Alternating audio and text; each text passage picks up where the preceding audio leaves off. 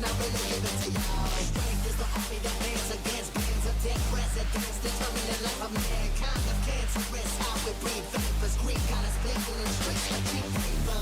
Assemble the masses, melt the plastic, compound, realign when the shit gets drastic. Lift the veil when the systems are masked. It's just another pyramid scheme, a government racket. Divide with the power, with Charles Jurassic. Nation T-Rex with covert tactics. Rise from the ashes to back the atlas.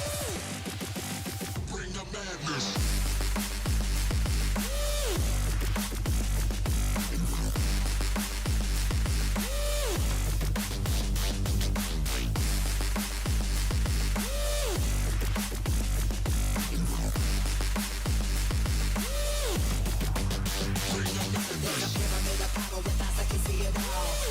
Capture your image of City Hall. Realize the lesson whenever you make a call. If you want a revolution, I really give it to y'all. Strength is the army that bands against bands of dead presidents, determined the life of mankind. The cancerous, how we breathe vapors. Greek got us blinking in the streets like cheap paper.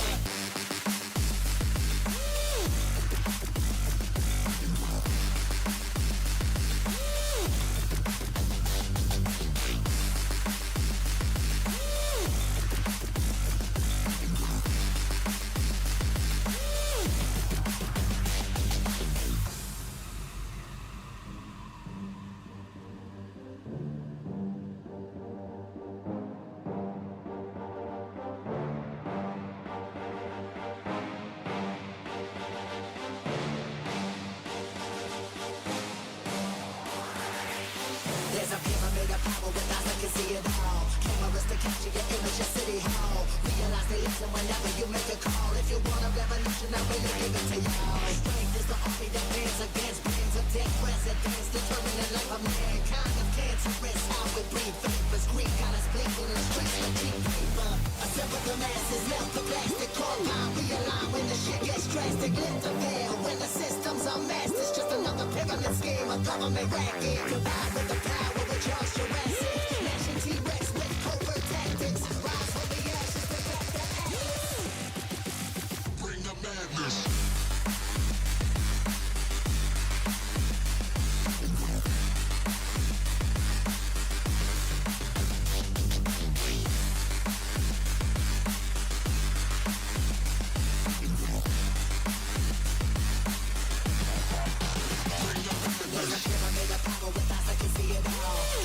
Capture your image of City Hall. Realize they listen whenever you make a call. If you want a revolution, I really give it to y'all. Strength is the army that bands against bands of dead presidents, determined the life of mankind. The cancerous, how we breathe vapors. Greek got us blinking in the streets like cheap paper.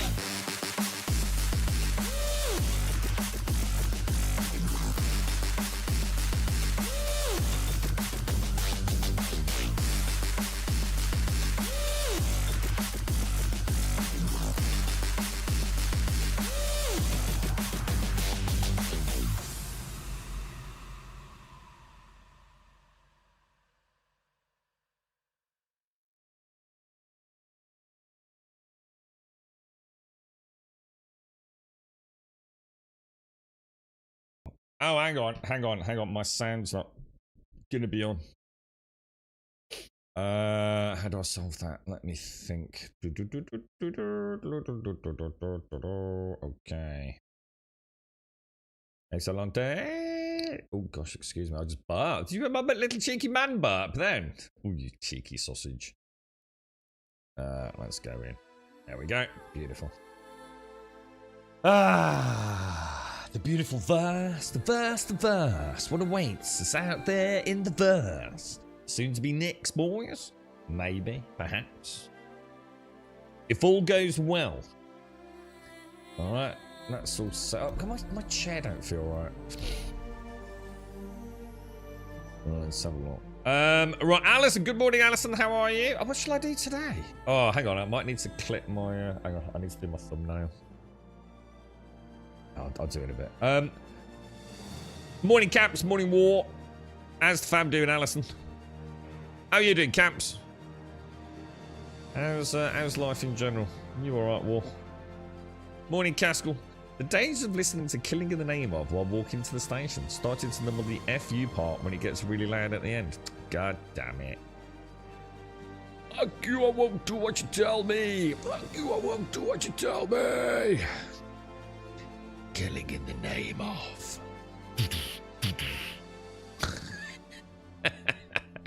They need some banging songs, didn't they? Right. It probably all meant something very different to how I interpret it. They're probably just a bunch of very angry knobs, but I don't know. I like the music, right? Morning, Shades. How you doing? Morning, Dave. Davey McDavison. How you doing, bro? Now, did you start Star Citizen, bro? Aren't you like? Oh, hang on. I'll tell you what I've got on as well. I've got surround sound on. Okay, let's turn that down. There we go. That's better. Let's not go there, Alison. Thank you for asking. We've just got so much going on, mate. It's just a nightmare at the minute, Alison. Morning, yay. How you doing, bro? I saw Night of the Dead popped up at the top of my, like at the top of your Steam page. They sort of have like little announcement things from various games. And I saw Night of the Dead had got an announcement. I didn't read it because I don't care, but I thought of you, bro. I've not listened to Rage for years. It was a live album that popped up the other day. What as in on like your Spotify or something? Or I used to listen to Rage a lot. Rage was the one I listened to nearly every single pre-personal best in the gym. There's a couple of tracks on. What was that? What was the album? Let me have a think. I've got no ammo or anything. What the hell, dude? Yeah, always used to listen to a bit of Rage before we, well, for me, before we tried PBs. Normally on a Friday morning. Oh my gosh. How dare you, game. How dare you try and trap me in your lifts. How dare you. How dare you. Palmer. Never try twice is the rule. I'm already breaking my own rules, aren't I, today? Morning, Curse. How are you doing? Apple Music. Do people use Apple Music? Or do people with Apple phones use Spotify? Where do we want to go? Or is that... Do you not use Spotify if you've got Apple Music? Do you know what I mean? I don't know. I know nothing about the Apple ecosystem, sadly. Morning, Ghost. When's the patch come? No one knows, dude. We think this week. We're reasonably confident it'll be... Well, I think most people are assuming Thursday/Friday, aren't they? I don't know if that's true or not, dude. Tell you what I'll do, since we're here, we'll actually grab a couple of new beverages. Why not, right? Has anyone been checking out PAX Day? Oh my god, what a fucking shit show. Have you been on it, Shades? I know you said you were booting it up. Oh, what an absolute fucking clusterfuck, dude. It's a scam. I think it's I'm gonna consider it more of a scam than I am Survive the Night. So I think Survive the Night's genuinely that team set out completely and utterly, totally their own fault, not making excuses, utterly clueless as to the complexities of game design, right? But I don't think they set out to scam anyone. I think they just did not have a clue how much money and time it takes to make a computer game. And thus was born the debacle of Survive the Nights. Obviously with Frankie and his absolute scam video on YouTube. You know, we know a lot about Survive the Nights, don't we? And I think it's a tale of major errors across all fronts. Including us as consumers, to be fair. But PAX, man, I'm sorry, but what the hell, dude? How can that product... dude, how many times did I say, like, I understand it launching in sort of like early access. They're desperate for the money. No one would launch a game with so little into early access, knowing the harm it's going to do. You know, the vibe it's going to set for the rest of eternity. And yet here they are. 1.0, dude. Oh my god. Asking for a monthly sub. Oh my god, dude. It's so bad, dude. It's so bad. It can only be called a scam. And I don't see any other way of putting it out there. It's that they clearly are not going to be around in probably even 6 months, I wouldn't have thought. There's just no way in hell, dude. I mean, I think they're up to about, what, they must have dinged quite a few players.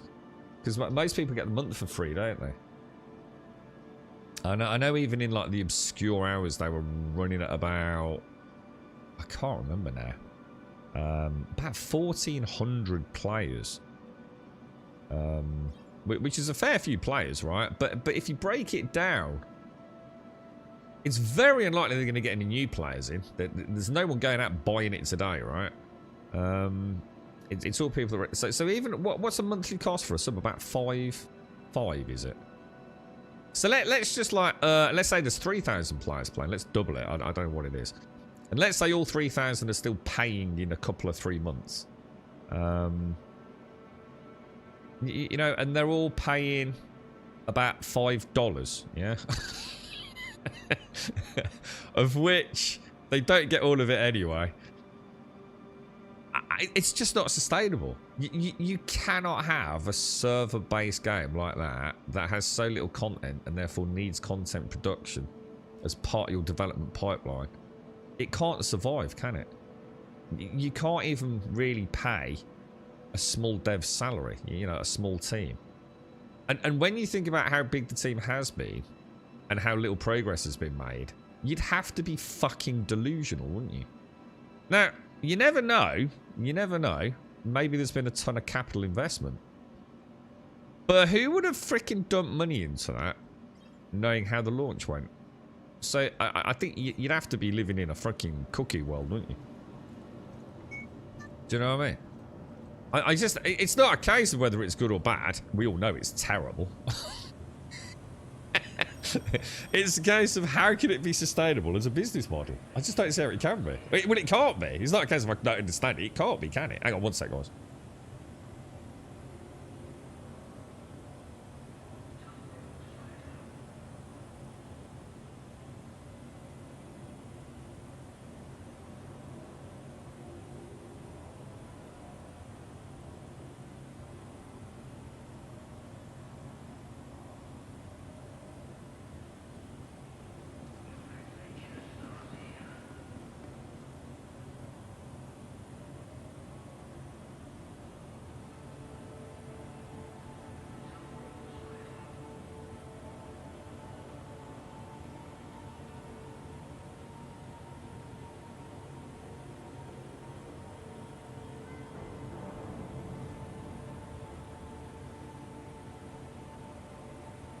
Yeah, about $5, yeah. It's such a shame because I had such high hopes for it. I still think, like, at its core, if it wasn't such a scam, the idea was pretty solid, wasn't it? I watched a load of streams yesterday. Oh my god, it was so funny, dude. It really was. So, like, even some of the diehards were like, holy shit, man. This is fucking rough, bro. Hangers and hams, man. It's a shame, innit? I mean, I've always said I don't think I've ever wanted a game to fail. I can't really think of anything I wanted to fail. Not even things like Concord, you know. I'm sure Concord, for the people that I know that have played it, they said it was actually quite a good game. It's just like, why jump ship to Concord, though? They've already got games in that genre they much prefer playing. So, you know, it was never going to happen, right? But PAX, man, everything about that whole project, it gives me the heebly-jeeblies, bro. Proper heebly-jeeblies. Dude, is it... I'm going to be honest, right? And I saw a wonderful... You know, sometimes it's really nice to know that you're not alone, right, in your thoughts and beliefs. Because I know we have a bit of a laugh about armor, don't we, in this community. I really don't like the bizarre armor. I saw quite a few threads over the last few days about the weird and wacky armor, including one very specifically talking about... And it was quite a nicely worded post as well. It was like, CIG, can we please get away from these silly armors with bones and things and get back to what Star Citizen's supposed to be? You know, we're not supposed to be heroes, are we? We're not supposed to be like the savior of the universe. We are supposed to just be a dude existing in an immersive space simulator, yeah? We are not a Jedi. We are not, you know, the individual that's going to bring down the death and destruction of some, you know, horrendous regime. We're just about existing, you know, earning a penny, you know, like a little bit like life, isn't it? You know, you just get on with it, don't you? And I couldn't have agreed more. I thought it was. I mean, it wasn't a particularly articulate post. It was just like it hit the vibe I was going for. Like, what are they doing, dude? You know, if you're not careful, you're gonna forever. Because once the cat's out of the box, you can't put it back in, can you? If they're not careful, and the verse starts getting permeated with all these like crazy, weird, wacky armors that just don't make sense in a world about, you know, surviving, you know, the horrors of space. Will they ever be able to capture, you know, the original vibe? I think they've got to be really careful, man. Like, really careful. It's I don't think it's too late to save it. I mean, maybe keep some of the really weird, wacky stuff that's already in there. Just, you know, like, you know, we might have made a mistake there, but, you know, hopefully not too many people picked it up. You know, keep it as where's my missed prospector gone? Shit, have we lost a load of ships? Oh no, hang on. Prospector. No, we don't know which one's which, do we? Let's go to Mike. Let's grab a little shuttle. Let's grab. What should we go in? Should we go in? What about a cutter? We haven't been in a cutter, have we, for ages? Let's go and look at one of these little puppy dogs. Looks like. I wonder if it's still got the green goblin one. Yeah, wasn't that weird look? So I had. Did I summon the non-tagged one? Now I've got a tagged 2 one. Oh, weird. Are you getting an echo? I'm getting a definite echo. That's not my surround sound, is it? You're in it to. Oh, I'm not listening to your copium shades. Sorry, mate.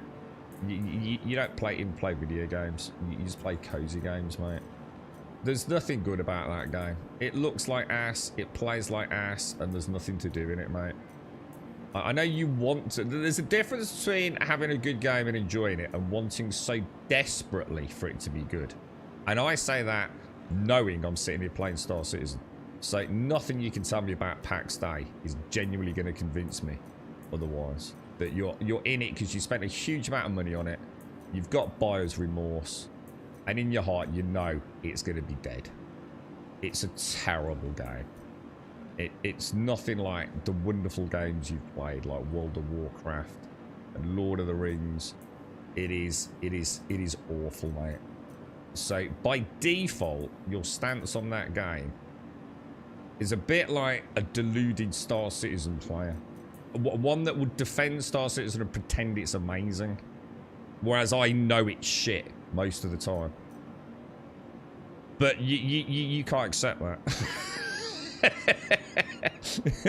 You can't accept that PAX is actually shit, mate. And that's the problem you've got. Thankfully, I haven't.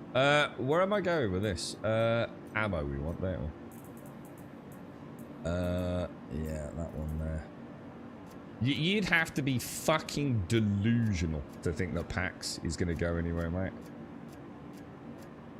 It's beyond the copium of Ashes and Star Citizen. It really is. It's going to be an absolute waste of time. At some point, you're going to realize everything you've done was a total waste of time because the servers have been turned off. Right, P6 we'll take. What should we take? We'll take like 4 or 5 of those as well, yeah? There we go. Right, so if we take... is there anything else I need? Prospecting. Drinks. We've got 2, haven't we? Got a bit of med gel, got a bit of ammo. I did buy some grenades, didn't I? Should I stick some grenades on there as well? Grenades class as weapons, they are, aren't they? So if we take that... I'll tell you what I'll do. If I do that, and then come out of that, and then go into there, and then just double click them, I think that's the fastest way of doing it, isn't it? And then go back in there, and then go back in there. There we go. I'm not saying you can't enjoy it. Again, putting words in my mouth. I'm just telling you now. It's going to end in tears. It's a piece of shit. There's never been a bigger piece of shit. And I've come through Survive the Nights. And at some point, you're going to sit there and watch all your hard work is going to vanish into the ether. And I don't want that to happen to you. But you've got to do what you got to do, mate. It's like I said, I've always been really lucky. I've never been in an MMO when they close the doors, you know? I've always been really lucky like that. I can't, it's got to... Star Wars Galaxies, man. You know, when the shit hit... When the shit hit and people realised, like, the game was kind of done.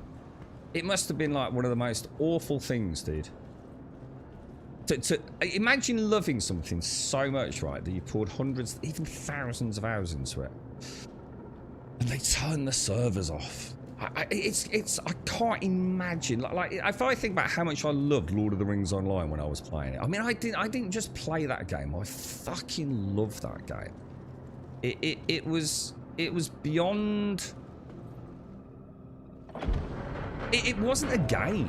It was the people I'd met. It was the adventures we went on. It's how even outside, you know, like even once like there wasn't a huge amount of content left to do.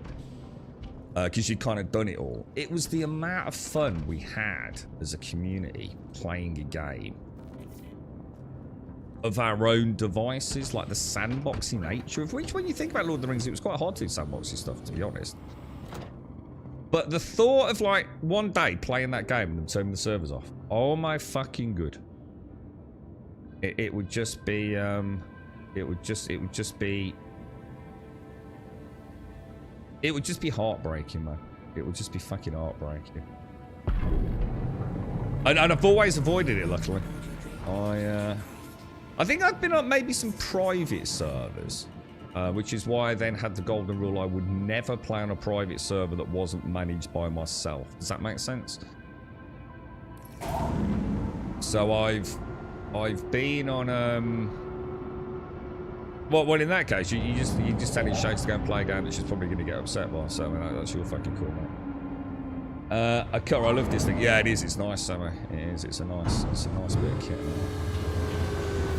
Yeah, I've been on private servers where, like, the server admin vanished, or one day the server just wasn't there, and I can't remember what that was because it's got to have been around the 7 days to die time, and I don't think it was 7 days. I don't think it was 7 days.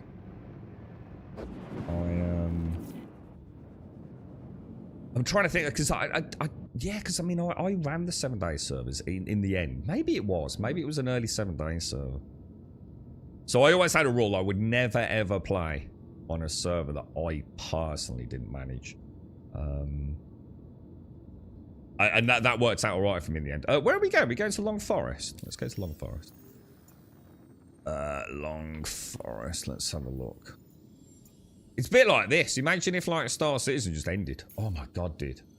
I suppose from that perspective, the amount of money that's been thrown into it, I mean, Jesus Christ, what would be the... I mean, it's super hypothetical, but what the fuck would the implications of that be? Do you know what I mean? It's not like PAX where people have spent like stupid £100 on a dumbass starter package. And then, you know, they go into 1.0 and realise they can't pay the bills. We're talking like at most people probably spent like £100, right? Fucking hell, Jesus Christ! Imagine God, how would they close Star Citizen if one day like something went wrong? Like Chris ran off with all the money. Do you know what I mean? Like if Chris just went, fuck it, I'm out of here. I can't be asked anymore, dude. What would happen? Jesus Christ, mate. Don't better thinking about it, does it?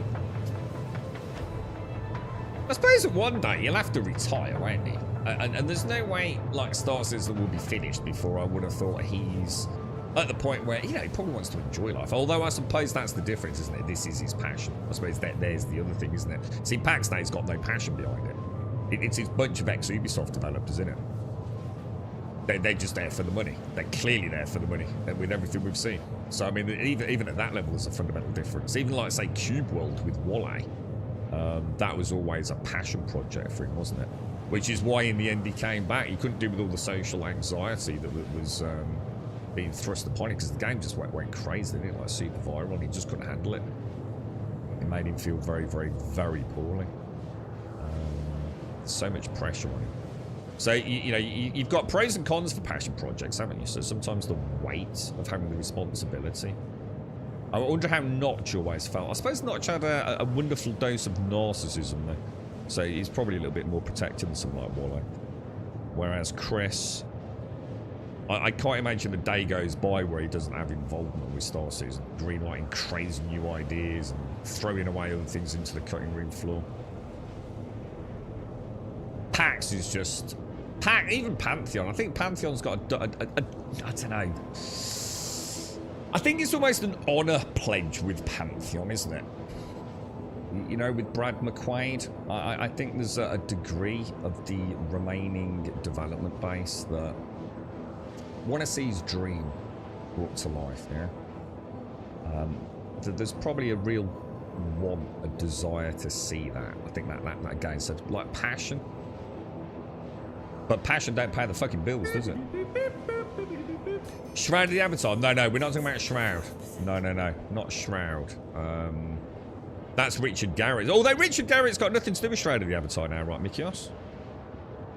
He long ago got booted off that, didn't he? Wookie, thank you very much for the 91, sir. How are you doing? How's Mrs. Wookie? Is she feeling alright? Yeah, Does Shroud still run? Did Shroud ever sort of get like a soft launch in the end? Because I mean, it's been playable for a long time, but to where I just quit all newsletters from it years ago, bro. You know, when you start seeing like chairs going for about 20 quid. Oh shit! I need to get this guy.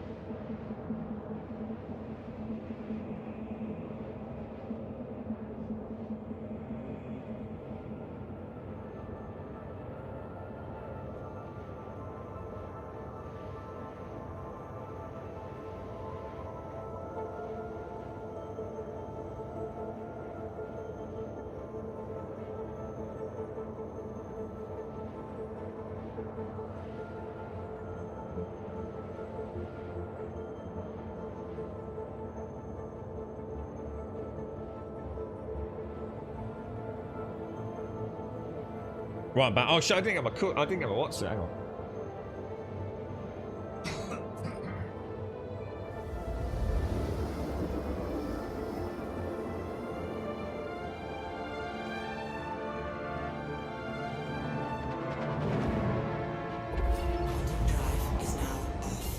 Oh, right, I'm back. Right, Long Forest, let's have a look.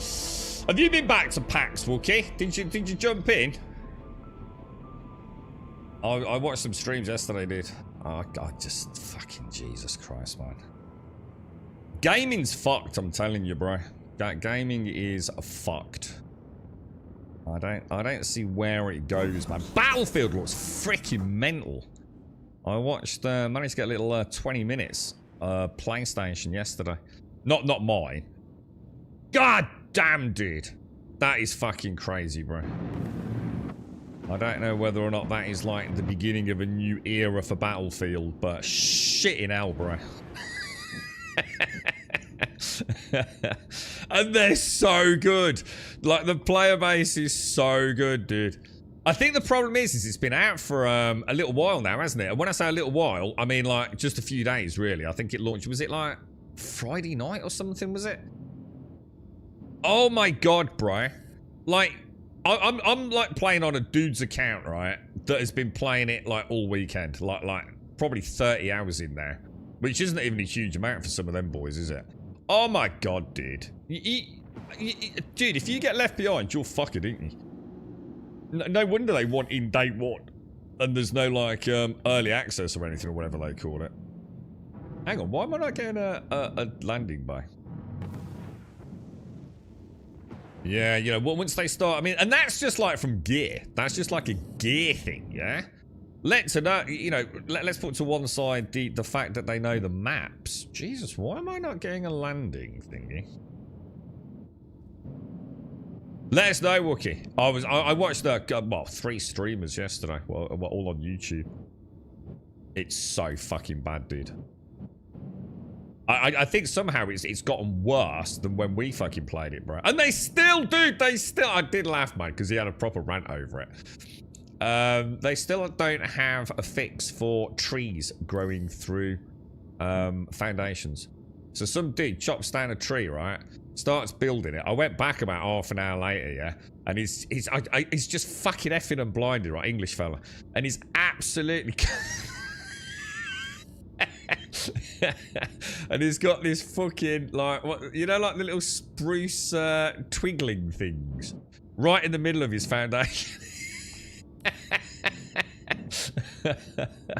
Oh, I laughed, man. I remember how I felt when I saw that, bro. It was funny, mate. It was really funny.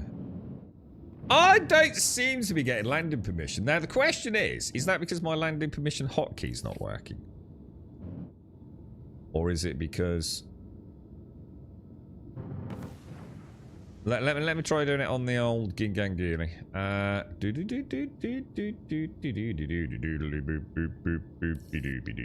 Let's try hailing them.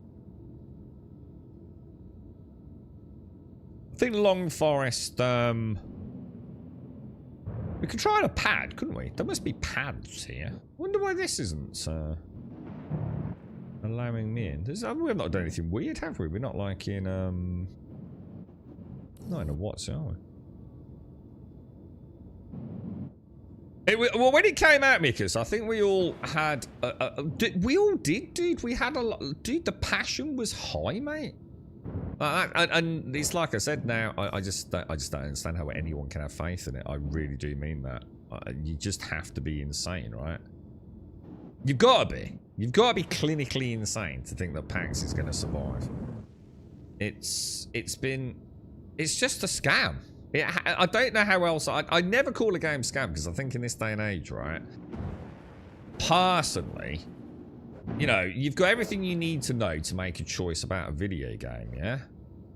But how can you... No, it's a scam.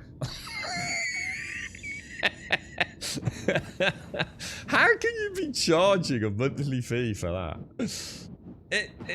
I don't get it. I don't understand how it can even exist. That's why I talk about it so much. I don't understand how a product like that can exist in 2025. It makes no sense. There has to be a point where we as gamers accept full responsibility for the clusterfuck of an industry that we're a part of, right? Because if we're willing to accept that and pay a monthly fee for it, we're doomed, didn't we, man? I don't think there's any landing things here. Asmongold. Asmongold got paid a fucking metric fuck ton for it, dude. As did several others, mate. Like, metric fucking fuck ton. I wouldn't be surprised if that's where nearly all the funding went during the early phases, to be honest, mate. It was a sponsorship to back. We got offered, what did we get? We were part of a thing, like, if you streamed it, you could enter a competition. And if you won the competition, you got gifted some subs. So, like, oh, there we go. There's something down there, look. Perfect. Wonder why ATC's not working. That could be a problem if you need prospecting out of it, right? That could be like a huge problem. How's Pantheon doing? To talk of the other hope and dream that we had. I liked Pantheon. At least Pantheon had gameplay. At least it was a video game, right? I think we can all happily agree that Pantheon did have gameplay. That there was a combat system. It had, like, you know, a non-trash tier. What is it called, dudes? Adventures to go on, didn't it? There were places of interest. There were dungeons. And, you know, alright, they were a bit naff. But they weren't terrible, were they? And you'd got a synergy amongst classes. You know, you had a system that felt like, yes, it needs a lot of work and a lot of polish, but I think you had a video game, didn't you? Albeit very bare bones. But again, you know, if you look at the problem with Pantheon is I just don't think they've got the money to be able to move it forward at a pace that is going to matter. Do you know what I mean? With the voracious appetites of gamers, you know, Pantheon's already leagues in front of PAX. Leagues in front of PAX in terms of actually having things to do. And I don't see that making it, to be honest. You know, hopefully there's enough money coming in. I don't know. How are they making money? I genuinely don't know. You know, the server costs are probably not massive because there's not a lot of people playing it, right? But at some point, you know, I know it's an incredibly small team. PAX has already hugely reduced its team. I think Long Forest is broken, dude. I don't think anything's working here. You go back to Pantheon and release. Do you think it will ever see release? I mean, there's my point, Wookie. You know, do you ever think... And when I say this, what I'm saying is, in the same way that PAX Day's just seen released, this is the whole point of the conversation, because we haven't revisited these two for a while, and PAX's launch was yesterday, wasn't it? PAX has just launched. It doesn't mean anything in this day and age, does it? Launching. You know, Star Citizen could launch tomorrow, and we'd all probably quit, wouldn't we? I don't think anything's working at Long Forest, dude. Even the elevators are not working. So ATC's not working. Elevators are not working. Has there been a patch that I'm unaware of? This is just like nothing's working, dude.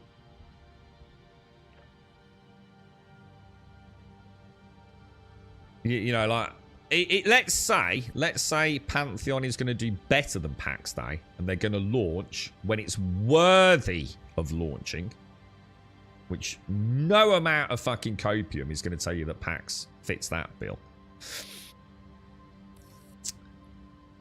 How much longer for Pantheon to launch? And can they get there? Does that make sense? I think if Pantheon had a load of money, which enabled them to create a team, and also most important, so 3 things Pantheon needs. It needs money, because it isn't making any, because no one's buying it anymore, are they? It needs the team to stop listening to the community. 100%, they need to lock the door. and make the game that they set out to make under the ideology and the core tenets of Brad McQuaid's dream.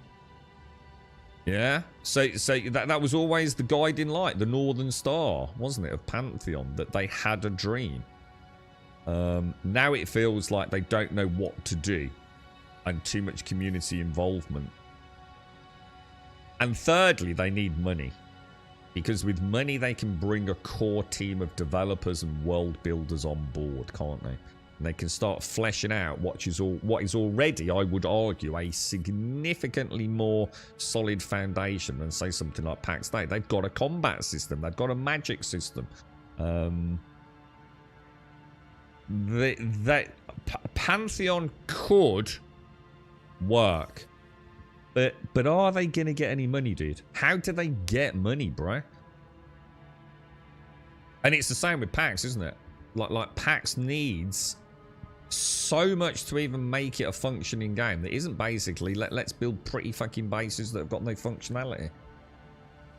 Yeah, their crafting's a joke, their combat's a joke, their magic's a joke, their dungeons are a joke, their worlds are bland and boring, they're a joke. There's nothing at all about PAX, is there, that makes anything more than a pretty Unreal Engine tech demo. You can't fucking deny it.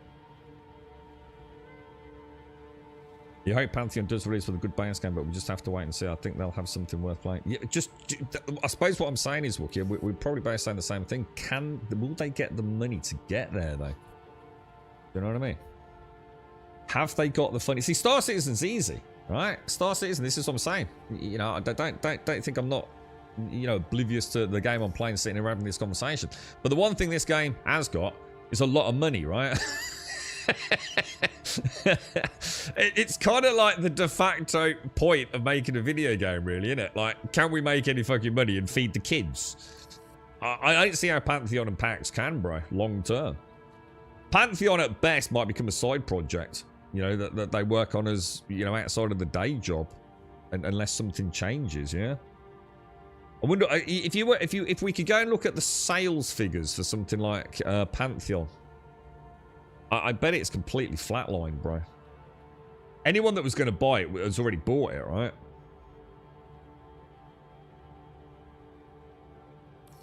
Pantheon will be another 5 years at least. You can't, though. This is my point. How are you going to pay a development team for 5 years if you're not making any money? Do you see where I'm coming at it sort of logically? Lou, well, that's what's wrong with most games. They listen to the idiots. Don't get me wrong. I'm not trying to be the asshole. I'm just trying to be the dude that sits here and actually has some fucking common sense. Do you know what I mean? Everyone, like we've always said, go play whatever the fuck you want to play. But fuck me, there are some games you don't want to fucking touch with a barge pole, right? Because it's only going to end in fucking tears, man. You know, no one wants to play an MMO and see the fucking doors closed, do they? It's the #1 rule of MMOs. If you're going to play an MMO, you're probably going to dump a lot of time in it. You do not want to be touching something whose doors are going to close in fucking 6 months. It's directly contrary to what you're trying to get out of a game. You're trying to have fun, aren't you? And if that fun's going to literally be turned off, you know, by the plug, that's what I'm talking about, man. It's you know, all that time you have. Oh, it's about the journey. No, not with an MMO. It fucking isn't, dude. You know, that journey's supposed to last you years and years and years, right? No one wants to play. No one's gonna. Would you play any MMO if they were gonna turn the lights off in fucking 4 months? Of course you fucking wouldn't, would you? You'd be fucking delusional. You'd be literally fucking insane. It's not what MMOs are about, is it? You're right, Doovie. You're right, Monk. Morning, Alarian. You know, MMOs are, you know, I even like think about, you know, all the MMOs I've thought about playing ever since, you know, I was playing them heavily. I mean, New World. One of the core reasons I don't play New World at the moment is because I'm extremely skeptical as to how Amazon are going to treat it in the years to come. For me, it's much, much better to wait, you know, a year. Because I've already played everything that I probably want to play in New World. But if I can give it another year and it's still going, and we haven't heard whispers about the Lords of the Rings online game coming on, you know, I'm probably reasonably confident I'm going to get like my playtime out of it, which is going to be hundreds and hundreds of hours, right? But yeah, then Amazon are very unlikely to just turn it off. They'll consolidate servers down. The loss of faith from just killing New World probably isn't worth it. You know, given that you know how they could downsize it now the game's kind of up and running. You know, ongoing costs on something like that. They've already got a wealth of content. It's worth buying New World today. 100% to go and play it, isn't it? Whereas Pantheon and PAX, you know, you not only do you not have a lot of content there right now, you also don't know if there's a future for it. The other thing is, like, fuck me, New World's free, right? Pick up the base game at some bargain based discount. You get all the freaking updates for free now. You know, how could you possibly compare PAX, Pantheon, and New World? They're not even in the same fucking league as one another, are they? Yeah, all packs are free now, Ghost. Yeah, 50,000 players. Yeah. It's a game that's got. Oh, hang on, let me get this one.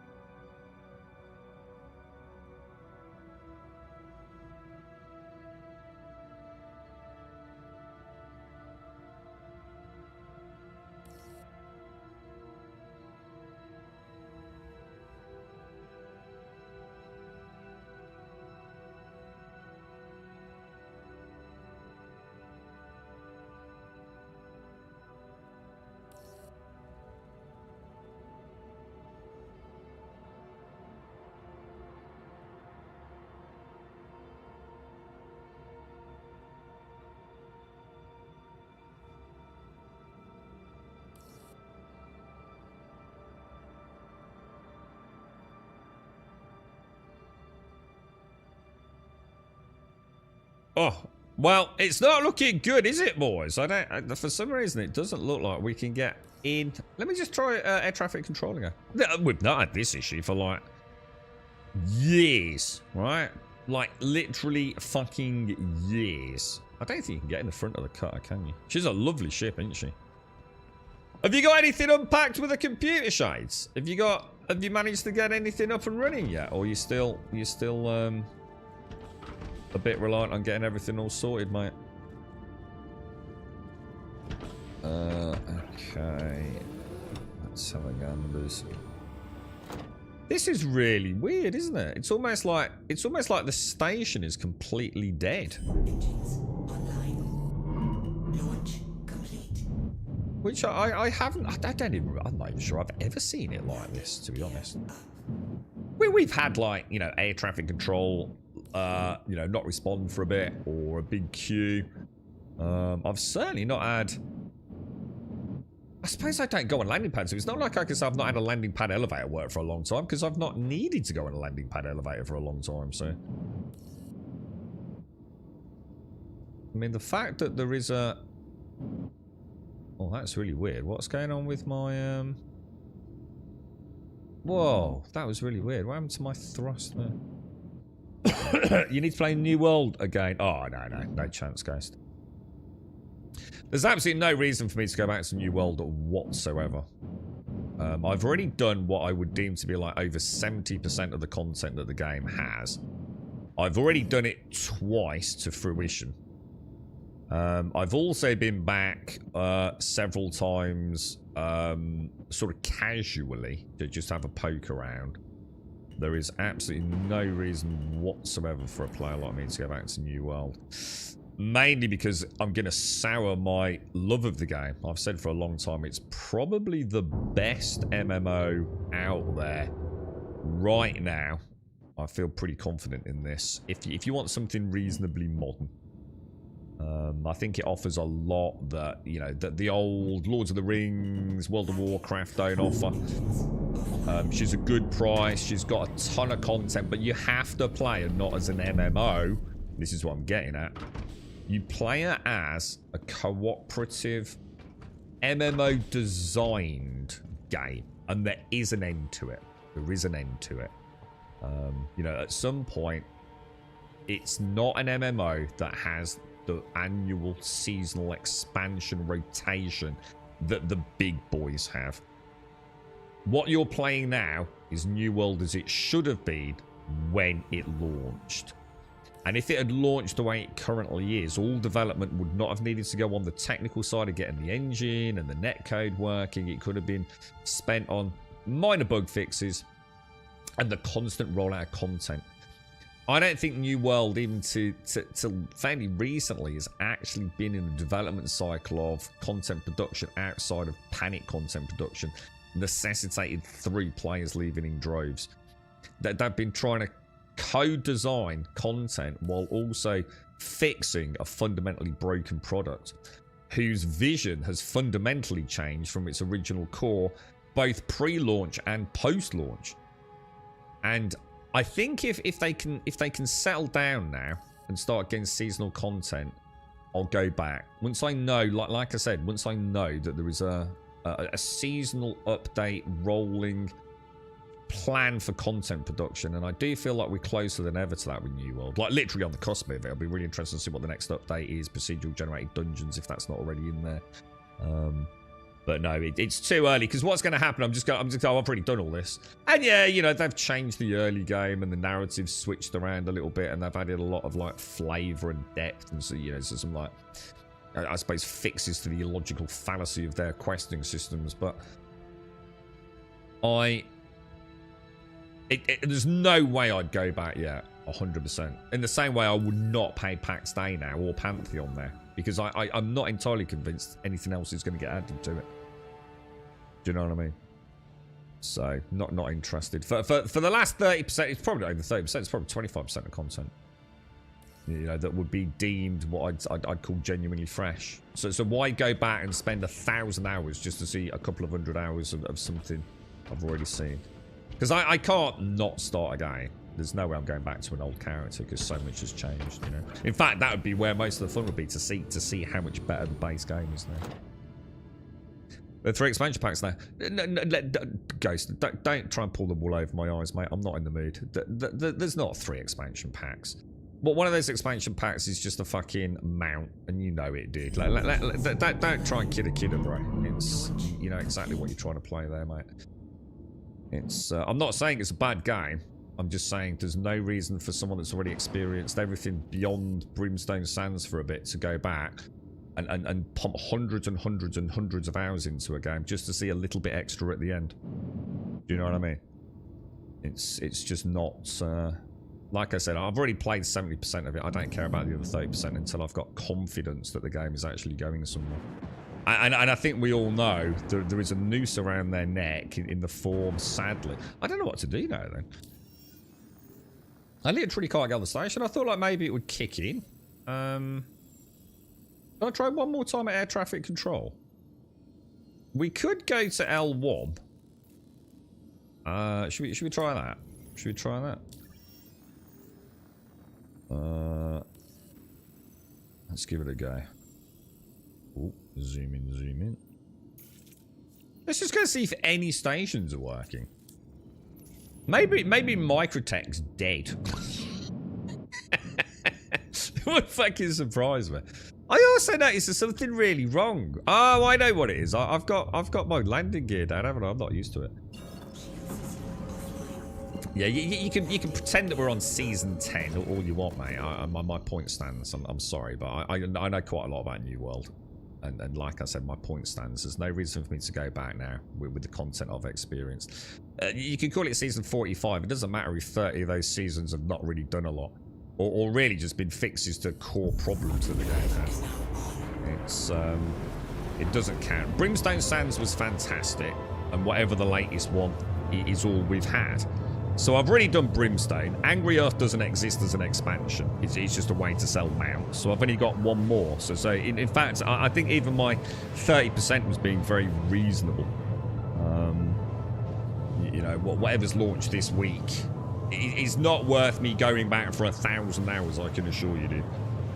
I wouldn't go back to World of Warcraft for Midnight from day one just to go and see Midnight, would I?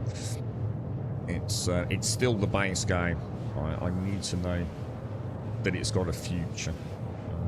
I think it will have. I'm actually more hopeful than ever for New World, to be honest. I think it's probably, I would argue, in its current format, and to be fair, current format, you know, I haven't booted it up for a few months. I would argue New World's probably the best MMO out there right now.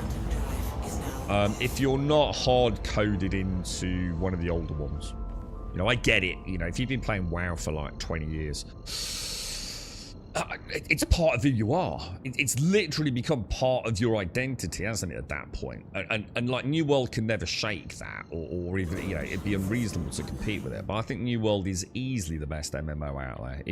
And the fact that you can also play it on console, you can play it on PC, there's no fucking monthly.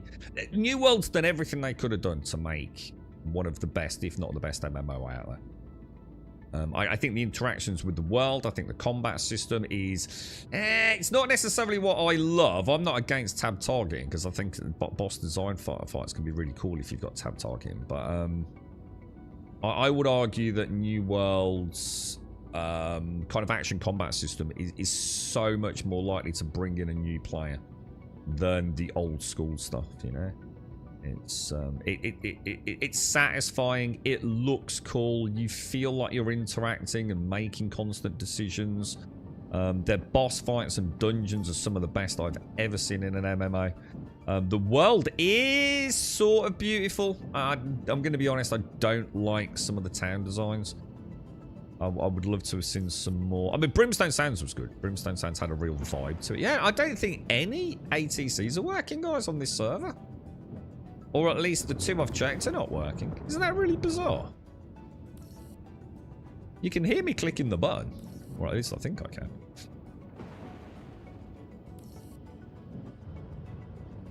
Oh, there's a Polaris going out. Holy shit, bro. Look at that thing, man. That thing's amazing, dude. Can have a look at her. Is she actually docking? I wonder if she can dock. I wonder if... She's got a landing gear out for some reason. Is that Polaris? It is a Polaris, right? Or is it? Yeah, it is. Oh, no, it's an Idris. My God, dude. God, it doesn't look that big, does it? Holy shit. Isn't that weird? That does not look that big.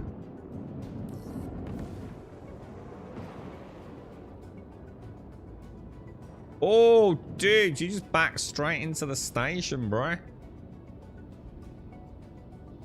Classic Idris pilot, mate.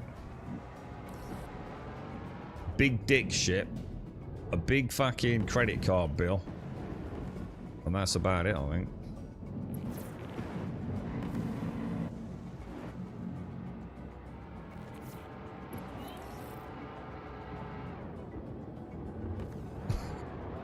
It's a nice colour. I've not seen an orange Idris. At least I think it's orange, right?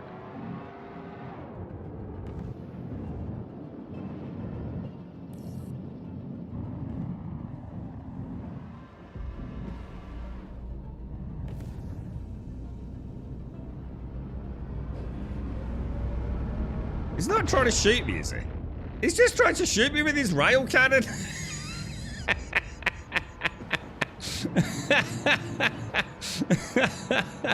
That's crazy, bro. What the fuck, dude?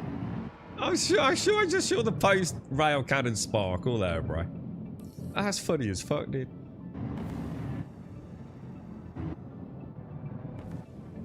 We won't be going near the nose again. I was just gonna wave to her. I was like, "All right, mate. How you doing, bro?" Oh, that's quite amusing. That's crazy, dude. I've tried all the other ways, Lua. I've tried like I've tried like using the. Oh, I tell you what, I haven't tried. I haven't tried the Moby Glass one.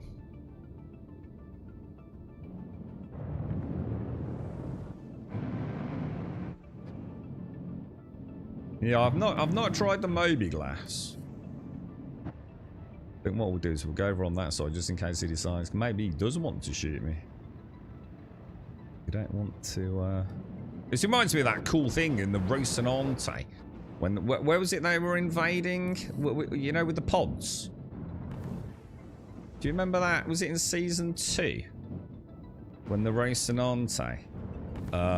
And what was it in the other dude? They had the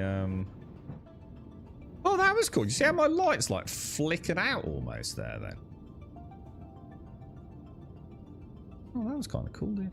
Right, let's try ATC one more time. Right, we're definitely not getting it there, yeah? Let's try it on. Let's try it through the comms as well. Friends, shallow, no, comms. End comms. No, nothing, dude. It's like I literally cannot ATC anywhere, bro. You're right, sweetie pie. How are you, mate? MMO discussion this morning, sweetie pie. You got any you're interested in? I'd love to have hope for Ashes, and I sort of secretly have. I hope Ashes is an amazing game, but I also have this weird suspicion that it will be a good game. But I think it will be for a very specific contingent of players, do you know? I think the more PvP focused player base, I think, you know, the people that like being in large guilds, all that kind of stuff. I'm not sure. You know, I think a lot of us, a lot of the players I play MMOs with, we kind of like the smaller scale. You know, we like a small community to play with. We like. I think that's another thing that New World does really nicely. Is it's got absolutely fantastic. So let's compare Pantheon to New World. See, Pantheon has nothing really, and you can pretend it has all you want. I'm not listening to your bullshit. Nothing really for single players to do. The combat grind as a single player is so against what Pantheon is trying to create. You know, it's not about whether or not you like it. It's about what the core philosophy behind the game is. You could pretend you want to sit there beating on the same mob over and over and over, you know, 10-minute TTKs. And if that's what if that's your definition of fun in a video game, then I think you need to get out more. I'm going to be honest. I think you've got a problem. You know, whereas with New World, the combat is engaging. There is a single-player grind to be had. In a game like New World, there's no denying it. There is the chopping of trees, the resource gathering, the crafting, the exploration, because there's nothing to explore in Pantheon. New World is a beautiful world to play as a single player. There is a lot of fun to be had as a single player in New World, but there's also some of the best ever small group content in the form of the dungeons, which are actually called expeditions, I believe. And obviously the raids, which came in, I think quite a long time ago, right? The first raid was quite some time ago. They probably added another one this week. You know, New World it's an excellent game. You can log in and keep yourself to yourself. You know, just got half an hour. You don't want to be chatting away in guild chat, whatever. You can just plod along. But then if you want to get together and play as a team, and you know the beautiful synergy between, you know, classes, also known as weapon builds, I suppose, is really nice. I think New World is easily the best MMO out there. I would say. If you're after something fresh. I don't know what to say to you guys. I'm going to try going back to Seraphim, because otherwise, if I can't get back on Seraphim, we're going to have to... Oh, I've got no fuel. Shall I just backspace, then? Or should we try... I don't really know what to try. I've never, ever had this happen before. But at least we saw an Idris. It's nice to see an Idris in the wild. What's this here? I can't get to melodic fields. I can't land anywhere. I suppose I could try... landing... I could try landing at a landing pad here and trying the lifts, but I'm going to be honest, I didn't really think to check it, to be fair. Did we even see any landing pads there? Let's go have a look. Doc, yeah, that's an Idris, yeah. Doc has to, the Idris has to land with the docking collar, completely different to what I'm doing. I've been playing Voyages of Nera. Oh, I don't know that one, dude. I'll tell you what I did boot up yesterday. I booted up Everwind. And something called Dungeons and something. Has anyone tried the demo of Everwind? You snagged 60 SCU of Bexalite last trip. Had one trip of 75 SCU of Taran. Oh, nice one, dude.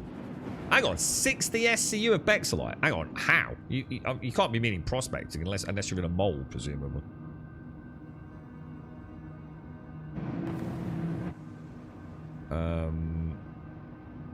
I probably should have jumped. It's actually a lot further than I thought, isn't it? We could at the very least go to Navmir. Oh, what's this, Miko? They are preparing for the big patch, performance might suffer a bit. Do you think this is indicative of that? Yeah. I've never understood that. I'm going to be honest. I know what you're saying. I can start this conversation off by saying, you know what? You're not wrong, because there is a pattern there, right?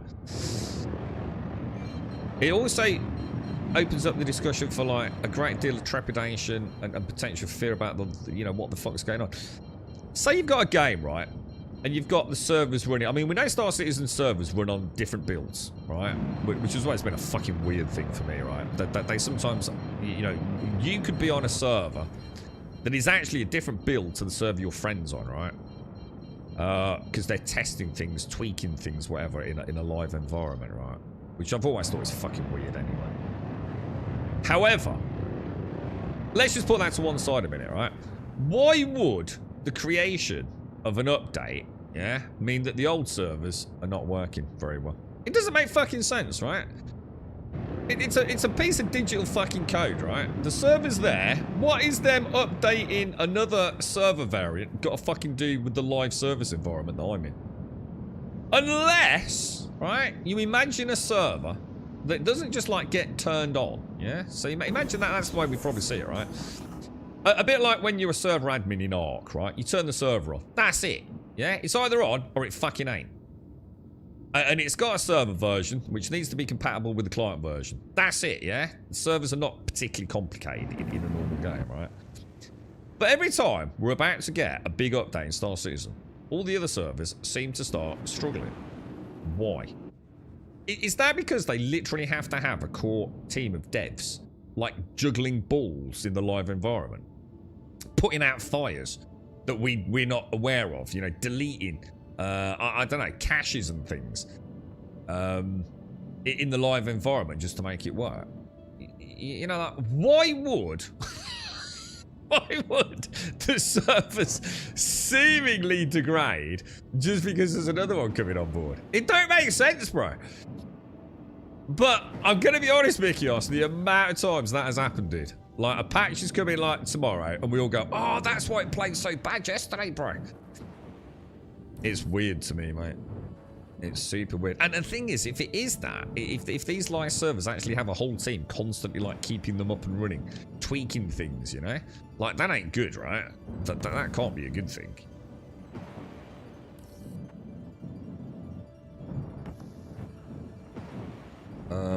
I mean, I suppose with the complexity of this game, we could argue it's all to do with server meshing, and you know, maybe it's just way more complicated than we see it. It's not like like I said, it's not like, that's why I use the example. It's not like you're just spooling up your little personal version of Arc on a server cluster, is it? PES, dynamic, well, at least static server meshing and things. Can anyone see a landing pad? Can anyone actually see a landing pad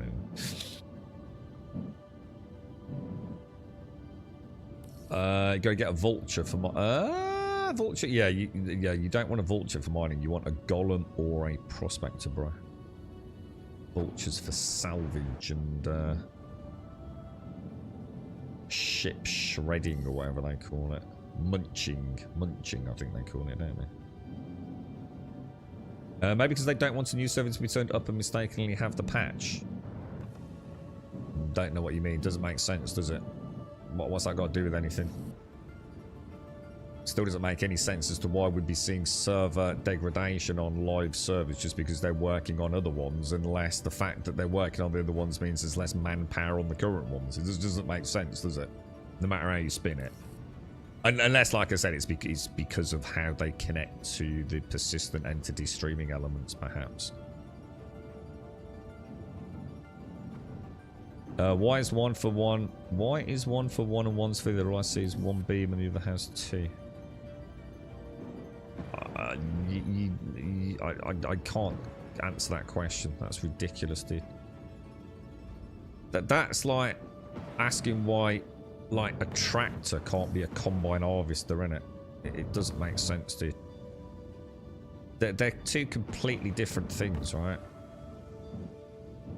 It's a bit like asking why your pyro multi-tool can't munch or something, you know? I know it's called Beam Citizen, but it's two literally completely different heads, dude. The salvage heads are not the same as mining heads. They are two very different things, bro. I think we will get a smaller quality or a beginner salvage ship at some point. Like you know, like we've got the Prospector and the Golem. Sorry, the Prospector. Yeah, the Prospector and the Golem. I think we will get the Vulture and something. And then at some point, you know, because we've got the Reclaimer and the Vulture, haven't we? So we've got the Mega Big and the normal size. Whereas with the Prospector, we haven't got a Mega Behemoth Prospector yet, have we? Well, I suppose we have. We've got the Mole. No, I suppose we have. I mean, obviously, it's just not on the same scale as the Reclaimer. But yeah, I suppose that's fair, actually. I don't know what to do, dude. I think the best thing to do is probably going to be to backspace, lads.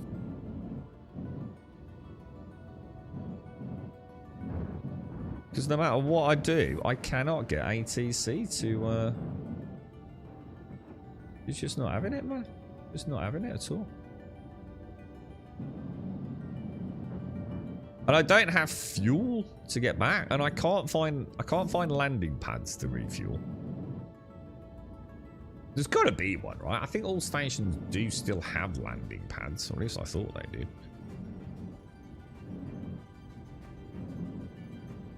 Jump out. What do you mean, Grumpador? Jump out. I've already jumped out. I've landed on a landing pad over at Long Forest, but normally the landing pads are down on these arms, aren't they?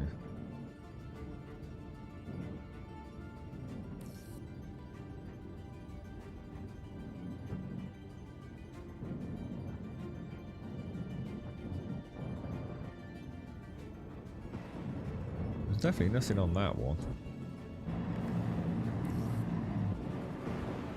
And I'm pretty sure there's nothing on this one either. Ah, there they are. I've just spotted them. There we go. I was going to say, there must be some. I was about to give up though, not going to lie. I did think that was the end of our little journey there. Let's go and see. Let's go and see. If I can refuel, I could at least try and limp back to Seraphim, or we can just put it down to a day out in the Golem, right? But, not sure what's going on there at all. Landing gear down.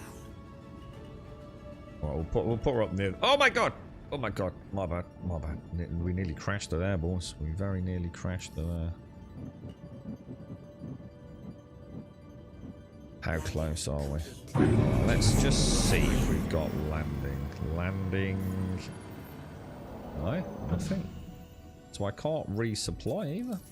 Isn't it really weird to have like 2 stations? I can understand one maybe. I mean, over at Microtech, so both of the Lagrange points immediately around Microtech, dude. Just like no air traffic control functioning.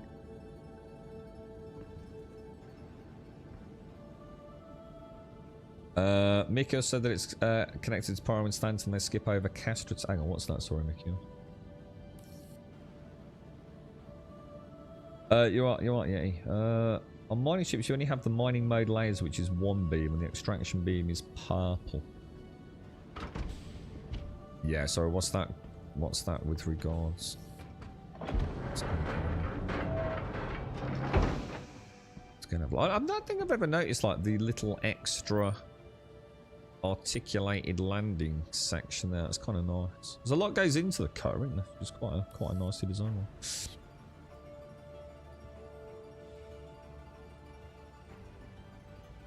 You're right, yeah, you're somewhat okay, mate. Mentally, having a very hard time with a very bad case of tinnitus. Ah, oh, shit, dude. That's rough, bro. You really struggle with that, don't you, mate?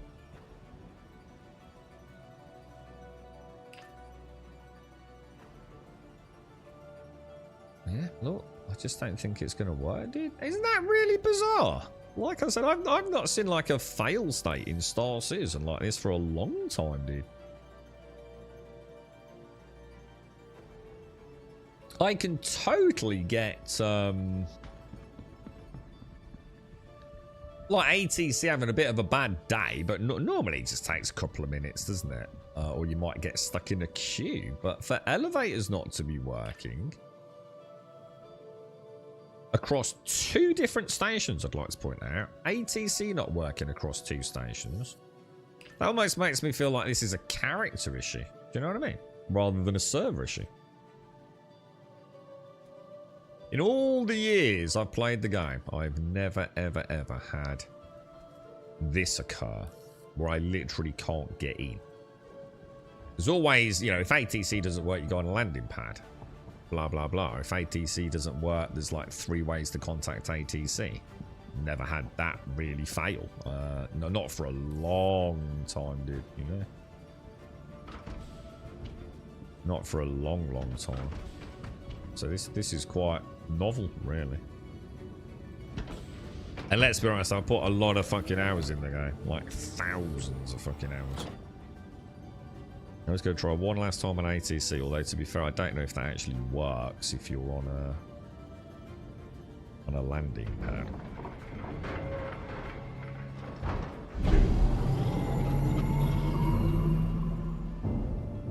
We'll try one more. We'll try ATC. Definitely not getting anything there, are we? We'll try Moby Glass. Which will be comms, friends, shallow fields, nothing. We'll try down on here. Let's hail the station. Nope. And I can't get home because I don't think I can fuel it. It would have been nice if I could have jumped to another sort of locale, but I don't think I've got fuel to get anywhere. I think it said I hadn't got enough, didn't it? I know at the moment it's saying let me come away from the station a smidge. But I'm pretty sure all my Lagrange or local spots are not within fuel range. Let's have a look, mate. Let's have a look, mate. Let's have a look. Diddly dinky dinky dinky dinky dinky doo. Ooh, there we go. So, still saying obstructed, so that's just absolutely fucking nonsense. But yeah, you can see I'm not going to make it. Well, in that case, sadly, guys.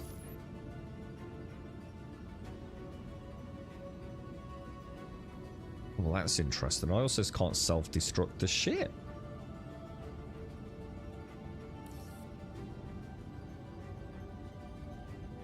What the hell's going on, dude?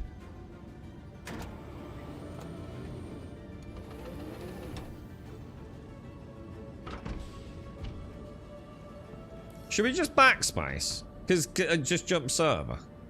I don't think there's any reason to stay on this one. Should we just backspace? Just quit out? Oh, I tell you what, actually, hang on. What about if we get close enough to the station and log out? Is there a chance it will put me on the station or not? I can't remember how that works.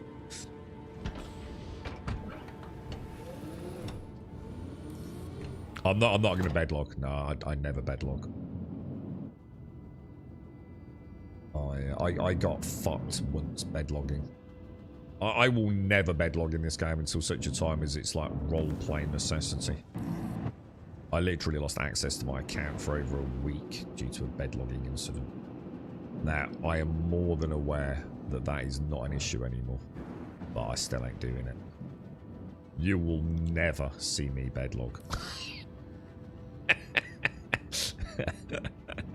There are rules I still adhere to in Star Citizen, and that's one of them. Not happening, bro. I'm actually going to get out of the ship into the lobby area.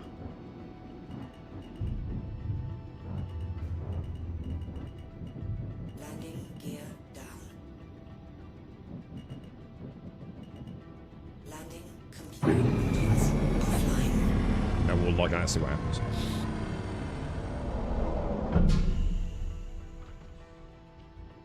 Yep, don't care what you do, mate. Couldn't give a fuck. I ain't bedlogging. Never gonna see me bedlog, dude. Until the game has like a reason to bedlog, if that makes sense. You know, like if there is, you know, distances to travel and we're in a fleet and something like that. But yeah, you are never gonna see me using a fucking bed, bro.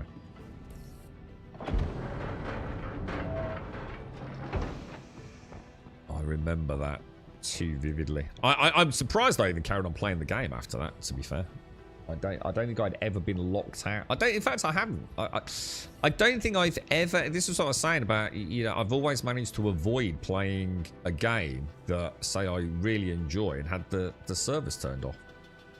You know, I wouldn't wish that on anyone. You know, I don't think anyone should ever have to deal with that. But I've never been locked out of a game.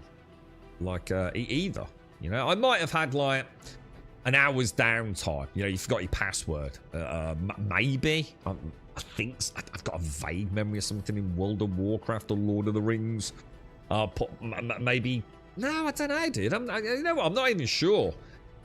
I think what I'm remembering is actually World of Warcraft, where there was an issue with one of the NVIDIA drivers, which caused an issue. So the game was crashing. But one could argue that's not really an account issue, is it? You know what I mean? I don't think I've ever played a game where I've literally been told, no, you can't play now. Oh, no, Path of Exile. Path of Exile 2. I knew there was one. I got locked out of Path of Exile 2 as well, dude. I was in the jungle area, and the jungle area was having server crashes, and the problem was once that server crash happened, you couldn't log back in if there was another player in the broken instance. And of course, what was happening was, what did you do? If you were in that instance when it crashed, and now you couldn't log in, what were you doing? Everyone was trying to log in constantly. Give it 20 minutes, log in again. Give it half an hour, log in again. Give it 30 seconds, log in again. And that was causing that server instance to stay live. So none of us could log in, so I had to wait.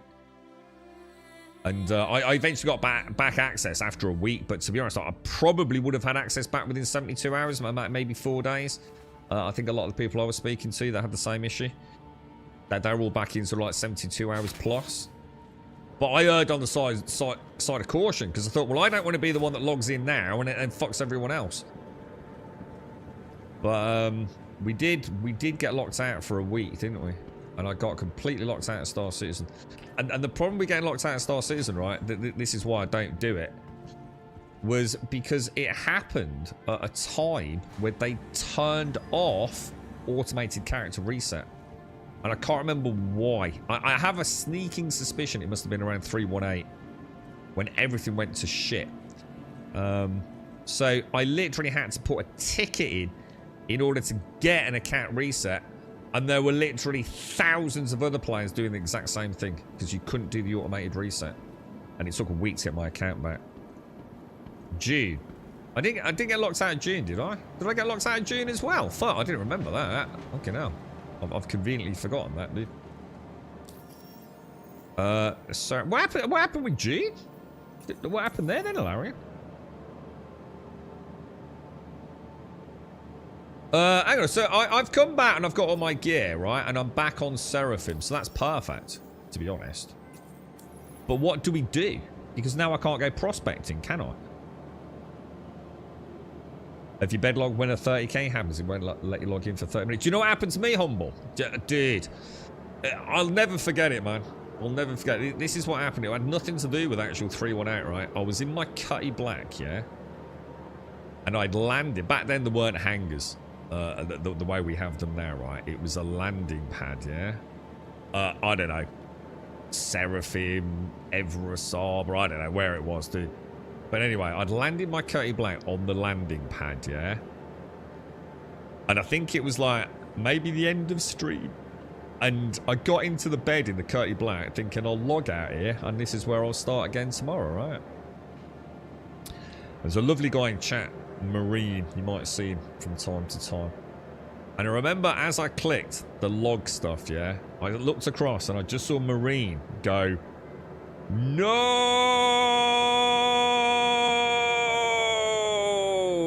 in Twitch chat. And of course, I didn't really know what was going on, dude. That was it, bro. I was fucked, mate. Couldn't log in. It was a known issue, man. Do not bed log on a landing pad. And that was the end of it, mate. Locked out, couldn't log in. I was fucking devastated. I'd only just started playing the game, really. I hadn't been playing that long, mate. Just enough to be addicted to it. But not so addicted that a week away from it couldn't have resulted in me never turning it back on again. How's it going? Not sure if you had anything. I was locked out a couple of times in June. Let's go through. Oh no, I don't think I ever had that, Larry. No, I think I might have been lucky on there then. Yeah, I'm not remembering that. Yeah, don't remember that, mate. I don't know what to do then, because I actually really fancy doing a bit of prospecting today. What the fuck, dude?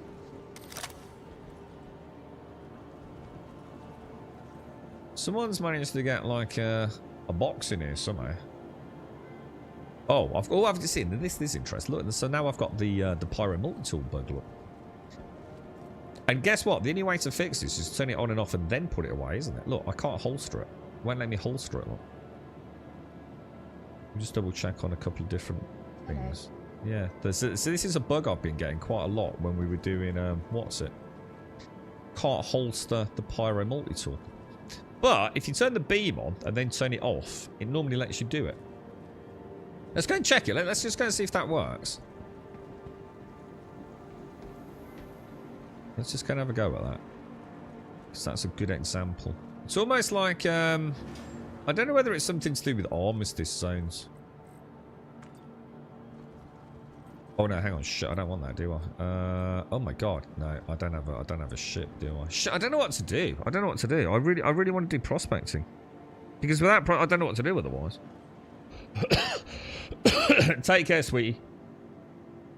No, I know how to fix it. I'm not an idiot, mate. I know how to play the game. Welcome to the ASOP vehicle retrieval system. Let's just get that out. Vehicle selected. I think he's also put it away doing that, hasn't he? Let's see if we can, yeah, let's see if we can figure out... Ah! No, so he's letting me put it away now. Look. Let me see if it works again. Yeah, there's got to be something, isn't there? There's got to be something causing that pyro multi-tool. Is it like if you try and shoot things which can't be moved? Yeah, it's done it again. It's done it again. It stopped working, look. So, I think it is. I think it's if you try to trigger the tractor beam in an area where it can't be triggered. And now I can't put it away, look. Let's see if we can get to an elevator. Or, I'll probably put it away in an elevator as well, won't it? Because isn't that classed as an armistice or not? It'd be nice if we could just fire it once, turn it off, and then see if it lets me let me holster it, you know? Yeah, so look. So there we go. Let's put it away. So it is. It's basically a repeatable bug. So I'm gonna guess what's happening is somewhere in Onyx, I'm pulling that out where it's probably yeah.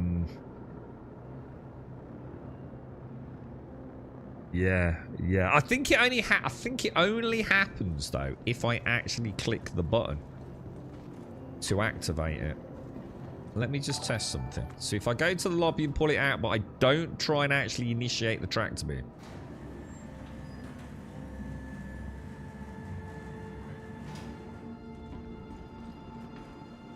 So if I get it out and immediately put it away, you can. If I bring it out and try and use it and then try and put it away, yeah, you can't. It's 100% repeatable, dude. 100% repeatable. And that's why we can do it in the hangar. Because obviously in the hangar I can turn it on and off again. So basically, if you've got the multi-tool out and you try and use the active beam, because I'm sure it does it on the Cambrio as well, and you're in an area where it won't let you use it, you are then locked out of holstering it. But the minute you can use the beam again by getting into a non-armistice zone such as your hangar, so you can shoot the beam, it just starts working again, by the looks. That's kind of cool. I knew there was something going on. I knew I wasn't going fucking mad. And then I can put it away. That's kind of cool, right?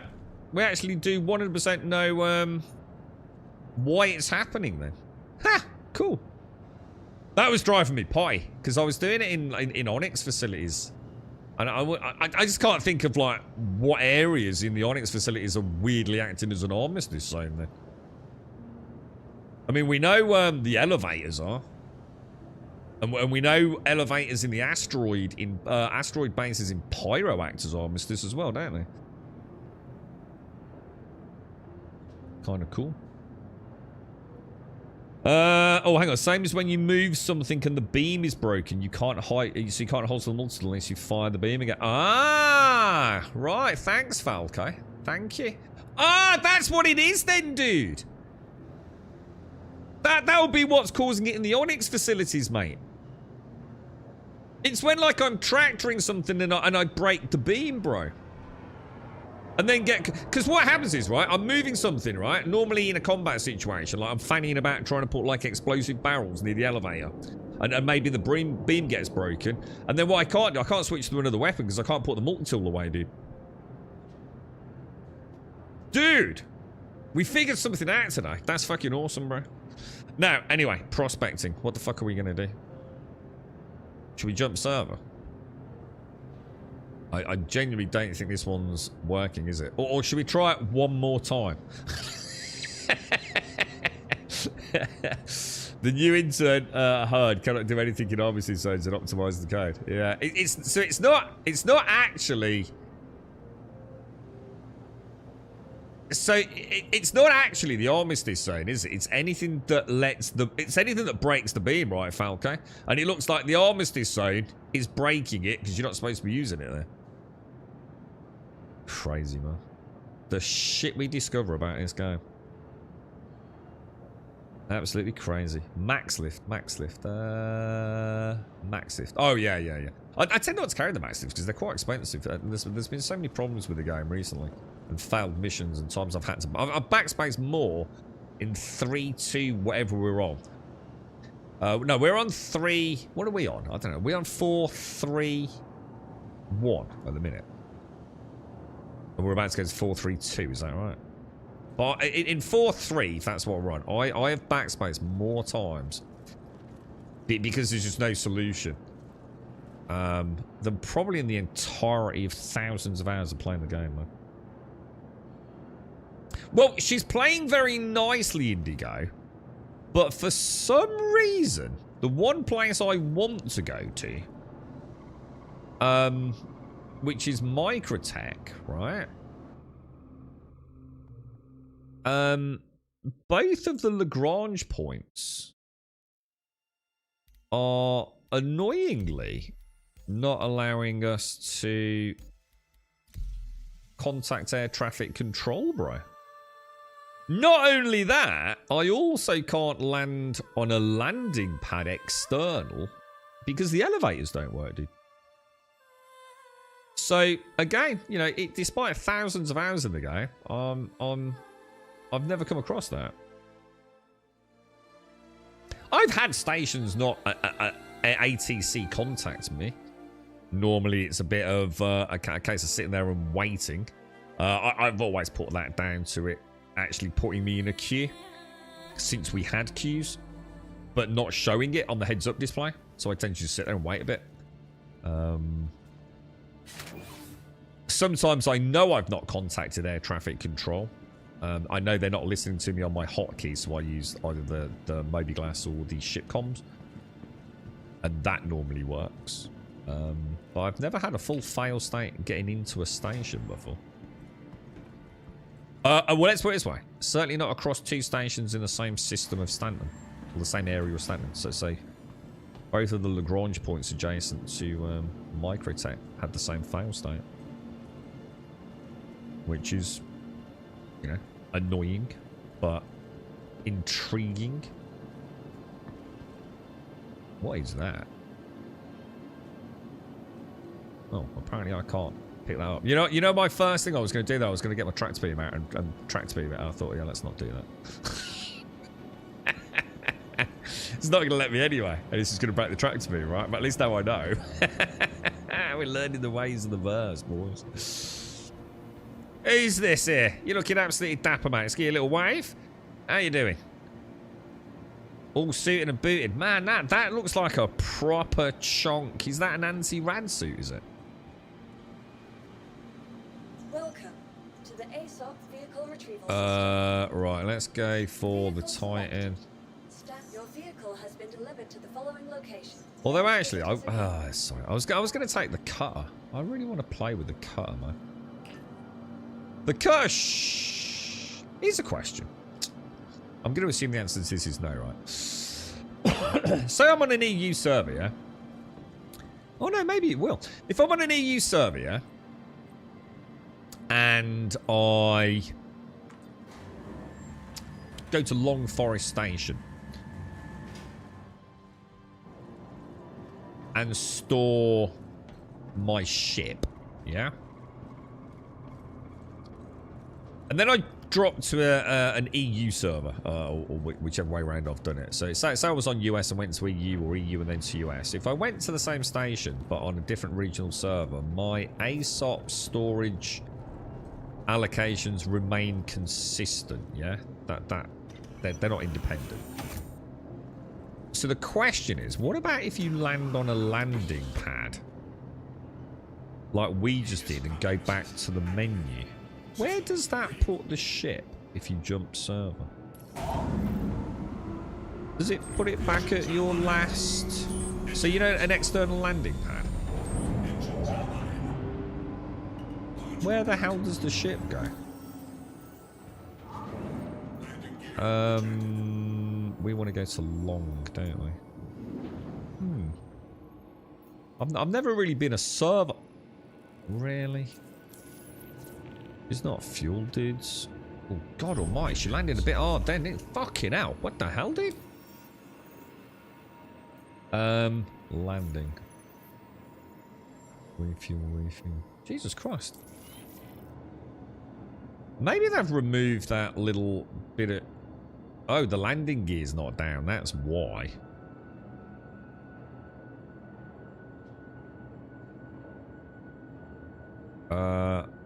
Okay.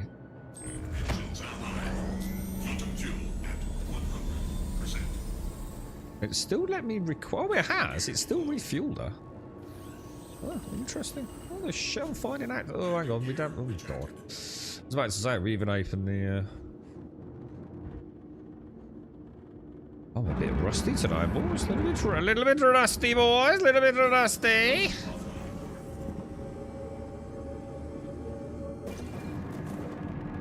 That is not where we're going, is it? Did I not even put a course? I didn't plot a course because I didn't have any fuel, did I? I'm also about to black out. The star map seems to be behaving well since the last patch. Just not in pyro for missions. But in terms of basic navigation, she's not been too bad, actually. I just get those ones, you know, when on the last hop to Seraphim. And she'll never let me do the last hop. She'll get me to Seraphim local space, but never the final hop to. And there's another station doing the same thing as well. Can't remember which one.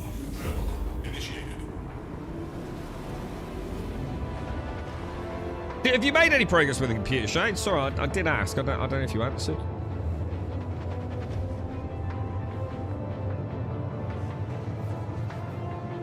Oh, it's shooting pounding. Ah, yeah, shooting pounding because I'm taking up a slot on a landing pad. And I've logged out. Got it. Legit mid-air refueling. Lol will be cooked. Well, we've played... I think we did like an 8-hour stream with the Starfarer Gemini once. And I'm pretty confident, although we knew everything about it, we even had someone in chat watching a YouTube video on it. I'm pretty confident the grand conclusion there was that it didn't fucking work. It did, but it was just down to luck, man. We did everything right, I believe. And it was functioning, but it didn't actually add any fuel to the ship. Like, everything else seemed to be working. But yeah, that would be cool, dude. That will be cool. Why call new baggage new buggage? Just because it doesn't matter. If a Ryson had a way to turn it into a bug, it'd be cool. And new Babbage is no more buggy than anywhere else, dude. They're all just as bad as one another when it comes to basic bugs. It's just, it just, you know, new baggage, new buggage. It's just a Star Citizen thing, isn't it? No progress shows, no. How long have you had it now, man? God, it'd be burning a fucking hole in my soul having a new PC sitting there. I've done it myself though, Shades. I must admit, I have done it myself, you know, with things. And it goes to show the buyer's remorse I've had on some of the gadgets I've bought over the years. Well, when I had a little bit more money and I was a little bit more frivolous over buying things. And things still in a box, you know, like 6 weeks later, mate. And so what the fuck did I buy it for? No, it's not you, Shades, but, you know, for me, it was like, why the fuck did I buy it then if I'm not ripping it open to get it all set up? I'm pretty sure it happened with the Warthog, Shane. It was such a frivolous expenditure. The Warthog, at the time that I bought it, was such an iconic piece of, like, elaborate... you got to remember, this was, like, back in, like, probably... Was it, like, the Xbox 360 days or something like that? It's got to have been, because I've just got my PC, right? I bought a Warthog. This wasn't just, like, a fancy bit of kit. This was, like, fucking state-of-the-art, mate. This thing's literally ripped out of a fighter plane. And I remember getting it. But yeah, fuck, I remember the house I was in as well. Oh my god, Shades, it weighed so fucking much. I'd heard about it. You know, I'd read about it. And I'd bought it. And it got delivered. And it was like, oh my fucking god. I remember getting it out of the brown cardboard box it was in. All the wrapping inside, you know, really nice. I'm trying to think where I got it from. Might have been Scan.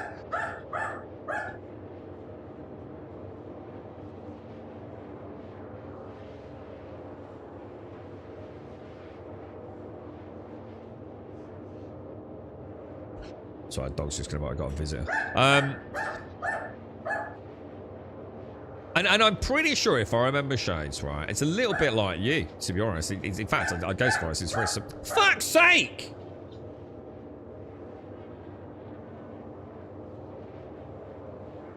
You sorted him, yeah.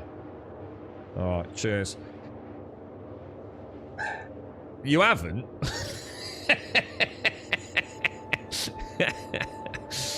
Yeah, I got it all sitting there. Sorry, we got someone around.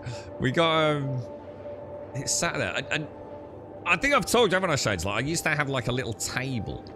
What I didn't want, I was so limited for space, I couldn't have like the stick and the throttle on the desk. So what I'd done was I bought this like, well, I didn't. This was the point.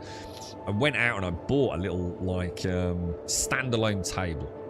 I don't know, it was like 2 foot wide, couple of foot deep, something like that.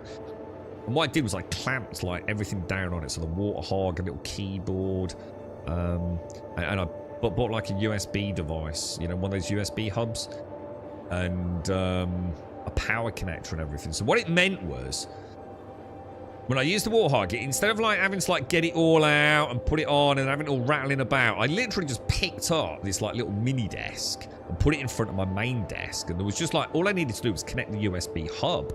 So it's like one cable. But as a result of that, Shades, it was about 6 weeks, mate. It was about 6 weeks before I actually used my Warthog, I'm sure it was. I wanted to get it all perfect, you know? Yeah, I'm asking because I'm reinstalling Star Citizen. New Buggage is my usual port call. There's nothing. I was there recently, dude. It's absolutely breathtaking, New Babbage, even to the point where I considered making it my new home next time. It's really nice, dude. I remember ages ago, right, when I first started playing the game, I got lost in New Babbage because it was the place I always used to go to. And I remember I got so lost, I ended up outside. And I took a walk in the snow. And I remember seeing a tree, and I thought, oh, I'll try and walk to that tree. I know I won't be able to. It's invisible boundary, no doubt. And I could. I got all the way to the tree, and I remember, wow, that's incredible. And at the time, it was spectacular. And later on, I did it again. You know, however many months later, I was like, man, these trees look like ass. The desensitization had begun, right? I even took a walk down to like the ice lake, and it was like, fuck me, that's a long way, dude. But I went back there, just I can't remember, like maybe even in the last week or two, and it was pretty cool, dude. New Babbage, she looks amazing. She's running really nicely. It's so nice being able to just walk out in that snow. You can see footprints. You've actually got footprints on your character. Don't last for long, but they're still there. Oh, it's awesome, dude. What I say, I see. Why not a rail system? What do you mean, why not a rail system? I just ordered 2 sticks of RAM to upgrade to 32. Nicely. You'll get a big difference in this, mate, from 16. Big difference. And I always used to err on the side of caution saying that, because that was the old rule. But someone very recently, so obviously my personal experience, which is what I tend to go with, was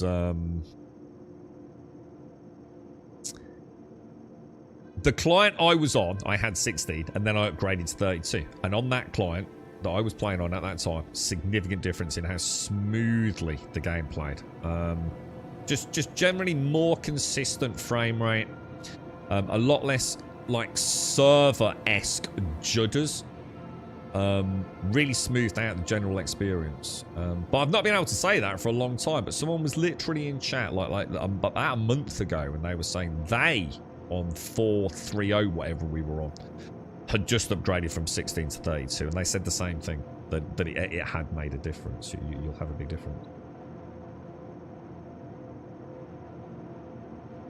We can't support a new Babbage next patch. We get a new planet to explore.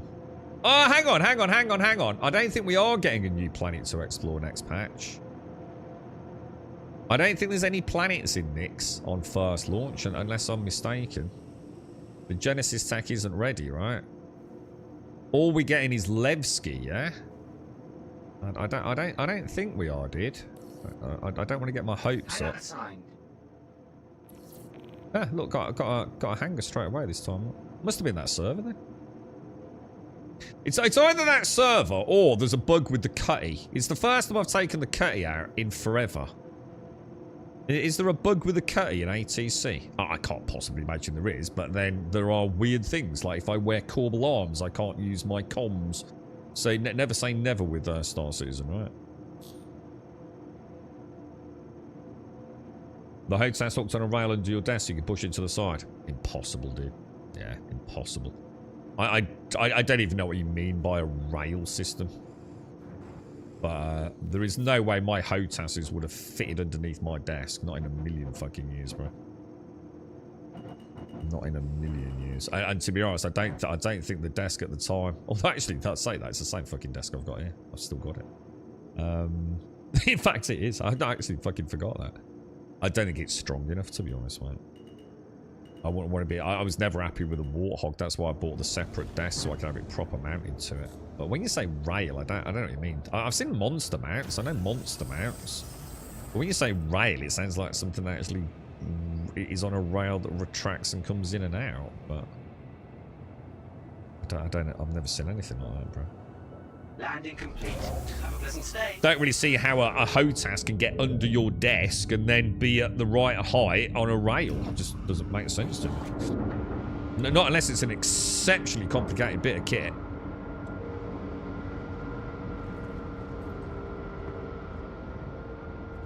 This is probably the only game that benefits from 32 gig RAM. No, Skyrim. Modded Skyrim does. It shouldn't, but it does. What about... There was one other, wasn't there, someone mentioned, because we've had this conversation. But you're right, I can't think of much that makes a huge difference with 32. VRAM's been the biggest limiting factor for a long time, hasn't it? Anybody else think of a game that plays any better with 32 gig of RAM that isn't some obscure thing? What, wasn't there something fairly recently?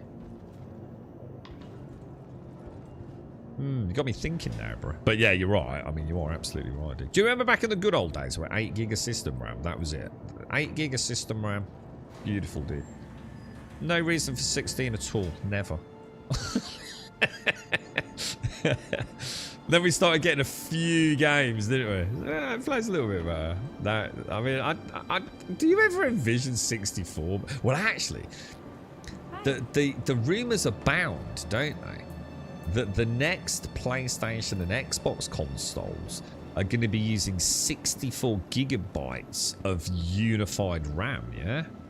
That could be huge. Oh, is it Monster Hunter? It might be. Yeah. It's something in the last 12 months or so where people were saying 32 definitely made a difference. Because Monster Hunter was a train wreck, wasn't it?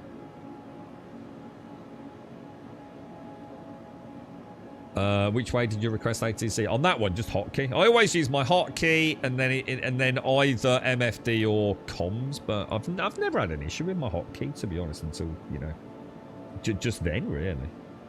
Well, we've had maybe of all the times I dot, probably like 1% of the times I've had to not use my hotkey.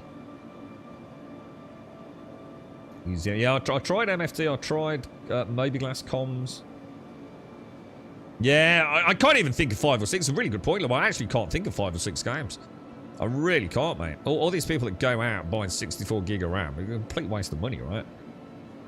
I've got a 64 gig of RAM, but that's because I didn't procure it in the normal way, if you like. I don't mean it was stolen for those people that raise an eyebrow.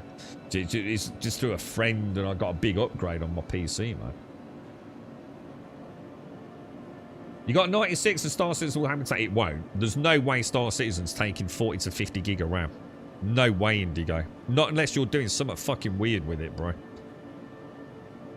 Absolutely fucking not, mate. What are you doing to make Star Citizen use 40 to 50 gig of system memory? Something is not right there, bro. That makes no sense at all, dude. It wouldn't matter. The 8K wouldn't be using the system RAM for caching. It just wouldn't be. You've got screenings to prove it. Link them up, dude, because I'd love to dig into that, mate. What did you do? You must have changed something. I mean, I play at 4K. So are you using something weird? Because I'd really like to look into the tech behind that.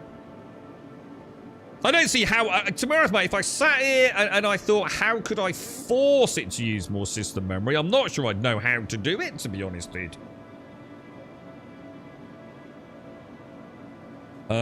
You still got a laptop from 2013 that's got 8 gig of RAM. Fuck me, dude. That must have been a powerhouse of a bit of kit back then. You know what I mean? No, they won't. That's not how it works. That's not how fucking system RAM usage in games work, I see. That is not how it works, mate. I can assure you, bro. I think there's a gross misunderstanding on system RAM usage in games here. I'm really confused by that, mate. I'm really confused by that. Like I said, I mean, even if you... Well, even that wouldn't make sense.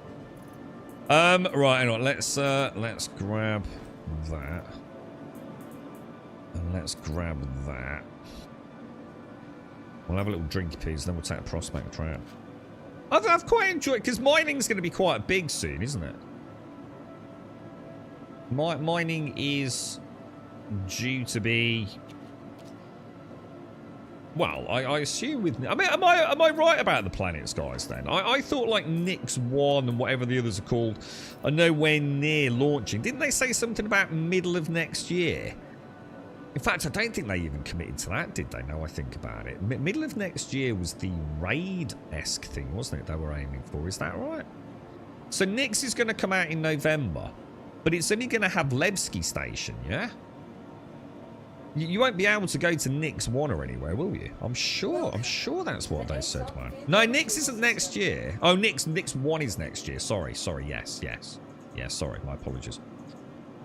Yeah, so we're getting Nyx the system, aren't we? With Levski. God, dude. What the fuck is the matter with people on Spectrum?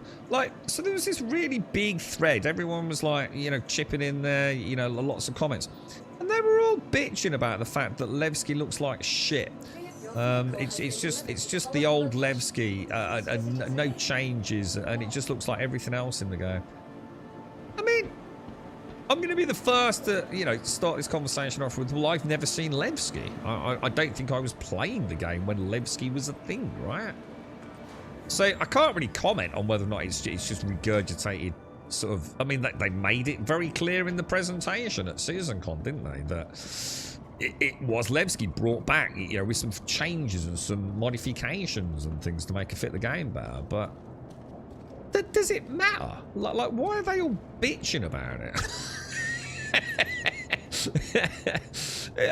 What the fuck's the matter with you, dude? It's still something we haven't got in the game today that's coming into the... Does it really matter if it's just the old Levski with a few changes? It's like, even when they do add things, they get fucking, like, murdered by the community. I don't understand the hate, really. There's a lot of things I can hate about on the game, trust me. But I wouldn't be picking fault with something like that, I don't think. Alright, how do I get bags? How do I check my bags? Let's see what bags we've got on this bad girl. 0 out of 0. Well, that ain't fucking good.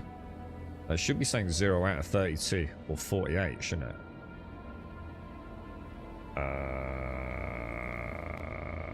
Because I've got 2 prospectors, haven't I? But we don't know which one's which, because the sort of hyphenation just keeps switching, doesn't it? But I could be wrong, but I'm pretty sure that should be telling me the bag size, shouldn't it? I mean, we have got bags because I saw them when we walked past, look, so I know they're on there.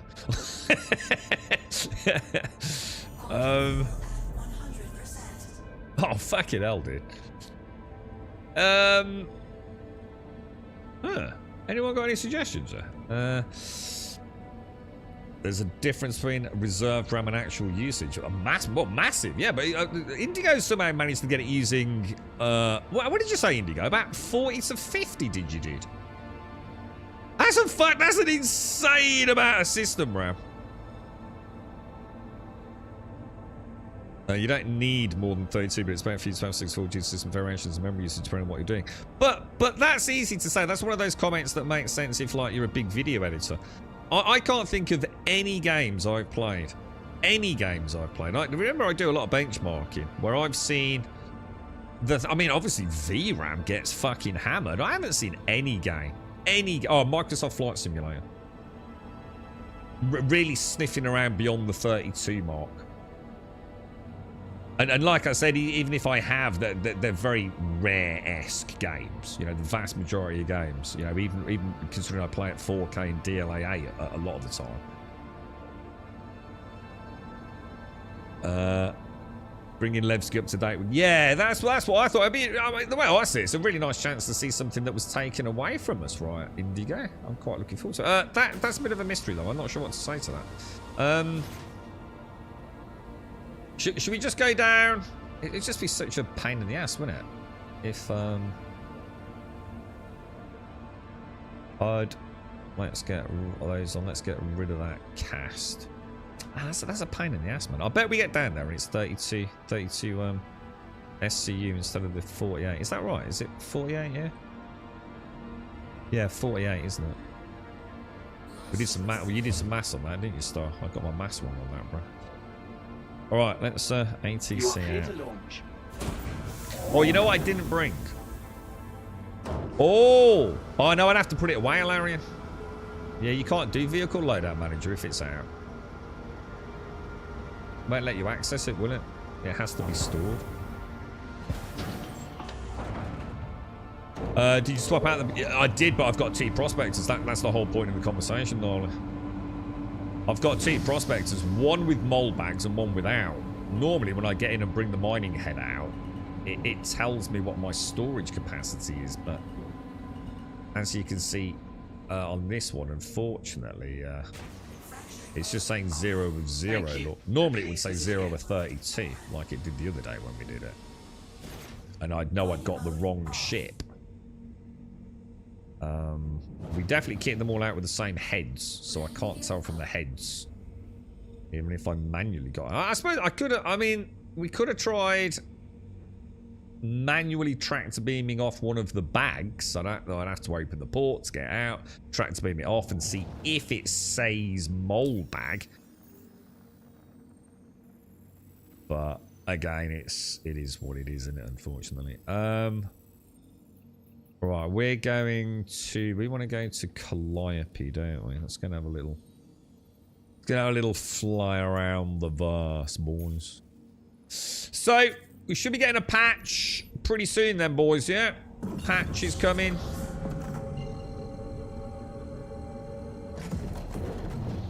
Hopefully get to have a little look at Levski. I think there's going to be a lot of ship collisions around Levski. Did anyone else feel the same? It looked like there's going to be a lot of people there, and that tunnel section. It reminds me of like the letterboxes of Elite Dangerous. But I didn't realise, but most people that play Elite Dangerous auto dock because they're shit. So not a lot of chance of collisions happening, right? I envision a lot of crashes at Levski.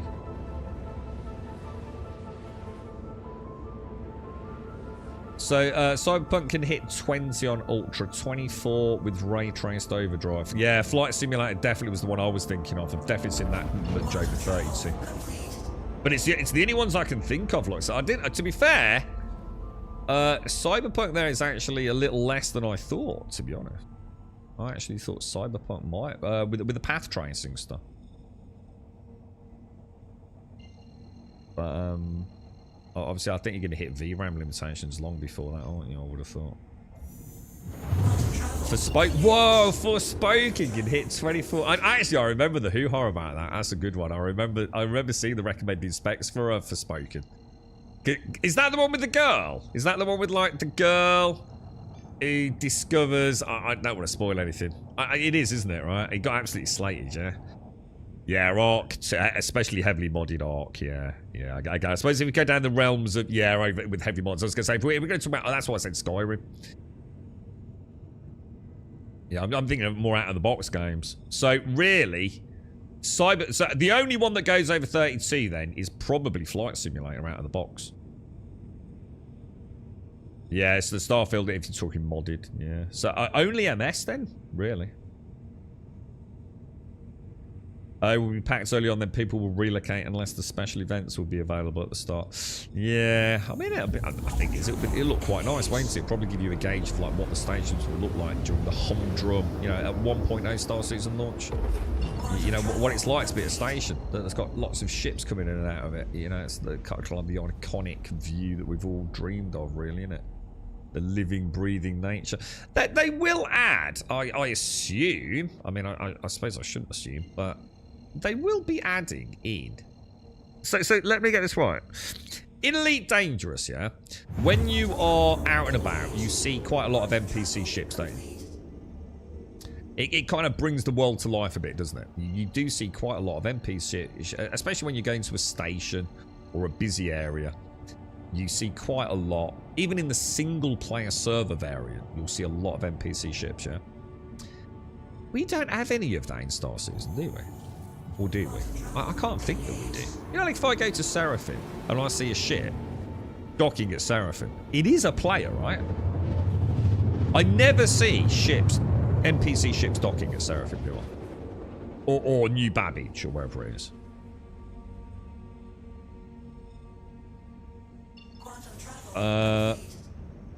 And of course Star Citizen, but it wasn't in the list. Yeah. They probably don't count it as a game. A bit like some of us. Oh dear me. What do you think of the new PTU ships? Well, I don't really know because I'm waiting to see them in the PU. I tend not to like ruin the fun of seeing it for the first time, like in all its glory myself, dude. So hopefully we've got a few peeps in the community that are buying them. We'll be able to have a look at them. But the Shiv I'm a little bit kind of like uncertain on. I really like my Cutty Black, and I'm not trying to say that she's a replacement for the Cutty Black, but I don't know about the Shiv. I think for me, it's best summarised as I love the Shiv. I think she's amazing. You got to remember, I've only seen it from CitizenCon, so I haven't seen any, you know, walkarounds or guides on it or anything like that. What do we want to do here? We want to go into scan mode. Oh no, we don't want that. We want scan mode. Let's get a ping, see if there's anything out here already. Let's go and see what that is over there. She's coming in quite close to us, isn't she? It's very mountainous, isn't it?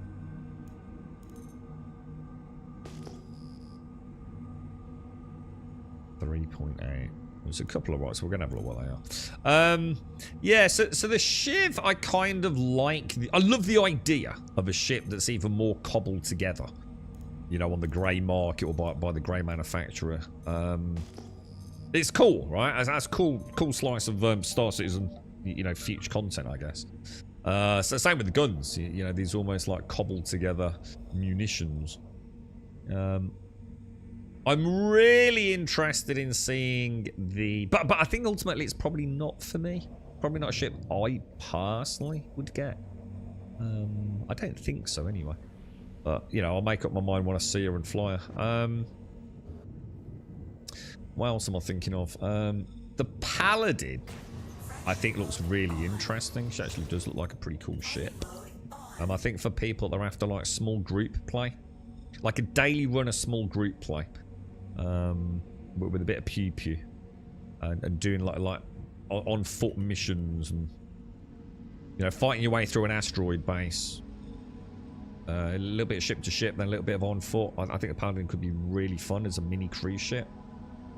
Again, I'm not saying that that's what she is, but that's the vibe I've got. The Stinger. I'm not a massive fan of the alien ships. People always put words in my mouth. What I mean by that is, I think they're amazing. I mean, even the Banu Defender, I have to say, you know, she's an incredibly well detailed ship, but she's not my thing. You know what I mean? It's not the kind of thing I'm probably going to... What's that Boranes? I mean, Boranes is worth a little bit, isn't it? I mean, what are we going to get from Boranes? About, what, 3 grand out of that? Shall I try a little crack? Just see if we get any neat...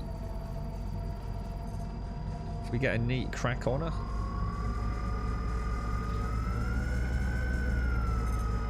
Alright, there's something weird going on there.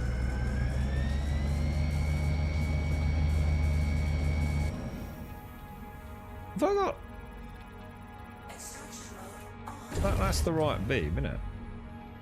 Oh, I'm not in the optimal zone.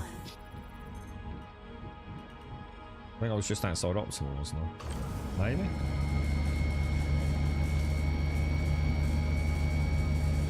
Doesn't seem to be taking a charge of any sort. I mean, she's big. Well, she's not that big. 13,000 with a 7% resistance. I would have thought I'd be seeing...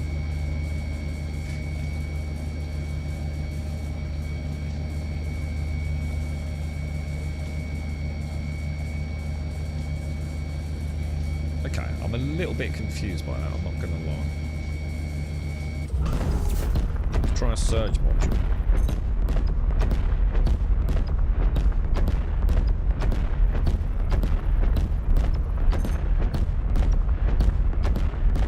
Has anyone ever tried? Can you say you've got a surge module on 2 different? It's not gonna be. I'm gonna have to rip through my surge modules, aren't I? I'm gonna be honest. Look, we can probably crack her, but she's not worth wasting my surge modules. When it comes to the Vandal Stinger, I think she looks amazing. What I've seen, I really like the sort of like carapace, ribbed underbelly. The cockpit terrifies me. It sets off like I suppose everyone has claustrophobia to a point. I don't think anyone would like to be locked in something really small. But I'm not sure how I'd like that cockpit entrance. It feels like shit. You're very much locked in. But that's cool. You know, it's all part of the ship, right? But I've heard she's an absolute piece of shit. Now, don't get me wrong. I'm not the person to ask. You know, I'm just telling you, regurgitating what I've heard, that thing handles like absolute ass. That you pit that against one of the Guardians. Is it like the MX or whatever it is they've been comparing it to? Is that the other heavy fighter? Or more recent heavy fighters? He's got no fucking chance, right? If it's equally skilled pilots. So I don't know what the plan is there. I've heard some excuses that she's been ripped out straight from Squadron 42. And she's designed as an enemy ship in Squadron 42 that you're going to be fighting. So they've made her very slow. So that, you know, in the single player Squadron 42, she's quite easy to hit. And will lead to like a nice cinematic drawn out battle. You know, is this all copium bullshit from the community? Is it true? I'm not here to answer that for you. All I know is that the Stinger is being... I don't know, she's getting some shit, isn't she? It does seem that... I don't know, folks are not happy about her. You know, very slow, very sluggish. Getting eaten alive, you know, by similarly skilled pilots in, you know, way worse ships for the price point, but... Yeah, you'll have to make your own minds up on that. I can't imagine I would... I mean, she looks amazing. Don't get me wrong, she does look gorgeous, but I'm not sure I'm an alien ship. Like I said, what I like about Star Citizen, it goes back to my comment about the armors. I want it to be quite grounded. I want it to feel like more like The Expanse, you know? And bear in mind, I haven't seen a lot of The Expanse. In fact, I started watching a little bit yesterday. You know, I want it to feel... I don't want it to be all weird. I don't want all weird shit in Star Citizen. I don't want all these gaudy armors. And even if the alien ships are really cool, they're not what I'm playing the game for. It's great they're going to be there. So I suppose what we have to remember, what I'm saying is it's fucking awesome. Shit, look at that. Laranite. Impossible crack though. Jesus. That's just sod's law, isn't it? So yeah, you know, I'll have a look at her. I mean, I'm sure I'll be like wowed by the artwork that's gone into her and the overall ship design. But oh, Taranite raw, but again, impossible to crack at 17,000 mass. Huh. I think I'm cursed. I think I'm gonna have to start coming out in a mole. I think I'm like cursed in the sense I always find really cool rocks, yeah, but I can never crack them in what I'm in. Do you know what I mean? I literally don't have the juice to crack these. You're right, Indigo. I had a little dab in the pizza and the Stinger's main ammo capacity, even with the repeaters, is not enough. What? Due to the power supply, is it? Or that's not actually a rock, is it? Yeah, again, I know how it works, but I can't crack a rock. In fact, there's a point where you just can't crack it, dude. You just don't have the juice. Sadly, this is the #1 issue with mining, isn't it? It's not the fact that it's broken. It's the fact that there's too much.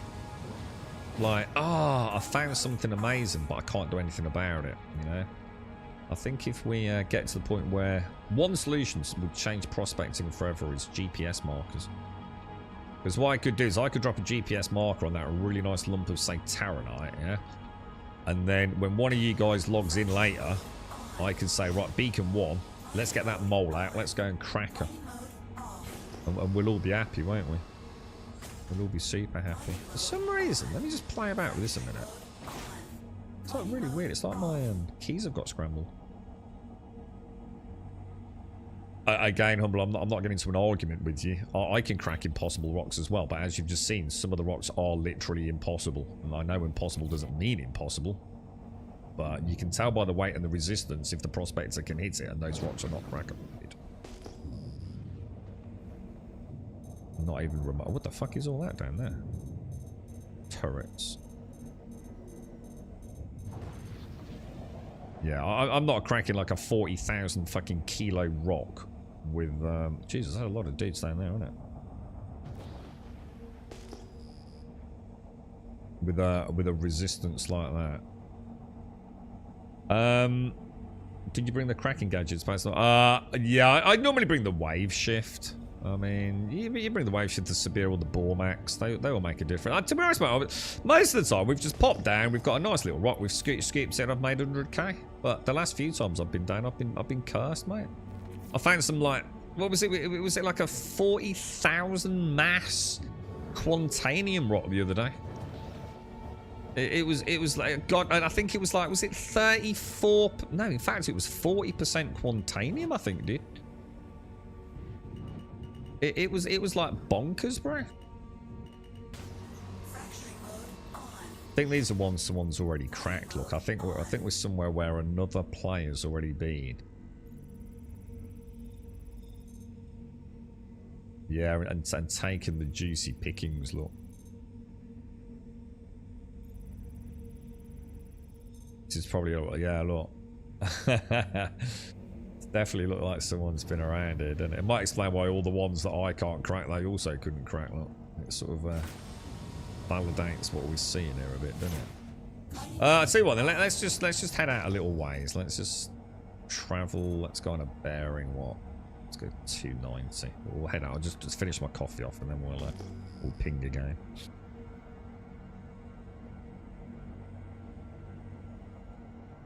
Star Citizen tomorrow will also change next year with new planet tech and it being more on cliff sides. Yeah, and what I'm hoping is that some places will also be very hard for the prospector to get into, but the golem might be able to.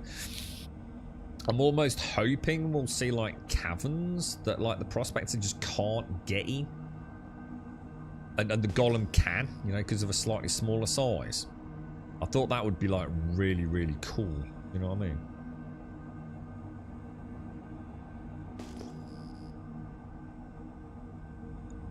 Mining is one of the most frustrating parts of the game, Indigo. It used to be one of the best gameplay loops in the game. The Iron Belt, the good old days of Quantanium cracking, and it was fun, and a lot of people did it, and it was just cool, dude. It was pretty profitable. It was always just like it was more like combing the beach with a metal detector until you found the bleep bleep, and that was the Quantanium, man. Now you can travel for like days, if you, especially if you got. I can prospecting's now like having the right key and the right lock, and the key is the way you build your prospector, and the lock is like the planet you're on. So all the planets have different, you know, characteristics when it comes to mining. You know, the different sort of primary rock types, whether it be, you know, igneous, quartzite, whatever, and varying degrees of the primary metals. And like, for example, my current loadout for this prospector, with the Helix, the Surge, and the Focus, she doesn't do very well on Daymar, man. It's like really hard to get anything to even crack on Daymar with her. But on Calliope, she's not too bad. We've had quite a lot of success with her. You know, there's a lot of Taronite, a lot of Bexlite down here in you know, sub 20,000 size rocks. You know, you've got half a chance. But this is the problem. This is why I say prospecting has fundamentally, it's been approached by a team that doesn't understand the psychology behind what makes a gameplay loop fun. There are too many disappointments that are not offset by the eureka moment of getting something good. You know? It needs to be rebalanced. You can travel for like a long time, right? And not find a rock that is even worth you scooping up, dude. You know? You either can't crack it at all, or it's just really not worth the fucking hassle, bro. And it's so long before you find something that feels like it's worth the hassle. And that needs to be rebalanced, you know? It's, we shouldn't be spending this amount of time on planets with rocks we can't crack. I think the beauty of it is it's not been addressed, because it's such an obvious problem, right?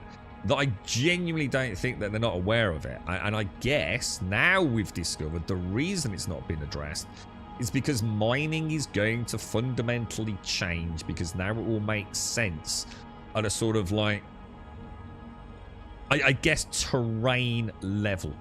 You know, we will be looking at the bottom of scree slopes and things, and mountainous regions where there will be very specific types of rocks. And we will know where to go with our particular prospector or golem now to have a chance of finding things that we need. So, you know, it's kind of nice to know that we've been sitting here for a long time going like, these changes don't make sense in the current iteration of the game.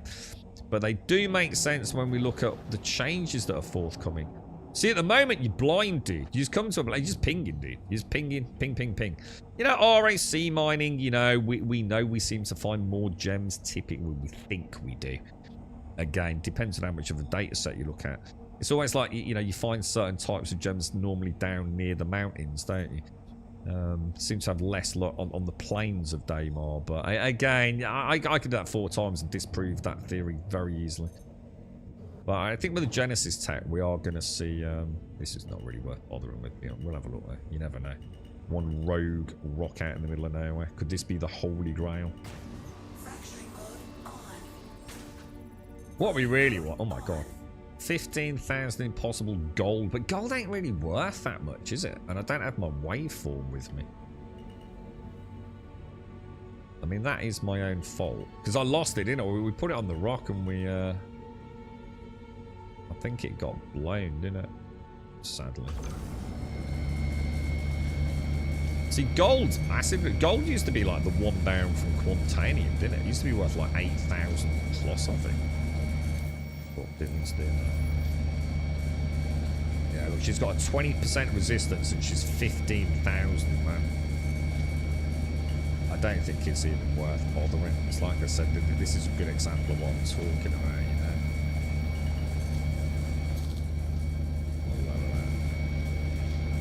See, I'm 100% in.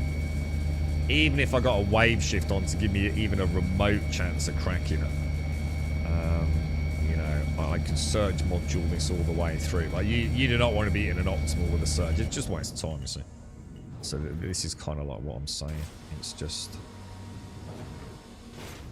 we're kind of up against it a little bit. It's kind of annoying, though, because we've actually had a really good run on these recently. I've had no issues popping down and almost immediately finding a little... you know, 100k cluster. With like, no effort at all, man. The last couple of days, I think we're on a very different part, aren't we? A very different part of Calliope, to be honest. That's hand mining, so we don't care about that. I hope mining becomes like really important, and I think it will as well. I think the other thing to bear in mind is, at the moment we're just looking at it from the point of view of money. I don't really care about the money. I just want to be able to crack rocks. I don't really give a shit. Like I'll happily go back with like 60 grand. It's just so I can do the gameplay loop, dude. But I also don't want to do a gameplay loop just to take a load of quartz back. It's just pointless, isn't it? With the economy being so broken, it'd be nice if, you know, prospectors had a bit of a better time of it. But I think what we have to remember is prospecting isn't just going to be about raw resource gathering. You know, in future iterations of the game, you know, it's going to be how you keep a fleet alive, right? You know, you want to effect repairs to your Idris. You're going to need to go and get some rare materials, or at least resources from like adjacent asteroids and things. So it's not going to be a case of like, oh, just getting containing whatever it is.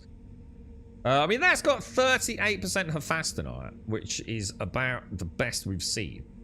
I mean, you know, it's worth what, about 2.5 grand per SCU, which is a reasonable crack. We might get a clean one on her. Yeah, you know, I reckon we could probably crack that one. We might get her hephaestonite laid out of her. Let's see if there's anything else. So this is Atacamite. So this is presumably where we are. We've got a really, yeah, it's all. Let's see if we can crack that. So Atacamite looks like she's a hephaestonite rich deposit, doesn't it?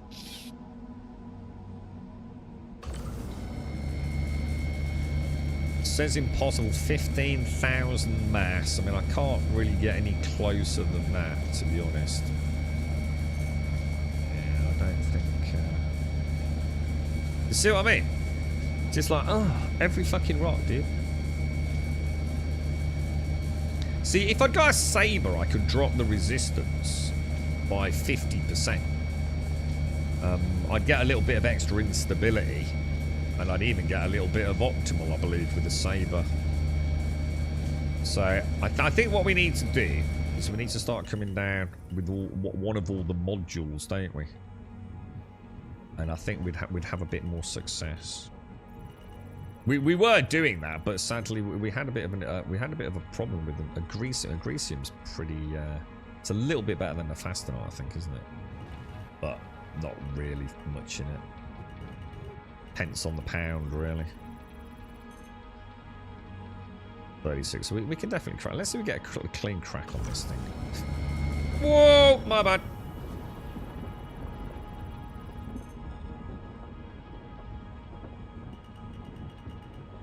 Always remember as a miner to reset your. So we know we don't need a lot of juices. If you come a little bit further away.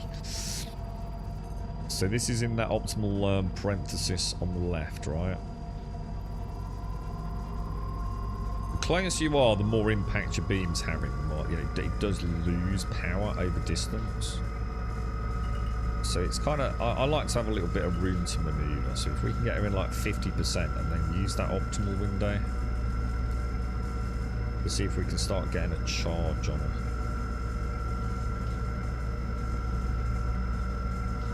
Doesn't look like we're going to get anything at 15. I think we have to crank her a bit. But what you don't want to be is at max power closest to it. You want options, don't you? I think we can go a little bit closer at 80% more. About 15 meters out. I think she'll start taking a charge at that. One thing we're not seeing is we're not getting buffeted too much. The wind seems to be down a smidge here.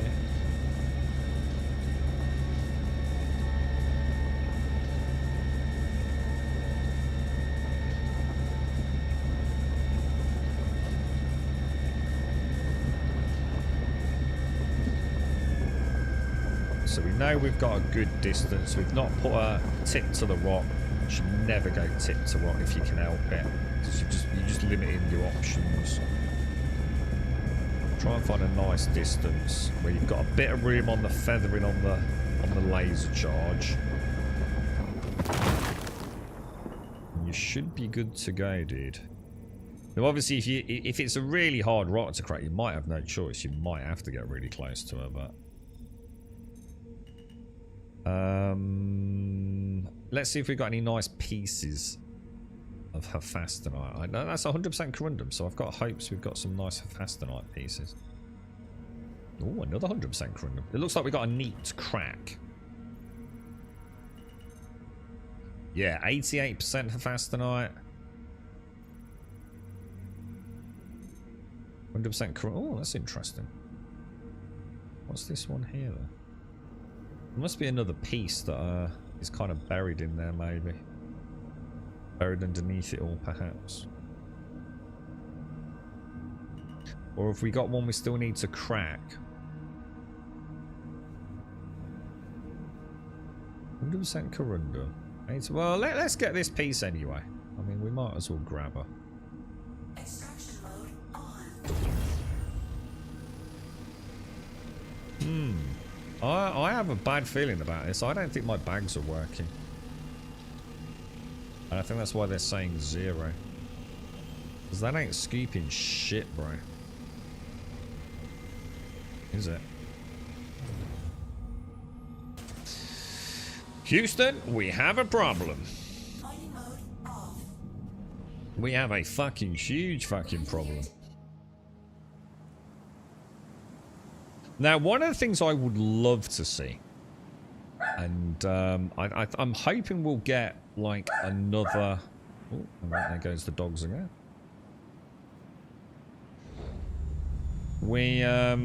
It would be nice, you know, like the Vulture has got its salvage heads, and it's essentially like a double head, isn't it? So you can have the arbors, whatever, but you can also have a tractor beam. Wouldn't it be really nice if Wouldn't it be really nice if you had like a duo? I'm just thinking this through in my head because I just thought of an idea as I was about to explain another one. But would it be kind of cool if you could have like, say, God, that would be really cool. Imagine having a prospector like that, but it's like a 2-player ship, and it had like a, you know, like the little Argo things that are used for oh, that'd be so fucking cool. Now, maybe they could attach it to the mole or something, but or even using the Argos, right? Wouldn't it be really neat if you could have like a little ship, yeah, that detaches from your main mining vessel, or one of those like clumpy Argo Atlases, yeah, that could tract beam these rocks out. So you could have the prospector here, like wrecking rocks, smashing them, and then another little vessel that literally moves the rocks out. Picks the good ones out for scooping later. Does it need it? No, it doesn't. But imagine that as a 2-player gameplay loop. It'd be kind of neat, right? Oh shit! You know what I didn't do? I didn't unlock ports, did I? I just want to see if. All right. I'm not happy about that. Let's just go back on and let's see if.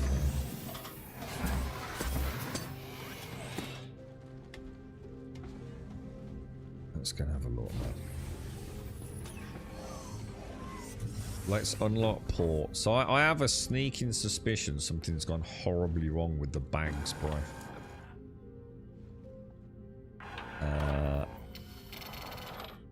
Okay.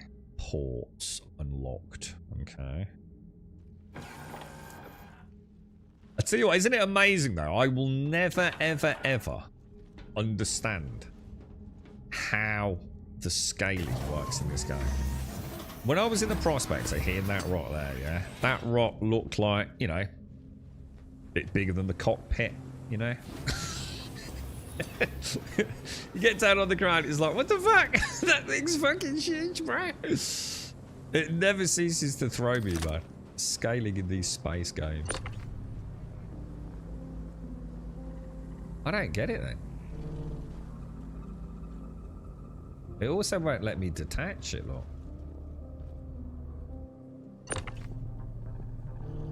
I'm not seeing it move at all. It definitely needs to go down, doesn't it? It did say ships on. It did say ports unlocked, didn't it? Or did I lock them? Oh, hang on.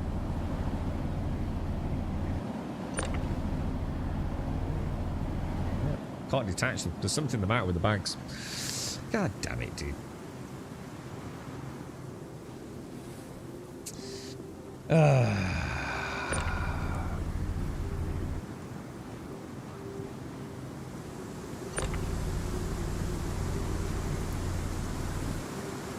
No, you don't want a Riga. Not for Calliope. Riga's going to add 25% power, but I'm going to lose the 40% optimal. I'd only be doing that if I was bringing a wave shift with me. I feel like that's the wrong key for most of Calliope. I can already crack most of these with a surge module and still have a nice optimal, and then I've still got options for the severe for the resistance reduce. But none of it matters because I'm not getting.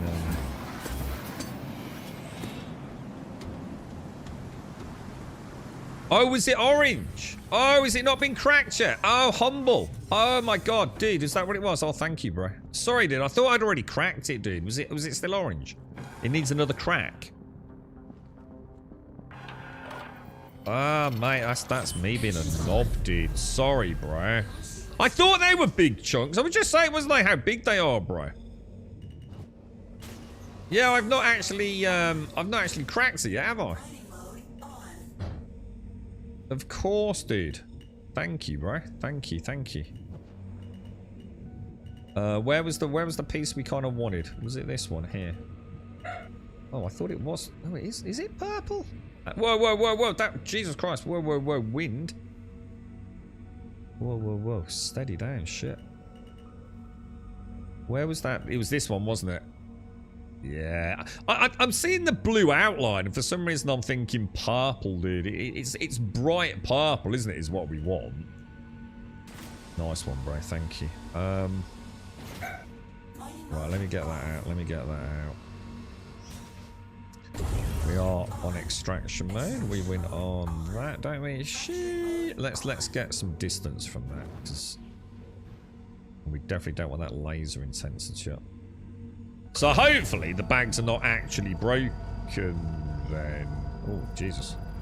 That was the nicest thing about the Golem guys yesterday, was that the reticle for the Golem is actually where the laser beam is, whereas on the Prospector they're completely out of sync. Now they never used to be, did they? When I'm like 100% certain that when I used to do Quantanium mining in the Aran Belt, that my on-screen, like if you like, augmented reality reticle matched up with the location on the beam.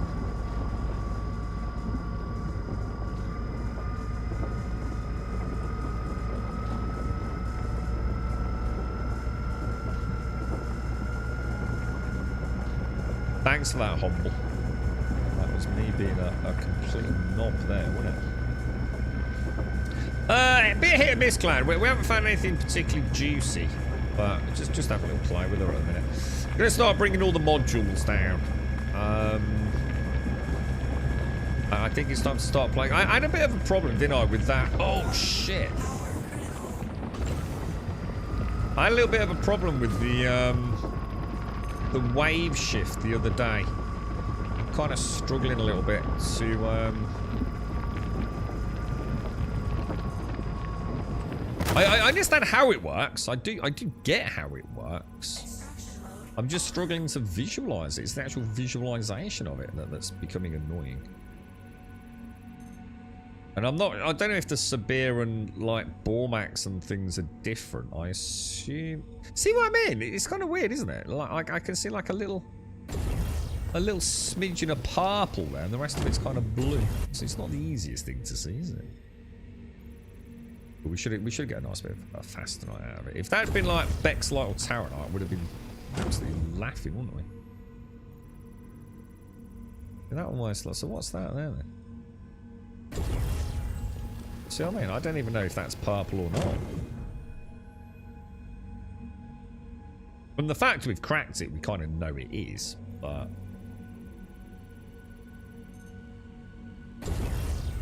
so easy to... God, the wind is insane, man. It's like really, really...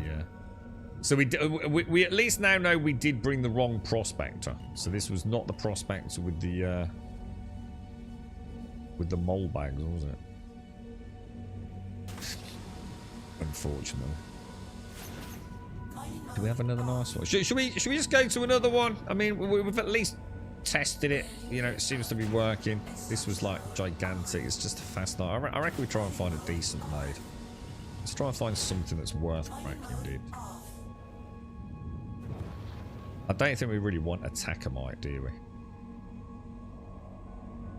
What would be nice is a nice crackable quartzite. Or igneous, I think, could be nice for the gold on this planet, right?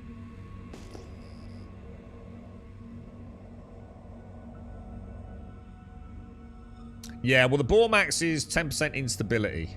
It gains some... it's minus 70% instability, isn't it? So it reduces instability, but you gain 30% clustering on the Bormax. I'm not... I don't see the Bormax getting used a lot, to be honest. Whereas the Sabir, you know, the reduction increase... But she adds to instability, doesn't she? I think it's 15% increase to instability, 50% in reduction, which can help. But the wave shift's kind of nice. Because it reduces instability and you get 100% optimal zone.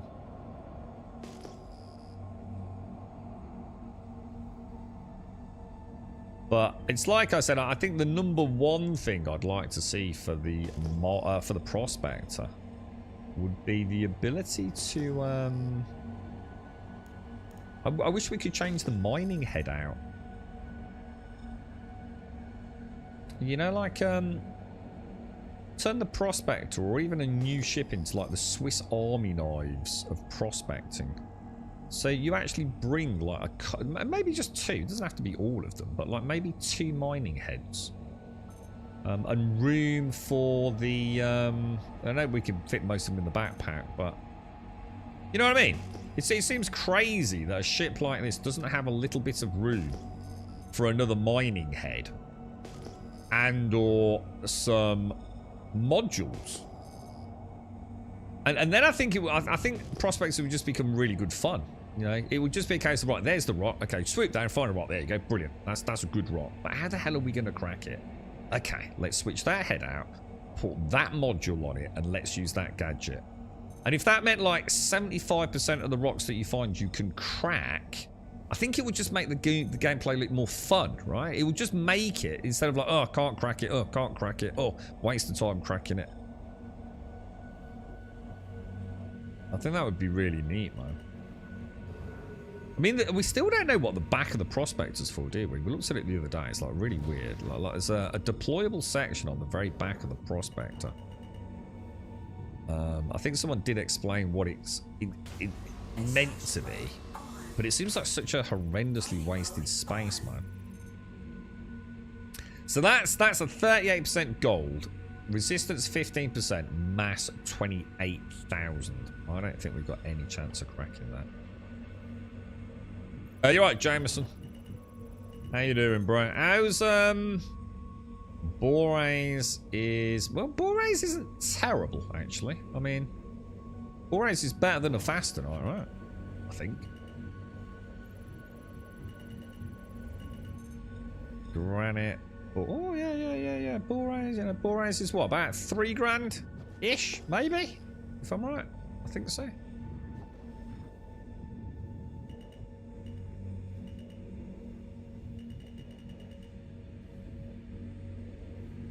We could probably get that one.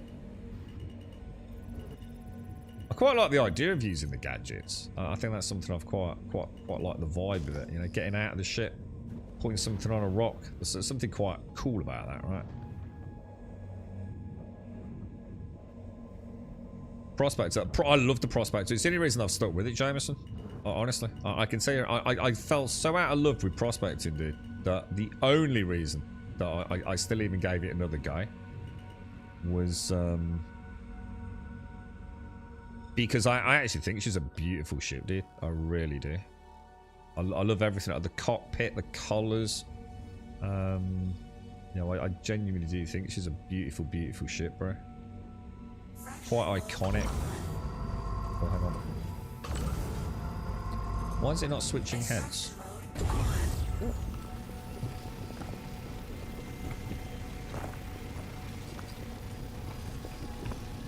Might as well take that ball raise. Alright. Which was the one that... Was this the gold one? I'm not sure we can get this. I'm going to put her in the dip behind it, so we've got like less buffeting from the wind. Oh yeah, there's no way. It's 28,000, dude. I don't think we're going to be even in the ballpark again that one. Yeah, there's just no way, dude.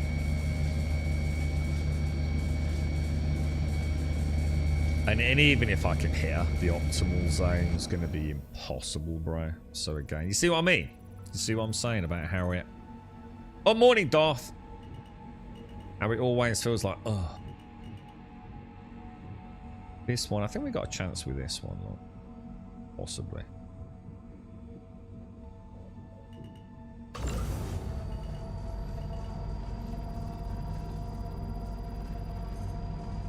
do you think?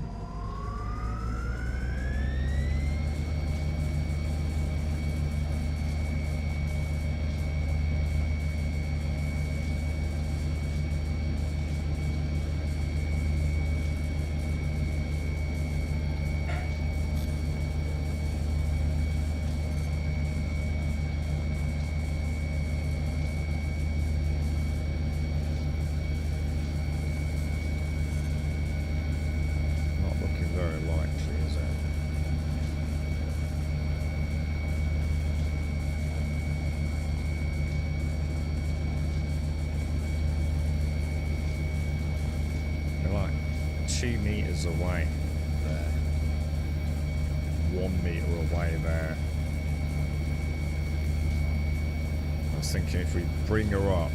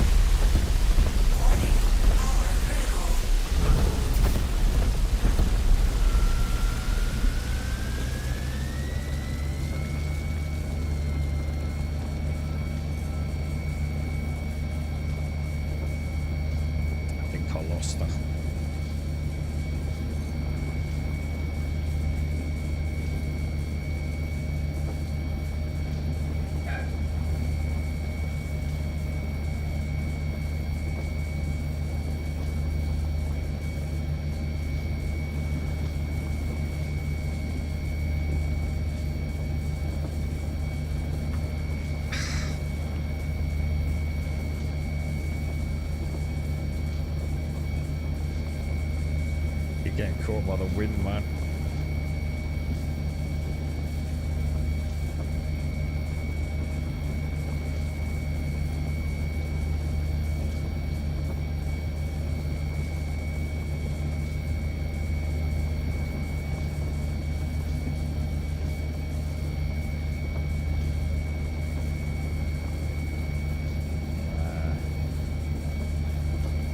Just on the wrong side, aren't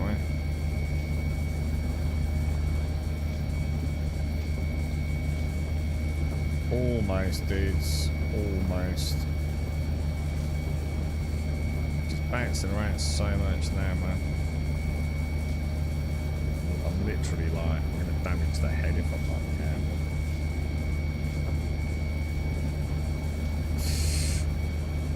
So I've got a really nasty wind coming from like the starboard side, man.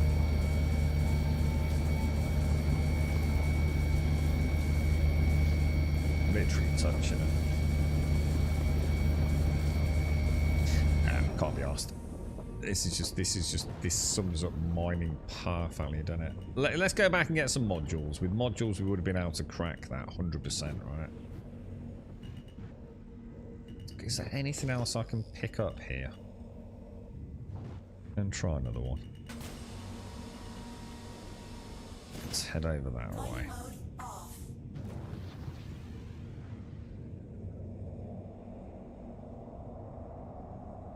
Alrighty, boys, let's go and have another look. You see what I mean? It's like, fuck's sake, dude.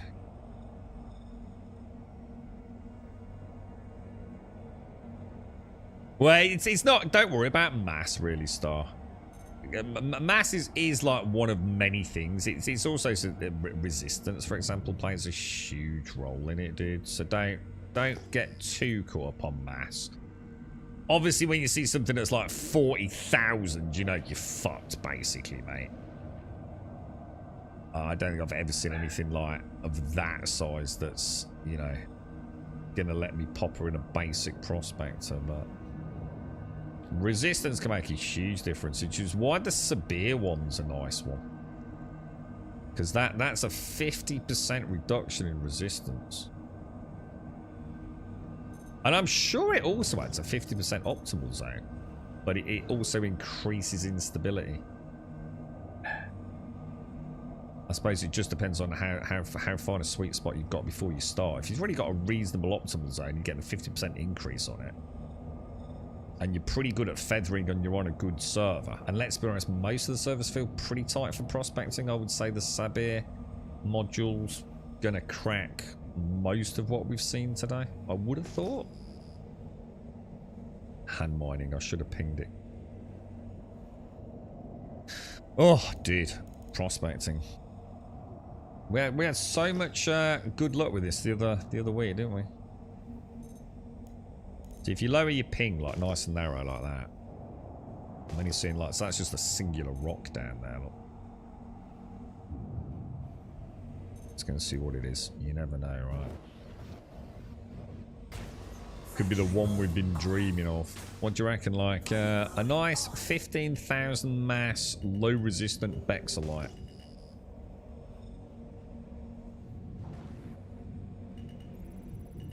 What are you, my little friend?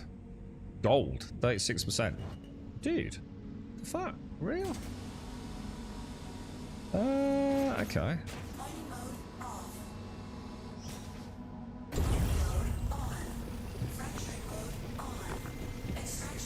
Yeah, if you, we got 1 point, no we didn't, we got 1.69 gold out of that. That's not too bad.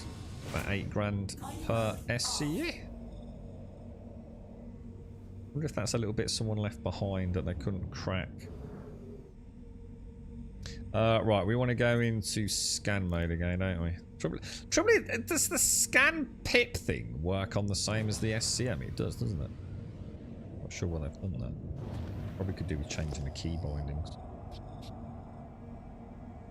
We need rocks like space stations. The huge ones on the ground would give me a bulldozer. I actually not sure about those. I'm not sure I remember anything like that. So sorry, the asteroids in Space Engineers. I know I enjoyed the game, and they're making Space Engineers too, aren't they, dude?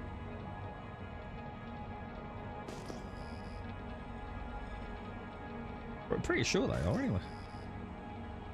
You're right, SCR. Server's less than half capacity, which is nice. Server, this one. I'm on a US server, dude, because we had a problem on the EU one. The ATC wasn't working in the Microtech region. So I had to jump to US, and they tend to be quite quiet this time of day, dude. Does the laser work while landed? Oh, I don't know. Never tried it. Can't see any reason why not. But I'm going to guess the angle of the dangle's probably not ideal, right? In most cases. That or it doesn't work. I don't know. Do you want me to try it, dude? You mean like to keep it stable kind of thing? Oh, it bombed, did it? Oh no, really? For what reason, dude? Asking too much for it, or just, you know, not enough differences? Oh, that's a shame. I always liked Space Engineers, and I always thought it was an exceptionally janky product that just needed, you know, proof of concept, solid. Really? Fucking quartz. Fucking quartz, bro. Son of a bitch, bro. Looting in Pyro. What are you going to be looting? I don't think there's much in Pyro these days. Most people are doing the Onyx facilities, aren't they? Oh, the mining drills. I remember those. Like the big helix heads. They were gorgeous, dude. I remember the first time I saw those and they actually started spinning. Like fully, oh my god, what the hell? Well, oh, this could be good. This could be half decent. Right, let's drop that SCM down a bit.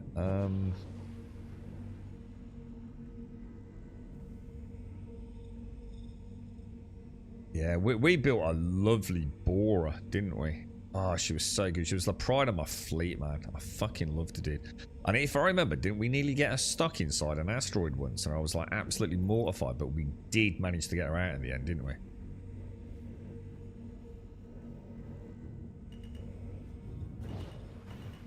God, that was a good game, man. That was back when early access games were actually like cool and not pieces of shit like PAX Day, right? Agresium. The Agresium's like mid-tier, isn't it? Like proper run-of-the-mill mid-tier. Corundum with a little bit of, yeah, it's just a really small rock, isn't it? Come on, give me something juicy, bro. Corundum.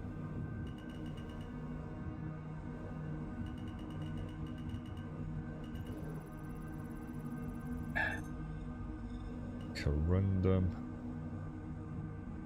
Come on, that was the Agresium one, wasn't it? What else have we got? I don't think we're getting much out of this, dudes. I feel like I've been cursed today. Think of how much more money a prospector could have made. Like, just literally doing, like, bounties. You know? Prospecting seriously needs a fucking look, man. Bexelite, 44%. Now, that is not a bad little rock. That is not a bad little rock, is she? What are we on? We're on extraction, aren't we? Let me turn my advanced heads-up display off so I can see what the fuck's going on. Oh, shit! That's that rock fucked.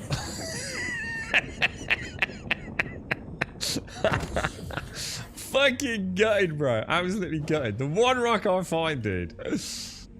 At least I didn't explode.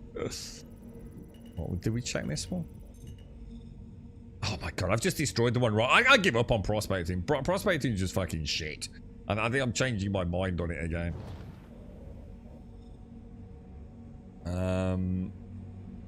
It's just like, it's just too boring, isn't it? With no actual, I mean, that's the most excitement I've had is that. Let's go back into what's it, man? One more. I'm going to do one more, otherwise I'm just not going to bother with prospecting until Nix comes out. Morning, Mario. How are you doing, sir? How are things? Things I really want to like prospecting. Why is it so different now? We were having some good luck with this, weren't we? Dropping down a bit of Bexelite. And I wasn't using modules. Sorry, gadgets, was I? It's not like... I think I used the gadget twice.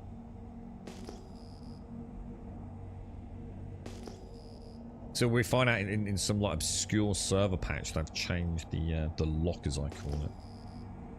Ring of Elysium. I don't know what that is. Ring of Elysium. So yesterday I booted up Everwind. Has anyone tried it?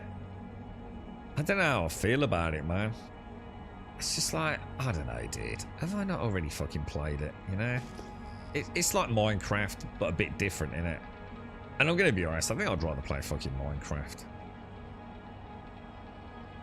I don't know, dude. I mean, I think it'd be a fun game. I think some people will probably enjoy it. You know? Looks like she's got a bit of soul. I didn't really like combat. I thought combat was a bit shit, to be honest. Bit too basically what the problem with Minecraft combat. It's just like, yeah, whatever. Swing. Oh, we got 2 nice deposits here, boys. Alright, this is... Oh, hang on. That's a Takamite there, which isn't always what we want, is it? What was that other one over there? Let's see what that is first. Quartzite tends to treat us a bit better than... Oh, granite. Granite's good. We like granite.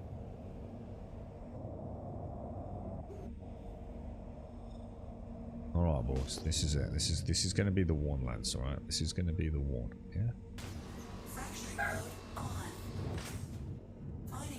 This is where we find 100 Ks. Oh no, I've only got 7 SCU or 9 SCU, whatever it is, left. Because we haven't brought the mole bags, haven't we? Quartzite. Oh, that shit, we don't want that. Dog's woofing again. Boraze. Boraze isn't terrible, is it? It's like upper shit tier.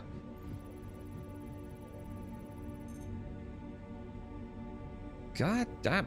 Should we buy a mole? Should we just buy a fucking mole and just start cracking everything we find?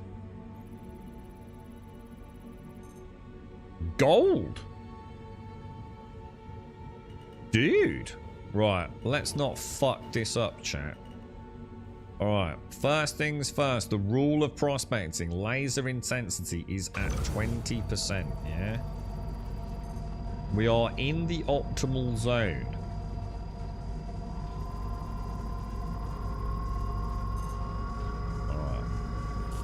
Lights off. Advanced head to... Oh my god! Dude, there is no fucking way, bro.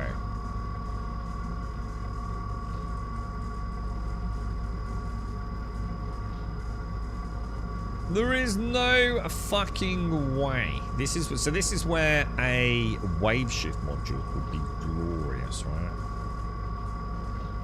Because all we lose... Well, we did lose a bit of instability, but...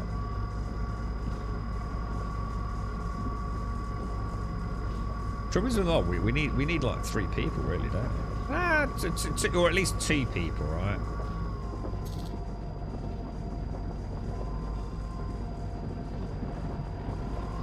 Warning, power critical.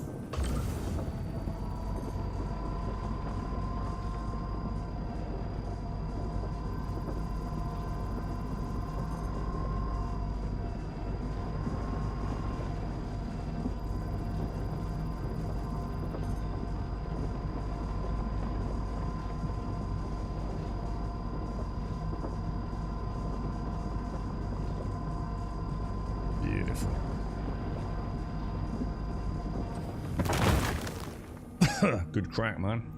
Extraction mode on. Skills, boys. Skills. Now, we do need to be very careful here, because that beam is not going to be where we think it is, right? So we could easily scoop something we don't want here.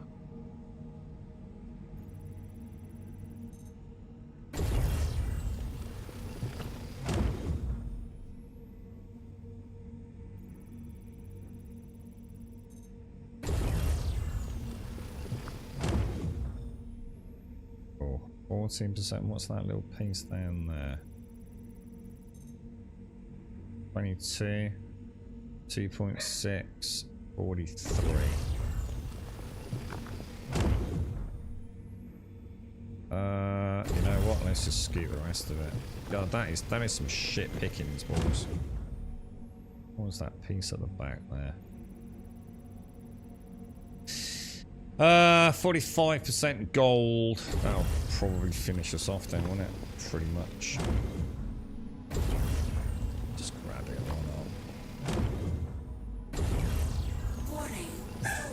Alright, so we've got... Let's have a look. Mining mode off. We'll have a look when we get back. It'll be exciting. See, I love that. I love the idea of like coming down, scooping it up, taking it back. You know? And like getting it in. Dinic solventation, bish bash bosh. I like the gameplay loop.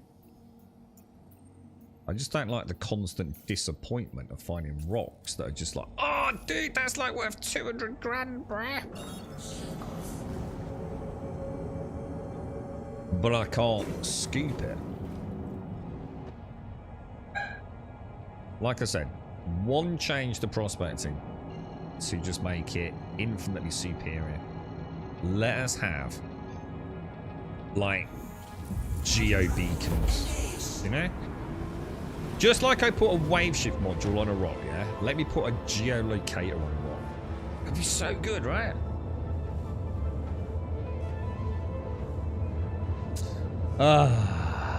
You're right, Ducks Nose. You kind of collect things from Vulture as well as prospects now. It feels to get a lot more bang for your buck with salvaging instead of mining. 100%. 100%. The thing is, salvaging, whether or not you make more money from it, it doesn't matter. It's just far more enjoyable because everything you get, you can pretty much scoop, right? It's just a gameplay loop that works.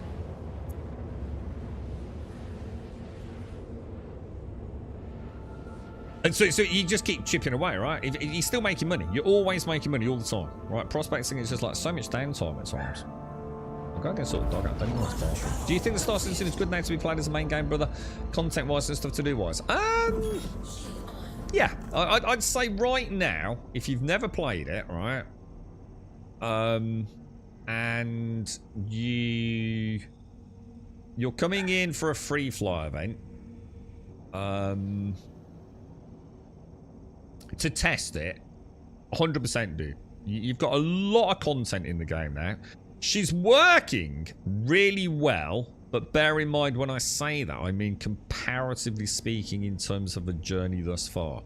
So even today, I've had a complete fail state on a server where I cannot access air traffic control, dude. You know, that shouldn't be happening, dude, you know? And every time you log in, you will have issues like that. You know, whatever it's going to be, you know? A door not working on your ship, an ASOP terminal not working, you know, an elevator not working. But most of those barriers to your enjoyment are fairly easy. Or fairly easily circumvented, you know? Let me go sort out what's going on with the dog. Alright, let me get in first, actually. Landing So, complete. right now... Stay. What the hell? I'm pretty sure I didn't press the button. Like, I'm like 99%. My finger was on route to the button. What the fuck? that was a bit trippy, actually. Maybe I've got like electrical pulses coming out of my fingertips somehow. What the fuck? Yeah, I would say right now is the best Star Citizen has been for a long time in terms of like maybe a new player jumping in and having a manageable amount of problems. If that makes sense, dude. A manageable amount of problems. And you've definitely got a lot of fun to be had, mate. Because you got to remember, a lot of us have been playing... Hang on, where's my hangar? Is it that one down there? A lot of us have been playing for a long time. So, you know, we have, one could argue, done most of the content in the game that we care about. So now it's more a case of like just enjoying the verse, really. But for a new player, you know, you've got so many things to do, dude. You know, just learning the game alone is remarkably, intensely good fun, sir. You know, there's nothing else like her. She is the only fully realized space simulation game out there. You know, Elite Dangerous doesn't even come close, and Elite Dangerous is a good game. You know, your barrier to entry's never been cheaper. If you do buy a ship, you can buy a Titan for $52, isn't it? That's insane, bro. You know, and all the gameplay loops, all the places to see, the places to explore. Because exploration's almost non-existent in Star Citizen, to be fair. As it currently stands, you know? There's not a lot to discover discover. Most of what you discover is, you know, a quantum jump away sort of thing. It's not like you're going to go and find a cave that no one else has found. Sort of. I mean, you sort of can. But let me just sort the dog out one sec.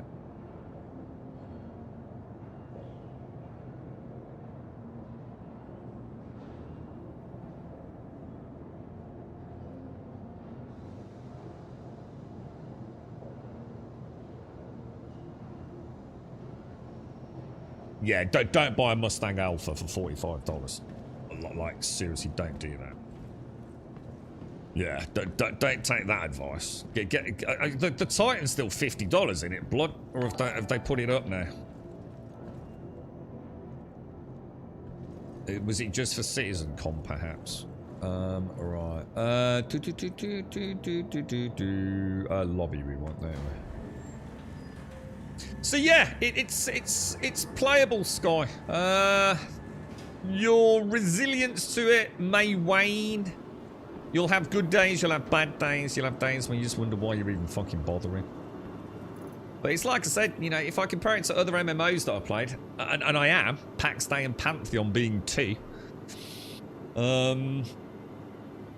at least this one's got the fucking funds. The other two, I think, will ultimately dwindle and the flames will flicker out sooner rather than later.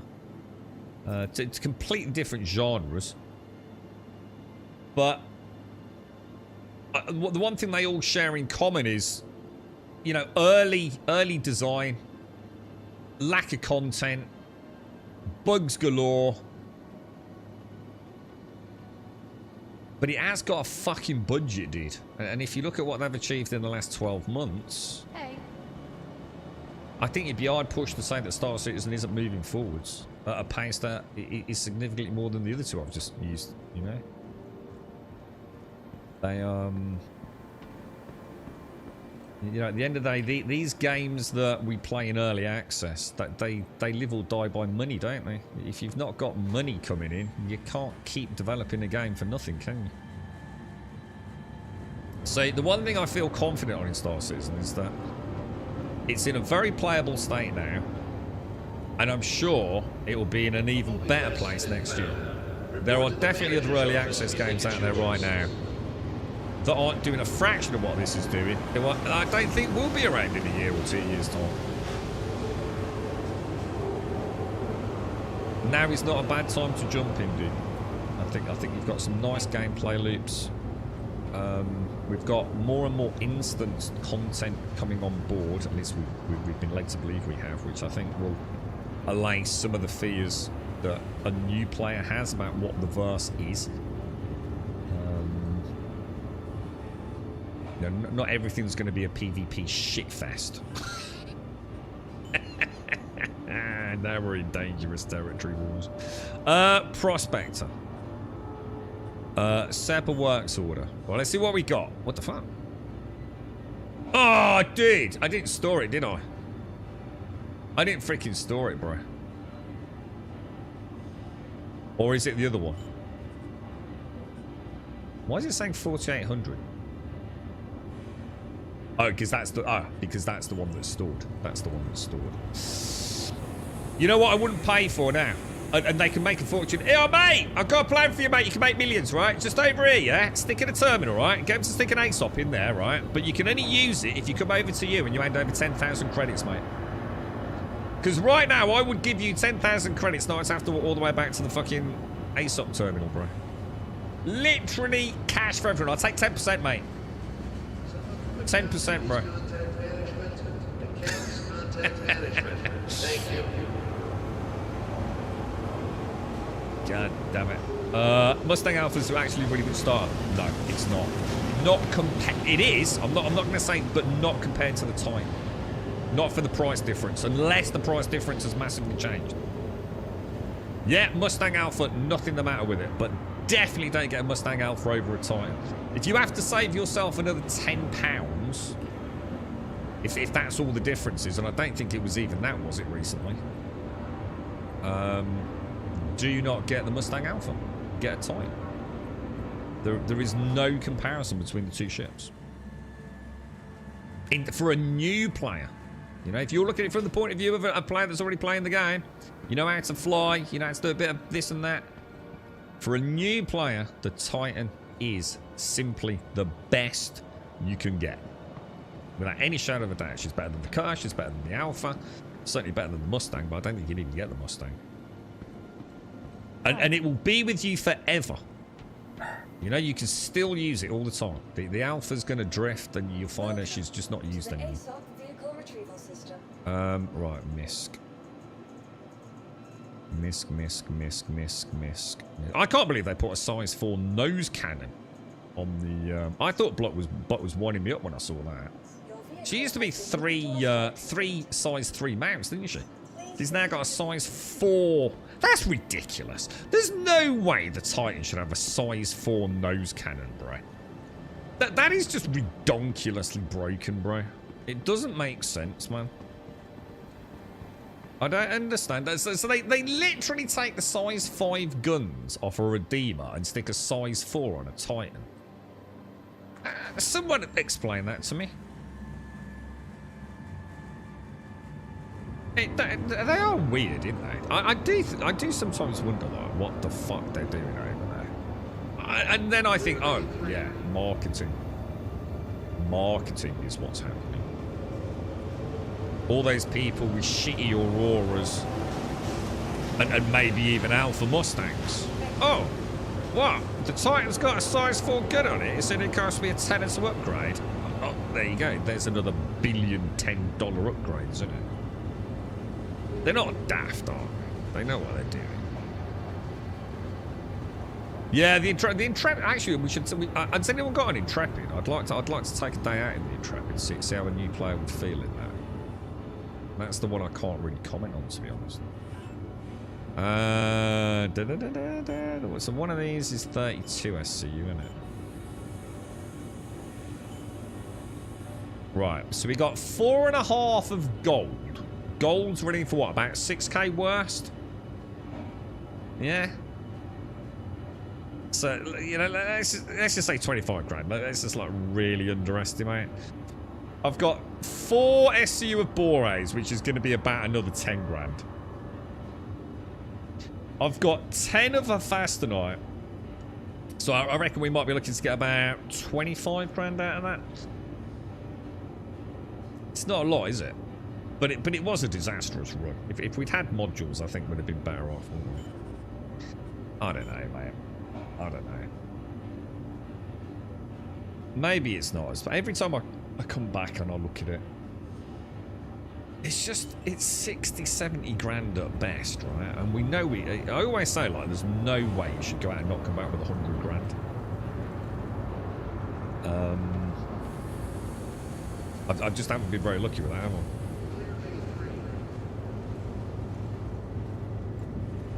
What's that, Blade? Why not Grum for the... Hang on. Why not Grum for the Titan? Sorry, why not what? Don't understand the question, Blade. How are you, mate? You okay? Yeah, so same with the Aurora. I think they even added storage to the Aurora in the end, didn't they, after Sil? I'm sure they did. It's a nice ship. Most would say it's just trash because of one gun, but you got to notice what it's used for. I don't know. So what is the Intrepid used for, then? Has she got a little bit of storage? You're right, Jimbo. I pledged that... excuse me. TriStar Citizen about 6 months ago. It seemed... Oh, yeah, 6 months ago it would have been bad. That wasn't long after the launch of Pyro, right? In PM in terms of frames, but fine and smooth in the FPS arena mode. So I've got a 360 Ti though. So I assume that's a 3060 Ti, is it? Is that expected in the PE for the time I played? No. Weirdly enough, the GPU isn't really the limiting factor in this, Jimbo. This game is extremely dependent on your CPU. And the creme de la creme are AMD's X3D chipsets. This game just runs really well on those.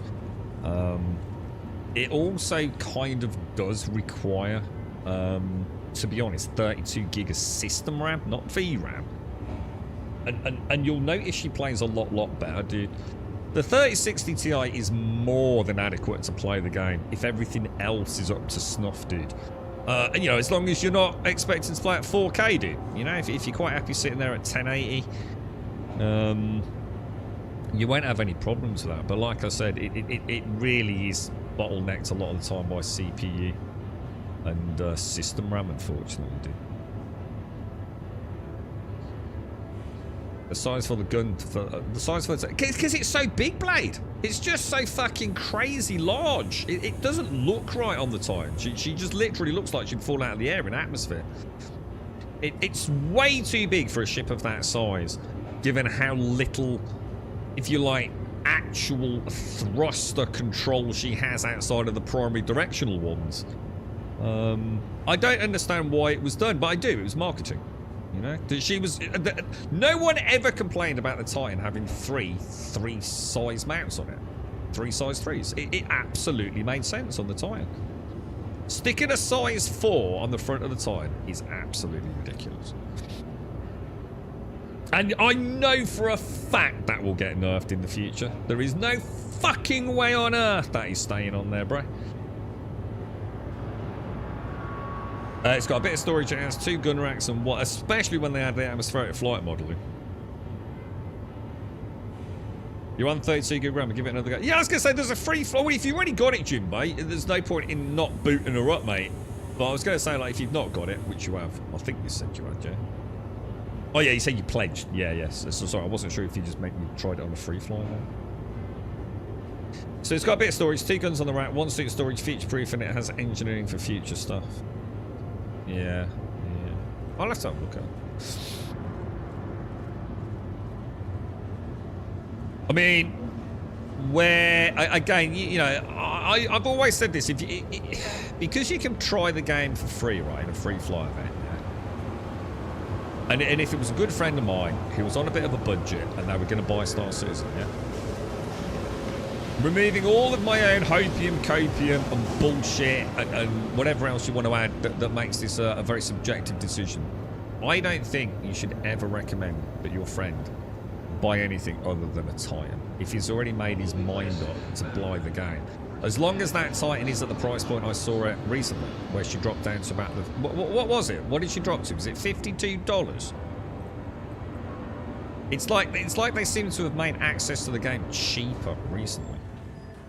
I think if you're going to play Star Citizen and you genuinely want your friend to get a good start in the game, to have a good experience, to feel like he can have a little bit of a delve around, test a few systems out, get a feel for the game. He's already done a free fly event. He knows it works on his computer. You know, he knows it's a game he's going to spend a bit of time in, get to know the ropes. I think the Titan is an absolute fucking iconic no-brainer. Why would you go for anything else? If you already own a computer that is adequate to play Star Citizen, yeah, I don't think another tenner next month is a lot to expect, is it? Why spend 40 quid just to gain access to the game when just wait a month, save £10 and spend 50 quid on it? It's just a fucking brainer for me, mate. Until someone can tell me otherwise. You wanted a fun ship to daily drive. I just want the gun racks and storage to be persistent. Yeah, I mean it'll all come, won't it? I love the idea of the gun rack, because at some point we won't be able to get in a pilot seat, will we? With a backpack on. So at some point we're gonna need to have places to put our backpacks and things. Now a lot of them literally have storage closets, don't they? Literal armor closets almost. So that'll be really cool. I'm looking forward to that. 30-day refund policy means you can always play the game for free. Yeah, I mean, I wouldn't go down that route. I'd just wait for a free fly event. You know, why not? Why just wait for a free fly event? There's plenty of other games out there to play. You know, why fanny about going through what could be a tricky refund process? You know, yeah, I'm not saying you shouldn't, but why bother, man? You got plenty of options to play the game for free throughout a year. I get it, you know, I don't know, you just come off your motorbike and break your ankle and you're off work for 12 fucking weeks or something. And you want to play Star Citizen. Yeah, you know, that's a good option, right, Arthur Sill? Oh, sorry, it's saying Arthur Sill, then it's Arthur C. Arthur C, sorry, dude. I am sure the Greys will stick a size 5 gun on the Titan and some cutty thrusters for more power. Whiskey! Thank you for the 54, bro.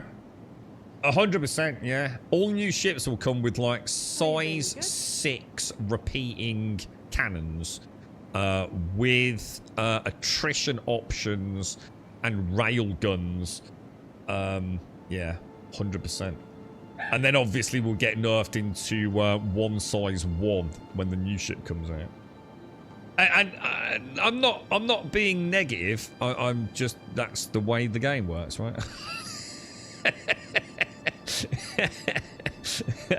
Look, at one point, right, the Titan's got a size 4 nose gun on it, yeah? Which literally, I don't think it would even take off. I think it would just literally like a plonk and the nose will just hit the deck, right? I bet it has a railgun on it in a couple of years. You know? Oh, $49.99. It's gone from $52.99 down to $42.99. Railgun edition. And then obviously when the game goes 1.0, they'll just put like a Frankfurter sausage on the front of it. It'll be gimbaled. It'll be like a gimbaled sausage. But it won't be a railgun anymore. What a Grey's Reclaimer with a weaponized claw. Oh, dude, I still can't get over the fact that the Reclaimer doesn't, like, chonk things. Do you know what I mean, Arthur? They even called it munching, didn't they, or whatever it was. How can that claw not just... like grab a ship and crush it. And it's like, dude, more fucking beams? More fucking beams? Right, I'm going to get a coffee. Give me 2 seconds, guys.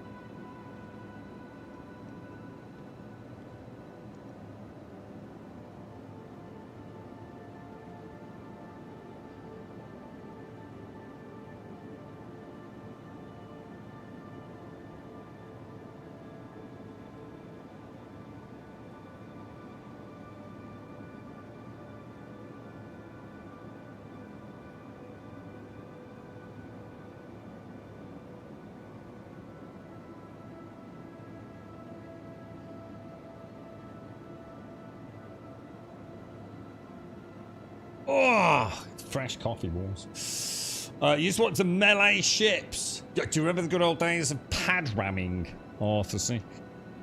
Turn the gun around and keep firing. You no longer need thrusters. True. True. Well, I suppose one could argue you still got to have the thrusters get moving in the direction in the first place, though, right? Paying a weapons blade for ships to have unslaved turrets to the plot will pay $50 for that cut. This is the problem, Blade. I think this is the problem. We can see where it's going to go, right? It's a case of like balancing like your own personal like needs with the inevitability. What you have to remember, right, is that Star Citizen, as much as it's a passion project, the only way the game can survive is through heavy monetization, isn't it? And what we've created, or what they've created for us, is it's basically It's a product designed to enable you to spend money on ships, isn't it? That's what it is. The product has been built to sell you ships. Nothing inherently the matter with that. It's not that that's a problem. But at some point, you know, one could argue, why keep making expensive ships? Because obviously that's cutting into your profits, right? So you can't just knock out a Paladin for £300. It still took a lot of effort to make the Paladin, right? Now you want to start essentially making money on the products you've already got, and you're starting to see it a little bit. You're starting to see the holes, the infrastructure of some ships being repurposed into other ships. You know, you've got the medic variant, the combat variant. You know what I'm talking about, right? You've obviously got the skins, you know? It's all that kind of stuff like we've been desensitized to. Oh, I get a skin. Get a bobblehead in the cockpit, Elite Dangerous, whatever, right? But blades, definitely, bro. You know?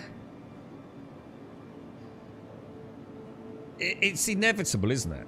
That you will have a blade that enables you to do something that, and not just a softly beginning approach of like, okay, you've got a slightly higher top speed with a little less maneuverability or vice versa. I think it's inevitable that some of these ships will have slave turrets using blades. Of course they will, right? I suppose the thing is, what does it change there? I don't care what they do, right? As long as there's a balance between the big ships and the smaller ships. I don't think anyone should ever be flying around in a Polaris as a single seat ship, able to do anything other than maybe move it from A to B and land it, you know? If that thing's doing anything else, right, that even remotely fucking puts it in the line of fire or something, it needs a crew, right? Let me sort this out. I just need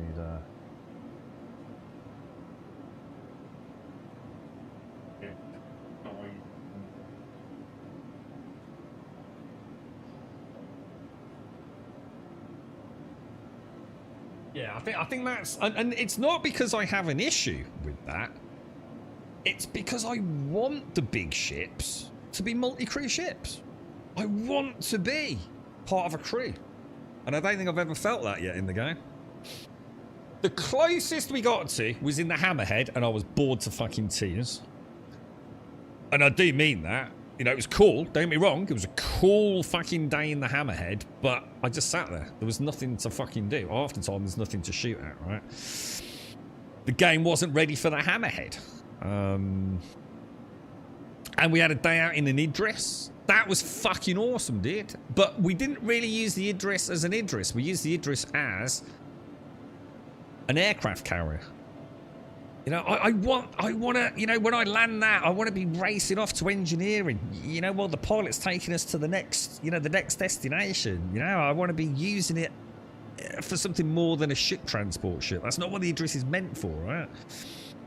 Same with the Polaris. We've been out on the Polaris. But I want to take the Polaris into a fight designed for a fight with the Polaris. And at CitizenCon we saw it, didn't we? We saw that Idris battle. That looks so fucking cool, dude. You know, we're right on the precipice of seeing exactly what I've always dreamed of, man. I hope we get to see it. This time next year we'll reflect, won't we? That's kind of your lure. Yeah, I might take you up on that one though, mate. Yeah. And the other thing is, Blade, what you got to bear in mind is, like, didn't they do this with the Retaliator? You might have to clean up my memory banks on this one. Didn't something happen with the Retaliator? Whiskey, you might know this, and thank you for the 54, dude. Wasn't there something about the Retaliator, like you bought it, but it didn't actually come with any torpedo bays or something? One of the ships, right? It's like modular. Like if you buy it, you still need to buy the other modules. And you know, you see where I'm going with this, Blade, right? So there's your ship. Oh, it's got a turret. Oh, yeah, cool. But you can't use the turret if you're a pilot. You need to buy a blade with it as well. And like, where does that go? You know, how far do they take that? You know what I mean? Oh, it's got 6 weapon mounts, but it only comes with 3 guns. No, don't get me wrong. I'm not sort of like, you know, the prophet of doom here, mate. But there is a point where you have to understand that they can massively increase sales or just revenue by much easier means than building ships, right? You know, when they add modular elements. There's the caterpillar. Oh, that's nice. But it's only got 2 modules on it now. If you want to put 8 modules on it, you've got to buy them individually, you know? There's the carrot. You know, carrot's got a couple of 3 modules on her, hasn't she? If you want a medical bolt on for that, that's going to cost you money. You know? If you want I don't know what else could go in there. You want like a drone module on it. That's going to cost you some more money. And I'm going to be honest, I've got no problems with any of this. I have no issues with any of the stuff I've just said. I just think, you know, we do have to accept the inevitability of it, really. You'd like to see PDCs deploy on capital ships like on the Rosacanti. The Rosacanti. Yeah. I literally just watched the scene yesterday. Do you know the one where they do the pods? It's season 2 whiskey, where they send the drop pods. And the Rosacanti and what's his name's got to fix the pipe because they've lost one of the thrusters. That was mental, dude. That was crazy, man. Those things don't have shields, do they? It's like the guns just punch holes all the way through it. It's terrifying, bro. The dumbest and most cripplingly bad decision they ever made in the game is giving the Idris a pilot weapon. So we were talking about this the other day. So the Idris can fire the railgun is what you're talking about. Is that right? Yeah. Yeah, like Augsons. Yeah. That mission thing was amazing. It was. They changed the Retaliator from being variants to being modular. And selling the module separately from... There you go. So I did... Oh, Retaliator. Sorry, did I say the Redeemer? That's what I meant. The torpedo gunboat, yeah? So the base ship has got 2 empty modules. Yeah, there you go. There's a really good example, isn't it? That's a really good example of the future, probably, of the game. See, the answer to it is don't get butter over it. You know what you've got yourself into, and just buy the ships in the game, you know? Now, obviously, buying the ships in the game will be infinitely harder on launch than they are now. But, you know, enjoy the game, right? If you enjoy the game, you should be enjoying the game, right? The Retaliator came originally with 2 times Type 7 torpedo bays. They then removed these to make modules, and now you have to buy the torpedo bays. Yours just has empty spaces now. Now, let me get this right, because this is where I'm going to shit-talk Star Citizen. Let me see if I got my facts right. You bought a Retaliator as a pledge, yeah? And for many, presumably years or certainly months, it had 2 Type 7 torpedo bays in there. And you used the Claimer, and you got some torpedoes, and you used to be able to shoot it, yeah? Are you telling me that one day you logged in and those torpedo bays had been removed from your, essentially your pledge, and you now have to hand over more money to turn the Retaliator into the ship that you actually bought? I'm really hoping you say no to that. And I've misunderstood it.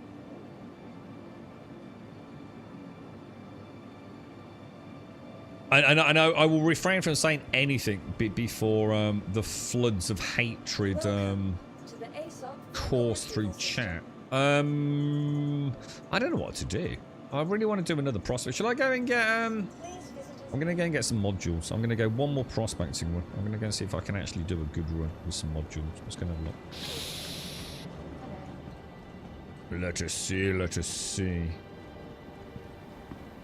I do understand that at a legal level, you know, if you want to get down, you know, there is a little disclaimer on everything you buy, you know, subject to change, you know. This might not be the same ship you get, you know, when the game goes live or even next week. Yeah, I'm not saying we've got a leg to stand on it here. But I do think it is absolutely abhorrent that they make such fundamental changes in, let's be honest, what is a game that doesn't really work most of the time anyway. So why take the size 5 guns off the Redeemer? Which is the reason those poor bastards that bought a Redeemer bought the Redeemer, right?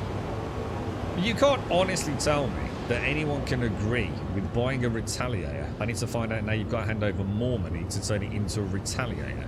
Now, I can understand it if they drew a line in the sand and, like, Whiskey had been told, okay, like, look, you've already pledged, you know, many months ago. obviously you get those modules for free, but a new Retaliator purchaser might have to buy them. I'm not saying I agree with that, I think it's ridiculous, but, you know, at least that's, one could argue, is reasonable, isn't it? That seems reasonable. You know, an early pledge, you got the full ship, but now we've decided to change how we monetize it, and sorry, mate, but you're, let's try a wave shift. You know, you're going to have to buy your modules separately. Let's go straight into backpack. What was that then? Was that backpack? Yeah, backpack. Quick buy. Grab that wave. Should we try a Sabir as well? Quick buy one of those. I'm not sure I want to bother with the Bormax. It just reduces instability, really, doesn't it? Let's have a quick look at what the Bormax actually does. So its laser instability is -70, but it gets the cluster modifier. Oh, its resistance. Does it increase resistance?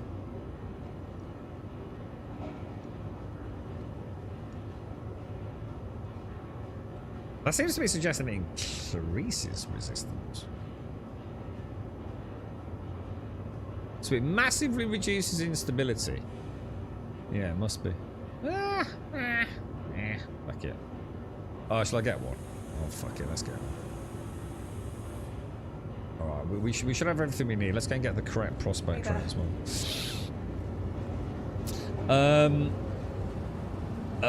The Retaliator was, yeah, you're right, Mary. I don't have a pledge tally, so can't comment on how it was executed. But to my understanding, the tally had variants that got converted to the base module. The modules to actual variant owned.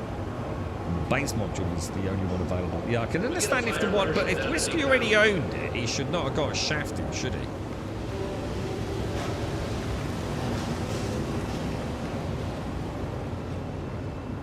If that makes sense. He shouldn't have got, I don't see how anyone can think of that as being fair. That's just money grabbing at that point, right? Surely.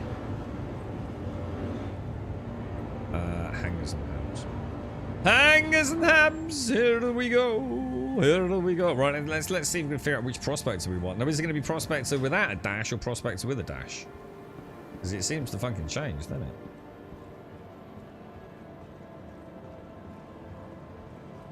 What's the biggest ship you've got then, Arthur? See, I'm not sure I've spoken to you before, mate. What's like the pride of your fleet at the moment, dude? Hang on a minute, that's not the way out, is it? Are you buying any of the new ones from CitizenCon? When's the Perseus coming out? So I'm going to assume the Perseus is last couple of weeks of November, isn't it, with IAE? Are we still on the cards for getting it? I assume we are. Alright, let's have ganders.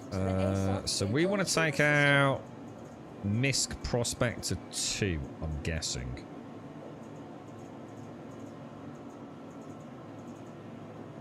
This one, yeah? Vehicle selected.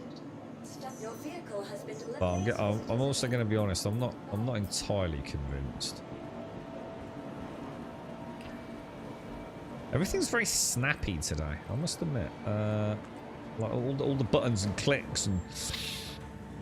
Oh, have you already got the Shiv? Oh, have you actually bought one, Arthur C? Yeah. I'm looking forward to seeing one. I do hope they make the bucket. Or maybe it is, but I don't think it is. But I do think it's sad that we can't move the bucket in the Shiv. To me, that should be an iconic. You know, like I think the Corsair comes with its own like little, like whiskey hip flask, doesn't it? I'm sure it's in the kitchen area, right? I can't see how they can't have given us a movable shit bucket in the Shiv. You know, like, seriously. It would have just been like, it's so freaking cool, right? Like, whoever's in the back has to empty out the slot bucket once in a while. You know what I mean? They do miss a trick with some of this. Alright, so we're gonna go down to Calliope. I didn't check the heads, did I? Should we see if we've got the right one, or do we not care? 48, we got the right one, boys. And it actually showed it. Jesus Christ. Winner, winner, chicken dinner, boys. Winner, winner, chicken dinner. I love the Prospector. She really is a cool as hell ship, man.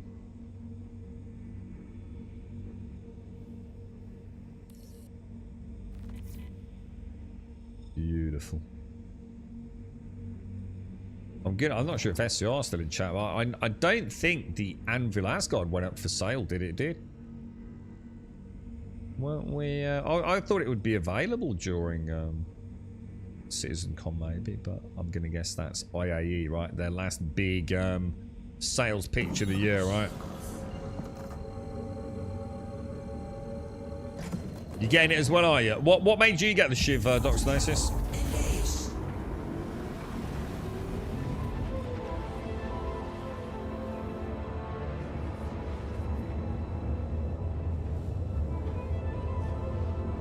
Oh, you actually own a Reclaimer. I really hope the Reclaimer gets some love, man. I was saying in Discord, I really feel like the Reclaimer is so representative of a ship that's been in the game for so long, whose gameplay loop just hasn't... She's not grown with the gameplay loop, has she? I think the Reclaimer's quite possibly my favourite ship in the game. I think she's absolutely breathtaking. I really love her. She just oozes a passionate designer, man. I just love her. I mean, the fact that there's even a mission based on just getting in the Reclaimer, right? I think is phenomenal. But we still got Hopper Gang, yeah, haven't we? But I just feel like, you know, with physicalized cargo and everything, it's like the Reclaimer just needs like a complete rework from the ground up. God, please don't change the iconic design of her, but she just needs to make more sense, doesn't she? And God, I hope it happens at some point. I don't think it will happen until after launch, probably a 1.0, but she's such a magnificent digital creation. I really hope she gets all the love she needs, man. Because she's still an amazing ship, right? I mean, I still think she's a miracle that something like that even exists in gaming, right? Beautiful indeed. But yeah, I really want to come alive. Yeah, I want it to be unique. I mean, we're getting some changes, aren't we? We are getting some salvage changes in the next update. So you know, even now, hopefully, we're going to start seeing things. But I think that's inevitable. What I'm more interested in is, oh, so that's only 149 kilometers away. So are these all on the other side of the planet then? Why don't they just make it, right? So if it's a solid triangle, it's on the other side of the fucking planet. And if it's a hollow triangle, it's on this side of the fucking planet. Is it that hard to get that shit programmed into this game?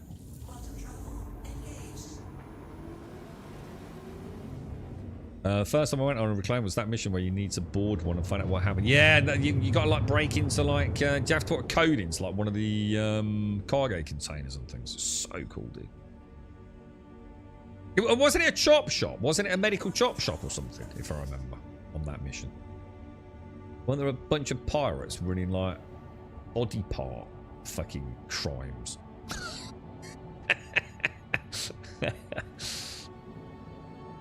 She is glorious, man. She really is. There's something about the Reclaimer and that landing gear. You know, when you walk out and she's on the hangar, and it's like, oh my god, dude. This is why I play video games, dude. Oh, it's a different one, is it, Cloud? Oh, right.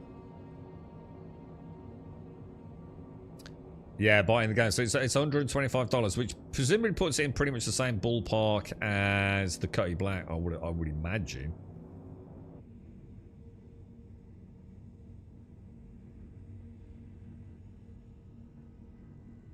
Okay. Reminds me of all the old missions, Cloud, like, you know, the 890 jump mission. That was, I think it was a hostage takedown or something, wasn't it? I always thought that was kind of cool. All right, fingers crossed. Let's start afresh. Let's see if... Yeah, we might just be in a better place on Calliope, right? Seems very mountainous, doesn't it? I'm not sure the mountainous zones seem to be... We were getting like all the quartzite on more like the plains, weren't we? Again, is it a thing? I genuinely don't know, bro.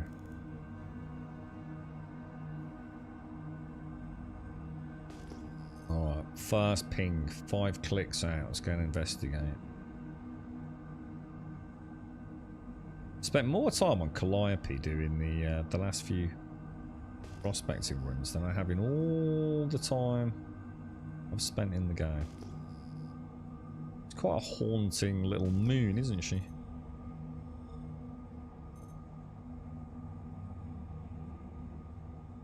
Reclaimer for hostages. Oh, is that another one? Oh, so there's a couple of hostage missions on there. I remember the 890 jump one. That was one of the very first times like I went in the early days with you guys on what I'd call my first like almost like EVA-esque mission. You know, actually like holy shit, what, we're pulling up outside of that thing. Like, because we had to kill a couple of Cutty Blacks or something to start, didn't we? So that was kind of cool. And then we parked up near, like... Oh, that's nice, look. That's a good start, isn't it? Oh, shit, I always do that, actually. I keep pressing the wrong button, dude.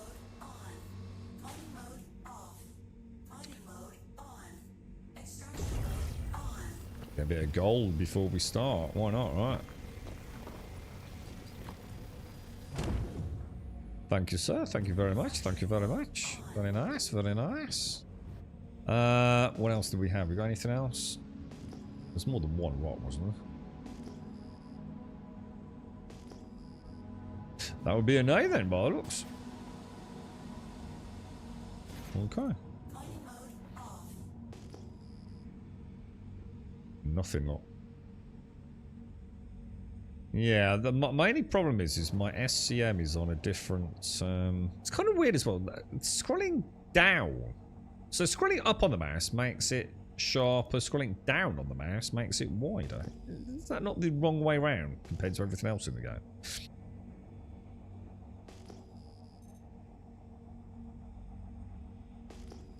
Oh, you bought the Steam Deck. Well, the Steam Deck's cool, dude. You ain't going to go wrong with the Steam Deck, are you, mate?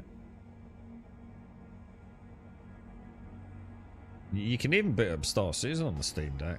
I mean, I wouldn't get your hopes up too much with it, but... It can be done.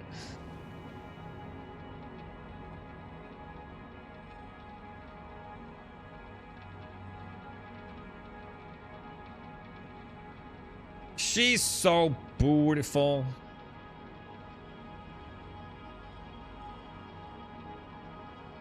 Wonder what? Oh my god! I wonder when and if we'll see any of the Genesis tech. You know, like rolled into Stanton. When do you think we'll sort of like see the first sniff of that? What is causing that, dude? That's how it's the snow, isn't it? Or whatever it is here on Calliope. Jesus Christ! I keep finding like singular nodes. It's like really weird, dude.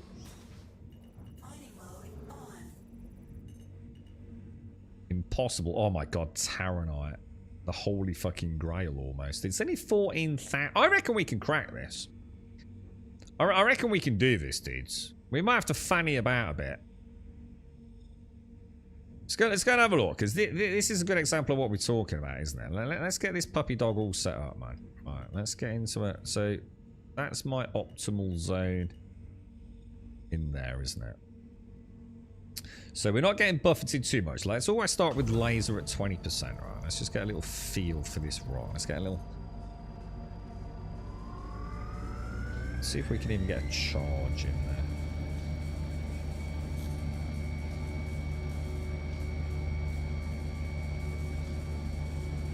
(13, 12, 11, 10, 9, 8, 7, 6, 5, 4, 3. We're definitely getting a charge in there, aren't we?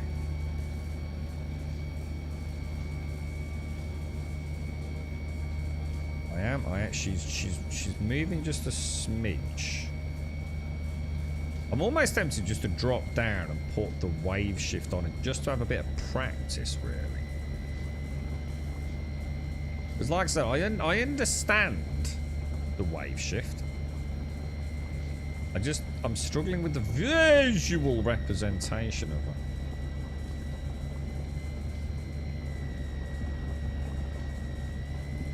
This is a beautiful rock if we get a neat crack on her. A beautiful rock.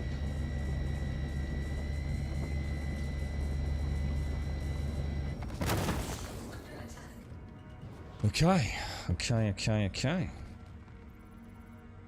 So we're going to have some further cracking soon. So what's the golden rule, boys? Laser intensity down to 0. Do not fuck it up, bro. Alright, so we have a piece of junk here, don't we? Quartz and inert of no use to us. This is a scoopable piece of taronite. She is purple. What's this puppy dog here? This is going to need a crack, right? 38% taronite. Very easy crack. I'm drifting a little bit to the starboard side.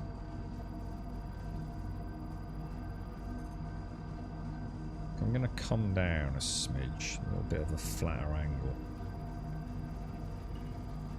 Back into the optimal zone. So we're not in the slightly more erratic zone. Morning automated. I was just talking about you. Oh no, sorry, I thought it was marine. Hang on. Did you see they changed the mesh config on the PTU? No, hang on, sorry mate. Let me have a look at. Should help a little on server performance when it comes to live. Well, hang on. I can't really read what you've just put and understand it. What's all that mean? When you say they've changed the mesh, what do you mean? The mesh of what exactly? Oh shit, yeah, are we talking about server meshing? Because performance has been really, really good, dude. Hasn't it, throughout 4.3? Or at least I feel it has, anyway. Alright, we've got any others to crack? What's this bad boy here? Let's have a gamblers. Taronite, 5%. Don't need it. Crackable. Chunk of taronite. It's got some taronite in it, that one, right? 90% taronite, but non-scoopable. Oh, nice, bro. Oh, very nice, boys. She's a nice little rock. She's a very nice... See, this is much more like it, isn't it? We probably don't want to be out there, really, do we? Right, laser intensity all the way down. Reticle doesn't match. Let's bring her up a little bit. Let's start that. So a 7 to 3 to 600 to an 8 to 2 to 600. Right, you're going to have to talk to me like I'm an idiot. I don't know what that means, bro. 7 to 3 to 600 versus an 8 to 2 600. What is that something to do with like server capacity, linked servers? Oh, here we go. So 8. Oh, so that's what those numbers mean. So 8 is going to have 8. So each cluster is going to have 8 replication layer nodes, 2 active server clusters with a server capacity of 600. Or is that the? Oh no, that's shards. So that's shard capacity. Right. So is a question minimize? Is this evidence of an improving tech? Or is this a bit like, hang on, why are we not taking a charge in there? Oh, I'm not in the... Hang on, what's going on here? I seem to have a weird... What's going on with my parenthesis on the right, left-hand side? That does not look normal, does it? That's not how that should look, is it? It's like I've got my max... And then I've got my minimum there. Oh, Jesus! Fucking Christ, I just broke my own rule. There is nothing beyond the optimal zone, is there? It will be alright, we'll save her. We'll save her. Not used to the optimal zone looking like that. We're alright, boys. We can go. We can go. We can go. She looks all bloody. I've never even noticed that. That was like crazy looking, dude.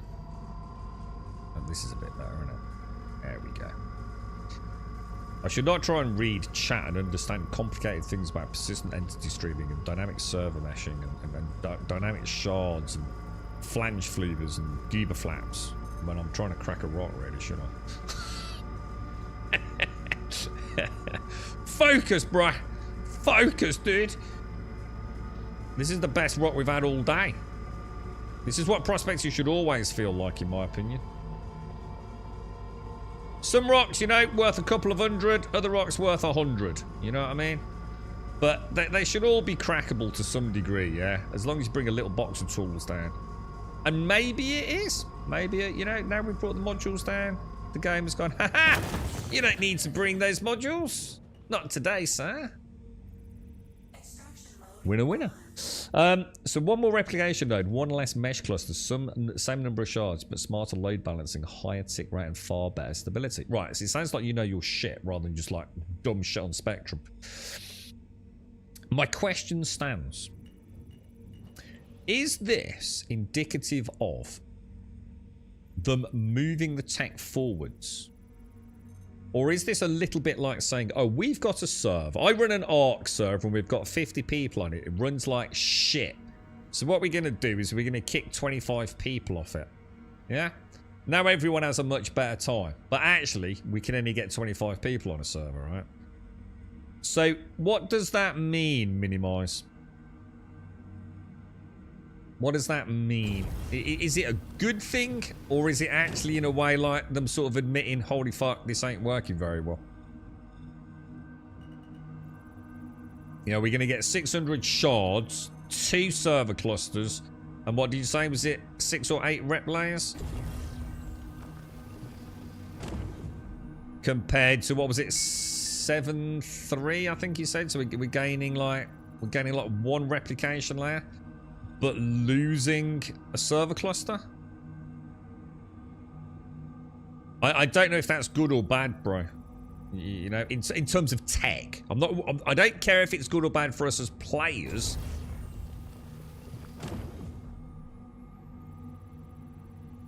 You know, obviously we want it to be good, but I think there's a more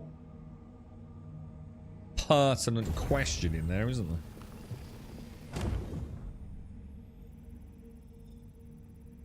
I'm not entirely convinced I really understand the tech behind Star Citizen, to be honest, mate. I've got a couple of videos I was leaving until after CitizenCon this year to watch, because I thought, you know, if CitizenCon's like a piece of shit, it might be time to take a break anyway. But I'm quite interested. I think I'll always be interested in Star Citizen technology. Even if I'm not playing the game, I think I'll always be interested to know what they're up to as a dev team, you know. You're right, Jack. How are you, mate?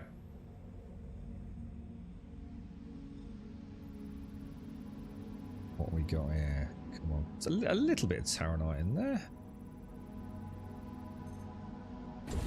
This was a nice. Oh my god! You see the wind? I can actually really feel. I'm really having to fight that one. 26% Terranite, pure quartz. Is that another crackable? I think it is, isn't it? Oh god! What are you doing, dude? What are you doing? Fracturing mode on. Jesus, wow, dude! I tell you what, like even like this. Oh my god, that wind! Holy crap, bruh! Dude! Holy wow! So hang on, should we try that thing you were suggesting then? Is there any way to land this ship and actually shoot at rocks? Well, that was terrible. I didn't even think to look behind me, did I? Yeah, can you fire the laser? Oh my god, that's a big rock, bro. Should we try it? I mean,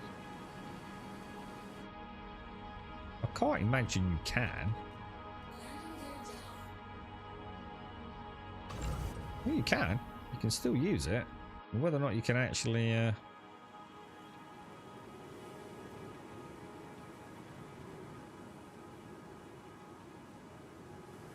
Gonna have to go nose up a bit, aren't we? Is it that rock there that I'm trying to crack, or?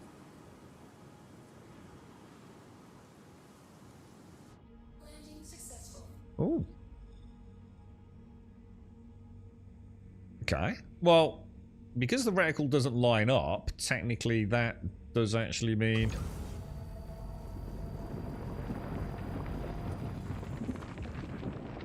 Oh. Well, that doesn't sound good. Does it?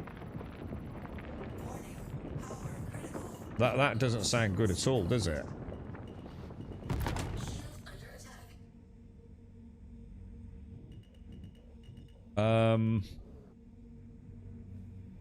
Okay.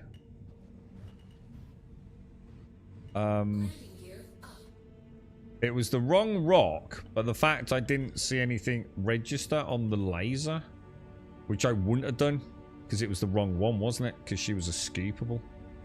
So it was actually that one. That I think the wind's died down now, so I don't think it really matters, to be honest.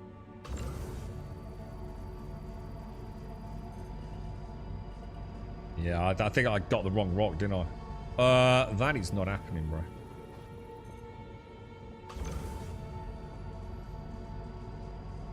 But yeah, I don't know if you're there, Star, but you can land her. By the looks.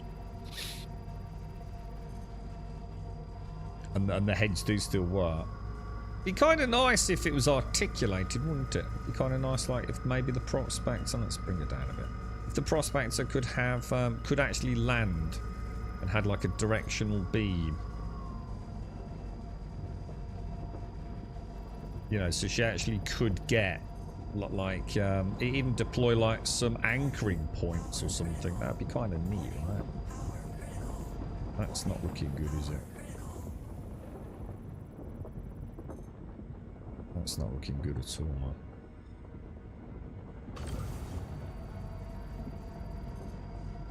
Can't go any lower on the intensity, so the only way I can manage it is distance, isn't it?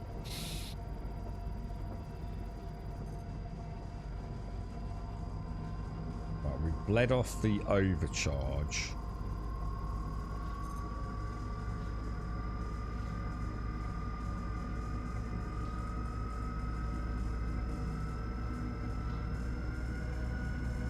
Okay, now what the fuck, dude?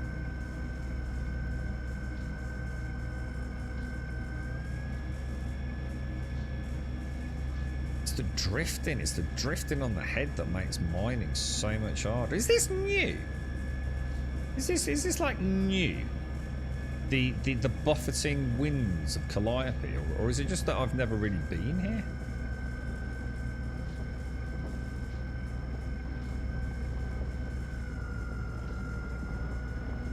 I think all the other times I've ever done like mining on Daymar, all I've ever had to do is just like put the head in the right place and that's it. Feather the old laser. But like a little move on the head changes like how she's taking the charge, you know? You can sort of see there, even though not a lot has changed. Because of the drift that the weather is forcing upon me.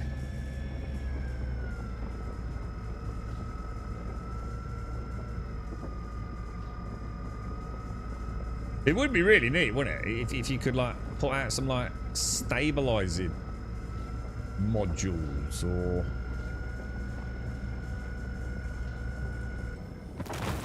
Definitely makes it trickier, dude. I felt it in the Golem as well. That the Golem was weird, man. Because I think she's a much lighter ship, isn't she? It makes prospecting quite a lot more interesting. It's not. No, I didn't think the winds were new because I remember a long time ago being at Daymar and watching SCR shit blow away. He got caught in a gust and I think he left the engines on, and she got scooped up and started like. What do they call those things in westerns? Tumbleweed. Yeah, it started tumbleweeding off across the sands of Daymar and we had to chase after it and I was like almost dying of laughter.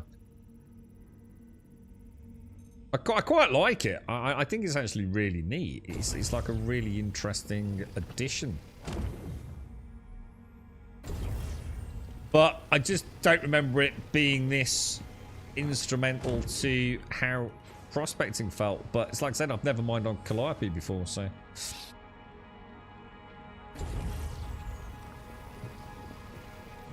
I'm constantly micro-adjusting. All the time, dude.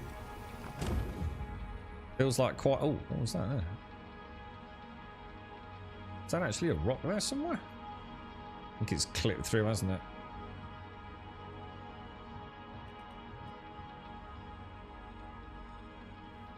Or just like one little bit that's registering above the deck, maybe not.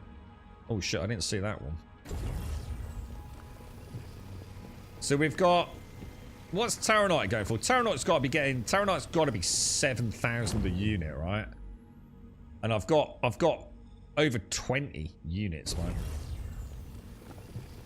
That is like a night and day difference, isn't it, from the last excavation we went on? Dude.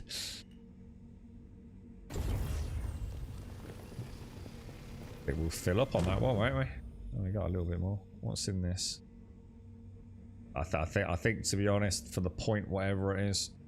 So we've got 20 units of Terranite, which is definitely going for around 7,000 a pot. And just a little bit of the old gold as well, haven't we? That's a good run, dude. You know, if you could drop down and do that every time, I don't think... Hang on, where the fuck's my up displaying on? I don't think you'd be upset with that at all, would you? Very nice.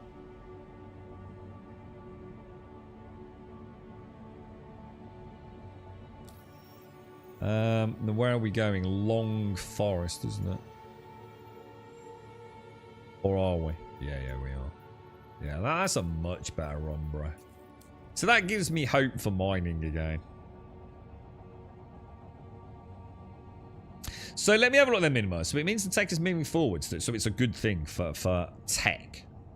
The new mesh config, 822 to 600, shows the replication layer and shard system running as intended. Stanton and Pyro operate under a unified mesh. Long-term persistence is active and overall performance appears noticeably smoother with better CPU and GPU balance.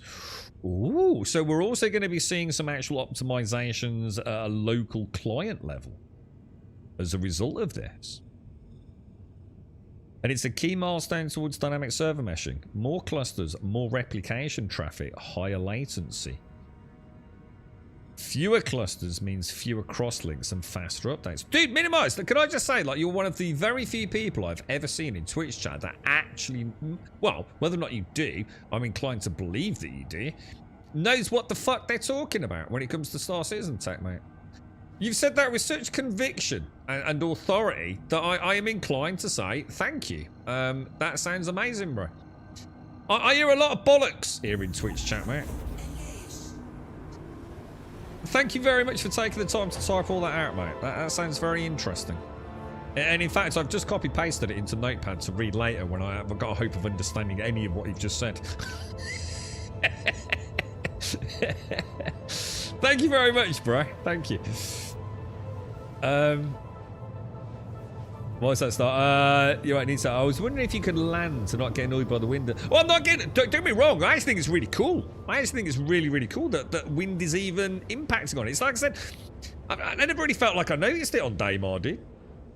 But it's been a long time. That's what I was just saying. You know, I'm not entirely convinced. Like, you know, is it working as intended? But yeah, I mean, if the winds on Calliope are known to be a little bit more, you know, rambunctious than they are on Daymar, then yeah, dude. I mean, and what's really nice as well is it's not all the time Star. Like, I can start cracking a rock and the winds are all over the place and I'm thinking, shit, I'm never going to get this. And then they'll just suddenly dissipate, you know? It'll suddenly be like, oh shit, hang on, this is a lot more stable than it was a minute ago. But it does look like you can land. So that's good. You know, like maybe for a first crack Star, where you just got one giant rock in front of you. Yeah, it looks like it could be an option for Calliope mining. You know, just take the that little layer of difficulty out of the first pop. You got an IT background minimize? No, I fucking dude, I'm not shitting you, bro. I hear a lot of babbling bollocks in Twitch chat. And dude, it's not people being assholes. It's just people that are trying to explain things they actually don't understand. I don't think a lot of people understand what dynamic server meshing really is. I think they've seen a couple of like cool videos at CitizenCon a couple of years ago. And somehow put 3 and 3 together and come up with like 45 bananas and a hedgehog. So to see that laid out like that in a way that I think I can understand it, and now it'll be a platform for me to go and investigate a bit further as well, you know? Like understand exactly what they mean. You know, like you play a lot of different games, right? Minimize.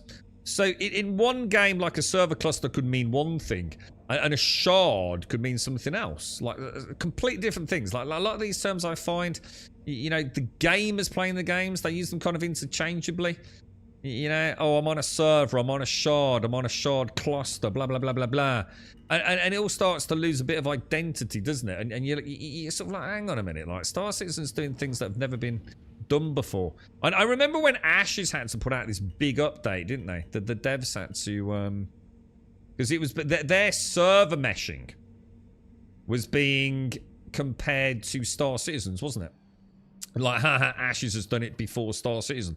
Like, Star Citizen's a piece of shit. And the Ashes dev... Oh, dude! That was close. That was close. That was close. Dude, stop now. Stop. Just stop. I accidentally hit cruise control. Yeah,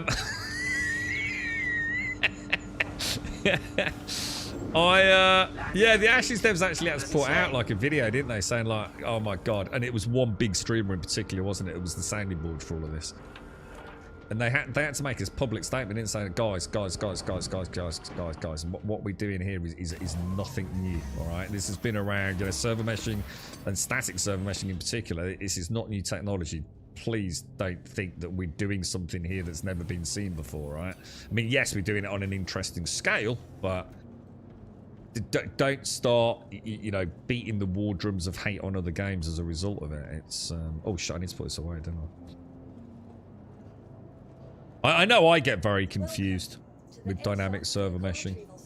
Like, very confused. It's, I understand it at a very core base concept. But I kind of need to, I need a visual representation of it when I'm looking at it, if that makes sense still.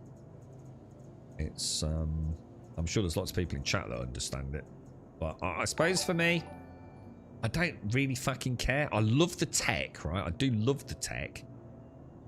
But I don't really care that much. I suppose until it works, you know? You know, when it's all working, it's like, holy shit, how does this do this, man? You know, how does this even work, right? Then that's the time to start delving in super deep, innit? Oh, yeah. I was just saying, I'm quite fascinated by the tech behind Star Citizen.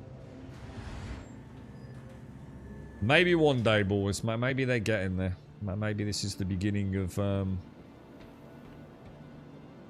nirvanic period in the history of Star Citizen. Is asteroid belt mining still a thing? You can still hit the asteroid belt, 100%. The asteroid belt still exists, and I think the way we drop into it is all still viable. So as far as I know, Jack, yeah. It's just that it's not rich in giant rotating... Well, I don't think they ever rotated, did they? Lumps of quantanium, sadly. Yeah, tech's inspiring, 100% minimum. I'm glad you're passionate about it. I am, dude. I'm really interested in the tech behind Star Citizen. But like I said, mate, when it comes to that last front, I think things like, you know, persistent entity streaming and the replication layer. I think I've got my head around that. But I don't think I really understand. Maybe I should clarify. I understand dynamic server meshing. I don't understand the scale with which they're ultimately aiming for. That's the thing I don't understand. Maybe that's because they've never clarified the scale with which they're hoping to make it work. I think that's why I kind of like... I'm not too worried as long as it works even on a relatively small scale. Because I still love the game, you know, even in its current format. You know, I've always said if it never moved a step forwards in terms of like the people... You know, if you drop it down to like layman's terms, how many people are on a fucking server, right? How many of my mates can I get on this server when we can all meet up and actually do something without it all going to shit, right? That's the litmus with which I truly care about the game. This doesn't look right. Oh, no, yeah, this is the one, isn't it? No, this... Hang on, what's that? Oh, I never sold on the last run, did I? That's why.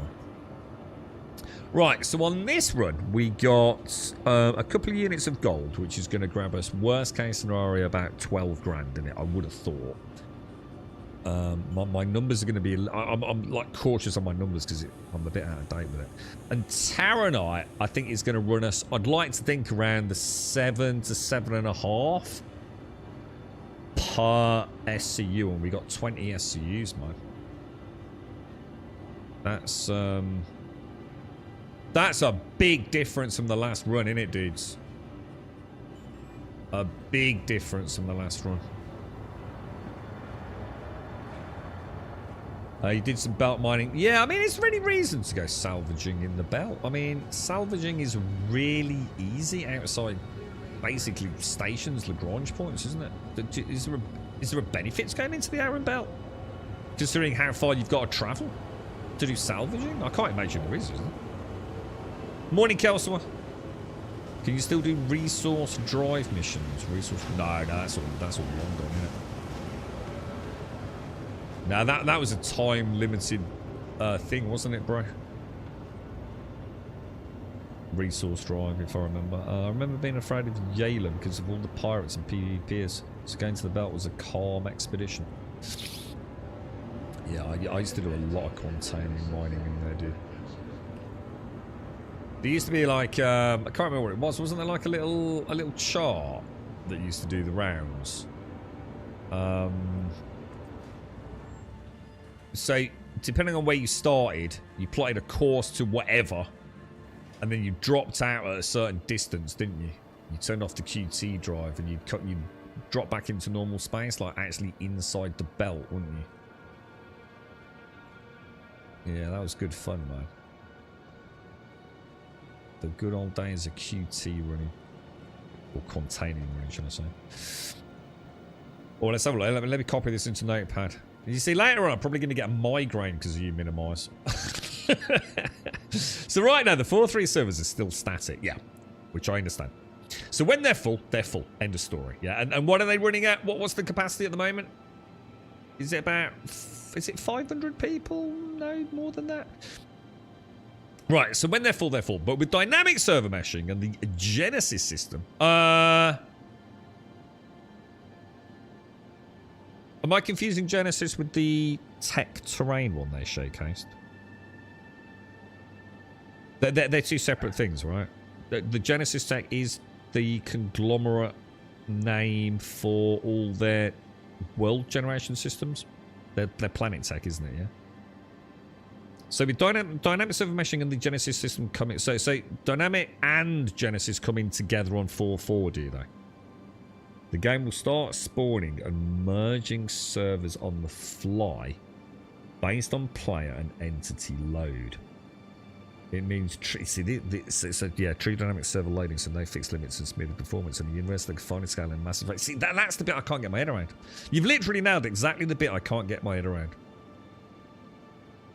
It's that scalability. I just... There has to be a cap, right? There has to be a limit to it, surely, yeah? We are never, ever going to get a game, right, where, say, 5,000 players, right, are all going to be able to exist in a relatively small area on that server and not have it just die, yeah? Do you see where I'm going with my my misunderstanding probably of scaling? There has to be a limit where, like, the tech goes, fucking hell. If these 5,000 were spread out a bit, and we had a more equitable, say, load, I can sort of understand, like, how that works. But at some point, there has to be a limit, yeah? So how many entities can exist in what I'd call a viewable distance? You know, within render distance of all the other players, right? Does that make sense? I feel today might be a challenge, Kelsey. I had, but I couldn't even get air traffic control to work anywhere in like the Lagrange points around Microtech, dude. Get out of the elevator upside down and face into the right. The next one, once we show some impressive second huge jumps. Oh, it sounds so positive, mate. It sounds awesome. Fingers crossed. Yeah, there was, wasn't there, Jack? Yeah, I remember. I think someone linked it to me in chat many moons ago. Yeah, it's about 600 on a shard.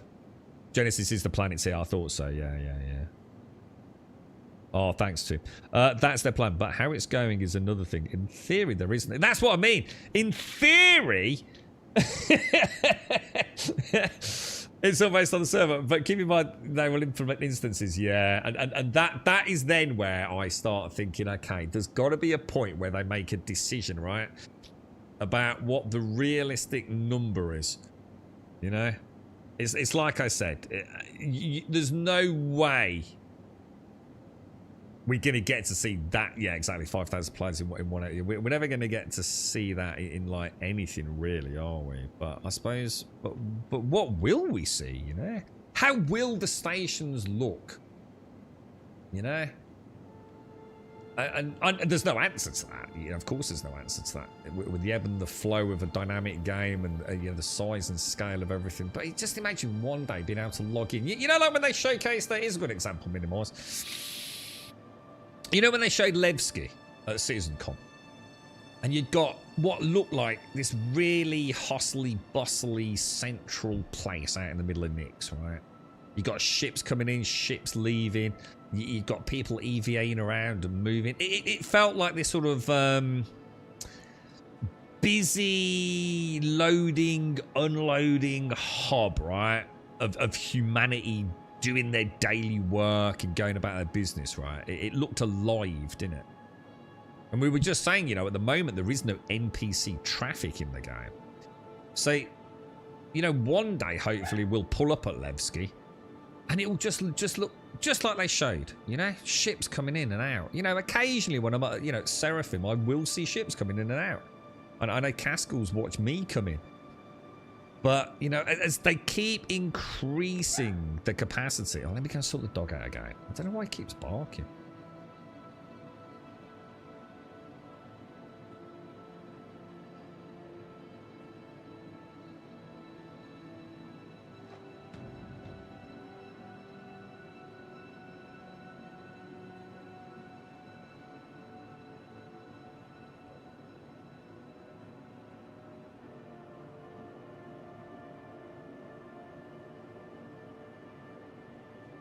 Sorry, I'm back. So I don't know what's the matter with them today. You're right, Gas. How much room does fungi need to grow as mushroom?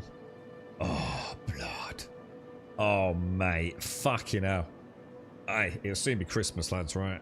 Jesus fucking Christ, dude. I like it, dude. I'm going to give you a 7 out. No, I tell you what, mate. Fuck that. I'm going to give you an 8 out of 10, bro. I'm going to give you an 8 out of 10. Alright. Oh, dude. I should have seen it coming, bro. You got me.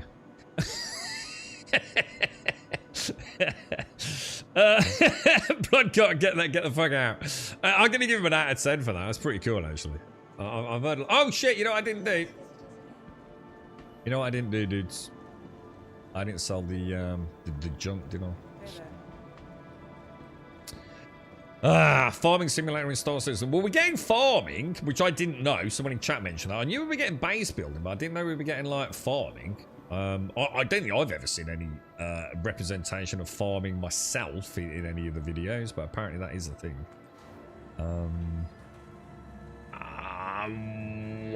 How that works, I have no idea. You know what I mean? What the plan? Probably beam farming, knowing Star Citizen. You will beam your whoa! You'll beam your carrot seeds into the ground, and then you will beam the carrots out of the ground, no doubt. But isn't that gorgeous, man? It's just breathtaking. You need to get into fucking Star Citizen, Shades. You need to get that fucking PC up and running. You need to come out in the verse with me and go out on a journey. I need to fly with Shades. Base building and Star Citizen. Oh, base building's definitely coming. But I'm going to be honest. I think it needs to be one of the last things they add to the game. I think they need to get everything else up and running. It's like I said, there's no way you can have base building to the game before Genesis comes online. You just can't, can you? It's just illogical. It's just a waste of time. You got to get your planetary tech up and running before you want players building on the fucking thing. So I'm all for. Look, it'll come. All right, we got bigger fish to fry than worrying about base building. We all want it, and I'm sure it'll be amazing. You know, I'm not saying I don't want it, but dude, let that be like the the icing on the cake, the cherry on the top. You know, let's not let's not start implementing yet more fucking shit into the game before everything else is running. Right? That's the way I see it. I saw farming in one of the base construction vids. I think that's where someone in chat said they saw. I've just not seen it myself, so you know, I didn't know if it was like some industrial thing, you know, with a combine harvester, or if it was like a dude planting a daffodil. I just don't know, dude. I mean, fantastic, right? Fantastic to think like you know, you as an org could set up some sort of food production facility somewhere in some far-flung planet. Away from other stations, and you know, sell it at a local, I don't know, just sell it to like people passing through, you know, well, your last chance to pick up your food and nutrition before you go into the dark butthole of space and things. I mean, all that stuff I don't really worry about. All that I think if they can get the foundational blocks of Star Citizen working, there is nothing this game can't add, right? Nothing. They've got the budget, they've got the talent, but they've got to get the basics working. After that, they can do anything, right? There's just nothing they can't add. Base building, farming, anything every other game's ever had in it. They've already got first-person combat, space combat, physicalized cargo, atmospheric combat. I mean, zero-G combat. The only things it probably won't have, things that I probably don't want. I don't really want modular spacecraft building. I don't really think it suits the vibe of Star Citizen. You know, Star Citizen is about, you know, corporate. You know, how many people go out and build their own car? You know, yeah, there are people that do it, but it's rare as rocking or shit compared to the vast majority of those who go out and buy a safely built car, right? So I don't really want, you know, Starfield and No Man's Sky. Build your own spaceship. I just don't think it suits the vibe. So there's going to be some things I don't want anyway. But, yeah. Nick's real estate. Yeah. How much is a plot of land going to cost us, gas? Ground farming and soil plots, just growing what grows based on planet tech and also learn hydroponics in large buildings. Yeah, you can imagine it a bit like No Man's Sky, you know, hydroponic bays that we can place down, you know, as long as they're on the sunny side or... Yeah, exactly. We can start a pyro pickle farm. Oh, the briny goodness, bro. If Nyx is as Earth looking, I don't think it's supposed to be, right? Hasn't there been a big hoo-ha about that? Isn't the nature of the star of Nyx being what it is make it impossible for Nyx as a system to have what is essentially an Earth-like paradise? So... the reason I say this, is there any evidence to suggest... Oh, shit. How do I put that back in my backpack? We did find a way of doing it, didn't we? And I can't remember now. Now, that wasn't the way we did it, but it worked. So I'm going to stick with that. Yeah, you know the Genesis tech that we saw, right? I realised that when I was watching it, I just assumed it was a planet in Nyx. Like Nyx 1. Yeah? But was it? Or was it a planet that like might be in a system like Terra, for example? You know what I mean? I don't think they ever said that it was Nyx, did they? I could be wrong. So I don't know. I know there was a big, well, many discussions on Spectrum very much suggesting that Nyx could not have that sort of planet. And therefore, if it was, like, Star Citizen is shit. You know what they're like. Because it now makes no sense, right? But according to the you know, the rules, this could not exist. Oh wait, that was Nick's one. So it is. Oh, that's fantastic then. So in a way, that's good news for a player like me then, because I don't really give a fuck about whether or not it fits. What I give a fuck about is how soon are we getting it. And if Nyx is coming online next month with Levski, and Nyx one, if that's what they were showcasing, already presumably behind closed doors looks like that, yeah?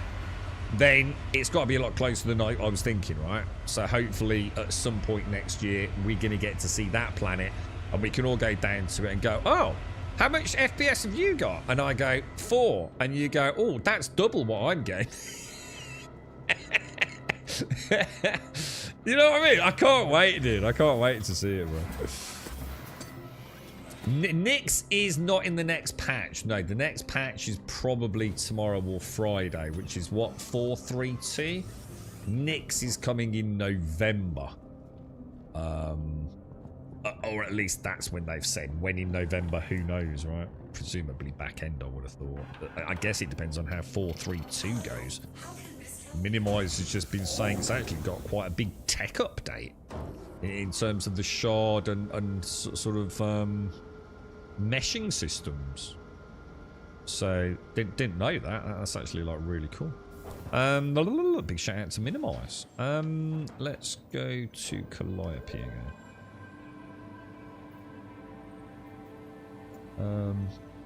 IAE, yeah. I mean, I'm really looking forward to IAE this year. I want to see what you all buy. I would imagine this year is going to break after that Citizen Con. This year has got to break all revenue. Hang on, let me go sort this out.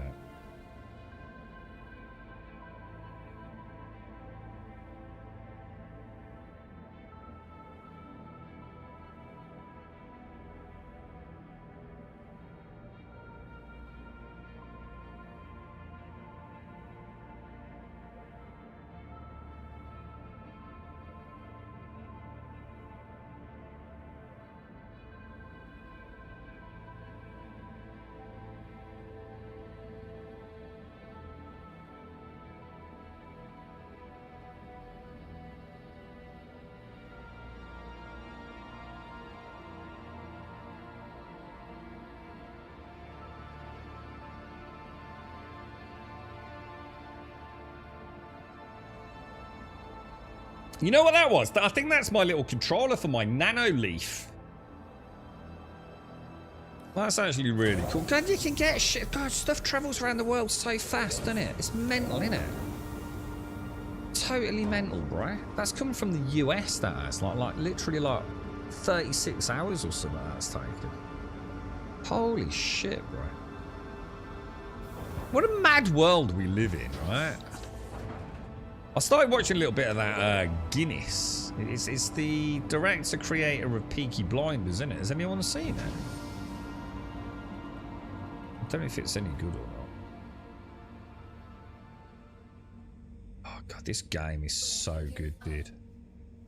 Isn't it? There's just nothing like it. You know, you sat out in your shit. You come out of that freaking hangar and you plot a course and off you go, dude. Man, it's just beautiful, man. And then some PvP fuckwit. In an F-80C or something, comes and nukes your prospector while you're doing a bit of mining. And you rage quit.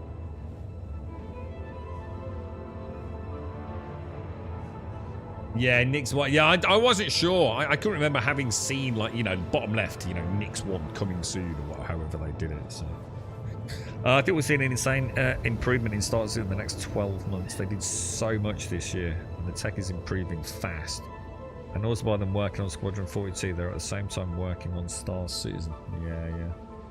They share the tech and all that. Yeah, I mean, the latest, like, conspiracy theory / well, it does make sense that I've heard, is why the Vandal Stinger is so sluggish. Apparently it's because it has been ripped out as is from Squadron 42, where people are hypothesizing that because it's going to be one of the things you'll be shooting down in the single-player Squadron 42, that they've designed it to be quite a cinematic fight. So it's quite slow. It's going to take quite a lot of hits, not a huge amount. And then it's there to... You know what I mean? It does make sense, doesn't it? That they probably won't want combat in Squadron 42 to be quite how it currently is. Because we know we're getting a new flight model, yeah?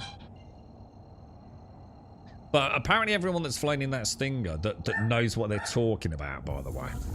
You know, people that actually play PvP and not, you know, just mainly crash into things a lot. They all seem to be saying the same thing, don't they? That she's very, very heavy. You know, way heavier than she really should be as a heavy fighter, man. That she does feel a bit wrong. That she doesn't feel like she's quite what should be in the verse. So I think the speculation has been because she's literally almost been taken from Squadron 42. You know, as an asset, presumably with the same flight characteristics that now don't correspond to the flight model. Because when are we getting the new flight model? You know, with all the atmospheric stuff. That's not, that can't be that far away if Squadron 42 is close, right? Should we CC something up, bro? I don't know what you mean, dude. I mean, I don't spending money, gas. You saw the trailer? It has got Joffrey in it. It has. In fact, I've seen him. I've actually seen him myself on a little what's it called? YouTube short. Yeah, yeah. It has got Joffrey in it, and his chin's even more chinnier. I was playing with another friend last night and he hit the ground so hard right in front of me I almost had a heart attack laughing. There's nothing like it, is there, dude? It's nothing. There's nothing like the sheer incompetence of pilots in Star Citizen. Myself included, mate. The amount of dumb shit I've done in this game, dude. How about the new instance thing? I think it's fantastic, Lua. But my commentary is about the state of the game as it is. And I think there's a sad reality, right? That, look, I get it. I think we all understand Star Citizen. And I'd never want to take anything away from the people that see the bigger vision. But I've always said, for me personally, I don't need the vision to enjoy the game. I don't need it to come to fruition, mate. I don't need to be on these amazing dynamic server meshed, you know, replication layer held together servers, mate. I would play if you could give me a version of this game tomorrow where every ship I own is removed and I have to spend £50 to get back in a Titan, yeah? And I can only ever play the game as it currently is now, and it's going to cost me 50 quid, but everything worked, yeah? And I can only get 50 players on the whole server, yeah? So everything as it is right now today, every single thing, every single mission, every single ship that is in the game right now, that I can, and I start with a Titan and it costs me 50 quid and I can only play it on a server with 50 people, yeah? I would play it tomorrow, dude. I would play it tomorrow and I probably wouldn't touch the verse until there's a really big update. Now, I'm not suggesting that anyone else should agree with that or that I'm not trying to suggest that's what I want. But what I love about Star Citizen is all the things I can do. The only thing that bothers me is the amount of things I can't do because it doesn't work. You know, missions that fail, like earlier. You know, elevators that don't work, air traffic control that doesn't work. So I'm the most easily pleased Star Citizen player in the universe. But the instant stuff, one of the things that I think we have to understand, right? Even for those trying to have a bit of a foot in both camps here. I get the bigger vision, and I get the understanding that Star Citizen is supposed to be that risk versus reward. You never know what's going to happen. You know, the threat of player interaction. Let's not call it PvP. The threat of player interaction, whether it be good or bad. Some people don't even want to play. How many people play MMOs and play solo? It's a thing, right? A massively multiplayer online game. They never speak to another person in all the hours they play it, right? It's a thing. We just got to accept this, right? And we also have to accept that they can constitute a pretty large chunk of the player base. And I know instancing is like against the grain of what Star Citizen kind of is. But how many cool things are in Star Citizen even now where there's so comparatively little content that players will never get to see? Because they just don't like that way of playing, right? They're never going to go and try and do Hathor, you know? They're never going to go and do a Lion and Mine down there. They're never going to go and do Siege of Horizon. They're never going to do, you know, Jump Town. It's just not their jam, right? And I think it's sad they'll never get a chance to see it. Especially with the game as it is right now, where because so many people get involved and the PvP shenanigans kicks off, which is a wonderful thing. The sad thing is it crumbles, doesn't it? That the tech can't support it. You know, the amount of times I've seen Siege of Horizon just collapse under its own weight. You know, Jump Town, where I've got a box in my hand and now it's back where I collected it, and it does it 30 times in a row because the server just can't keep up with the box tracking. So I'm all for instancing, even if like it changes over time. Like right now, I think the game is such a fucking pain in the ass to play, man. Why not let a little team of players go and do Hathor and a Line and Mine, or Jump Town, or and I'm not even saying a Line and Mine will be, you know, instance. I'm sure it won't be, but to see where I'm coming from. You know, let folks taste it. You know, and maybe, you know, as 1.0 and the tech gets together. And you know, more people are spread out doing things. Because at the moment, my point being, right, to bring it back to a focal point. The sad reality is, there is a very small minority of players in Star Citizen. And I'm just going to say, like, the 3%, I'll call it, who ruin the vast majority of the game for the rest of the players, you know? I think that a lot of PvPers do it well. You know, I think they do it honorably. I think they have fun. I think there's even a degree of role play. I think it's cool, dude. But then there's the dude who sits down at the Valakar worm, waiting to steal your tusks on a freight elevator. Nah, man. If your game is going to have issues like that, and instancing is a solution to it, you can see why I'm all for instancing, dude. With the way the game currently is.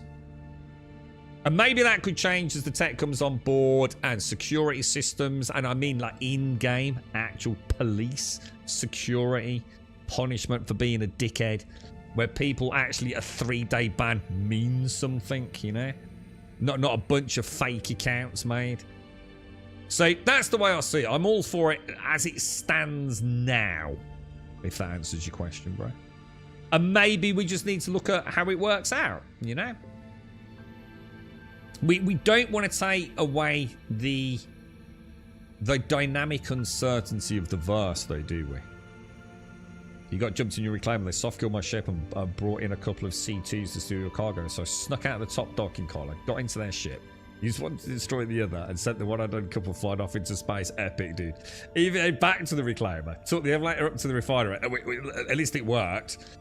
Where they were unloading my cargo and filled the room with nades. Killed. Oh, that sounds like that sounds like such a cool adventure, bro. really, Tim. I'm looking forward to seeing it. Yeah, that sounds like a cool. See, this is what I'm saying, Arthur. See, we don't want to take that away from the verse, do we, dude? If you don't want to keep the golem, not going to use it really. The wolf is just a sneeze. I think I've already got a wolf, dude. I think we've still got access to the wolf at the moment, bro. I'd like to keep the golem because I'd like to think the golem will have a role at some point. You know, like getting inside smaller asteroids or caves and things. Holy shit, we just found a Bexlite node straight away, dude. Holy crap. What's going on, dude?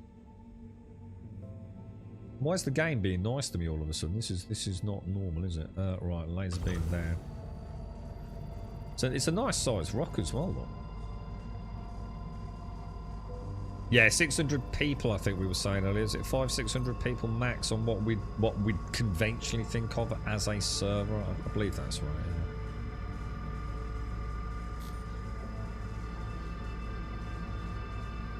get a little closer in. Let me just crack this, dudes.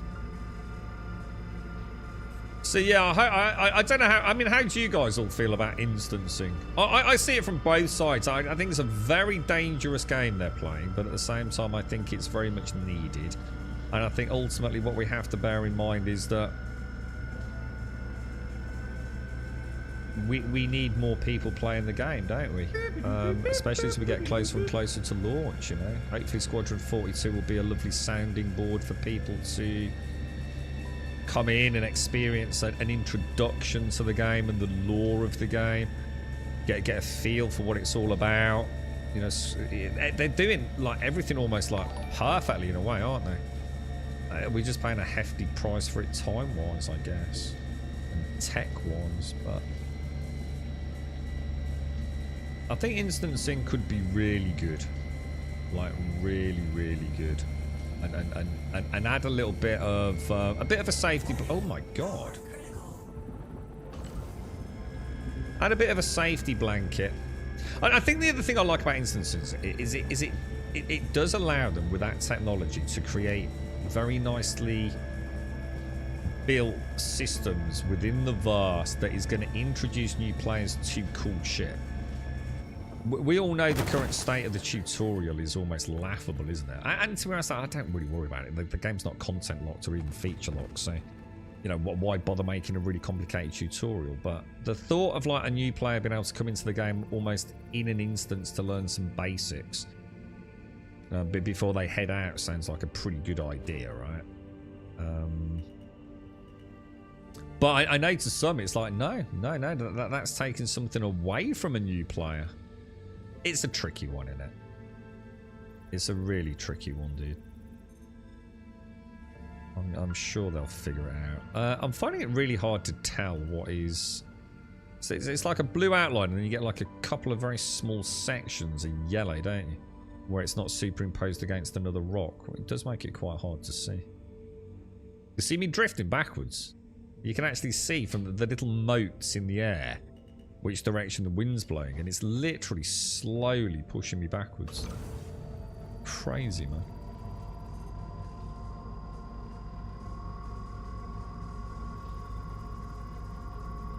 But yeah, I'd like to see the... I have a feeling, you know, like that rock cracking they showed, where you've got the ships going inside the asteroid.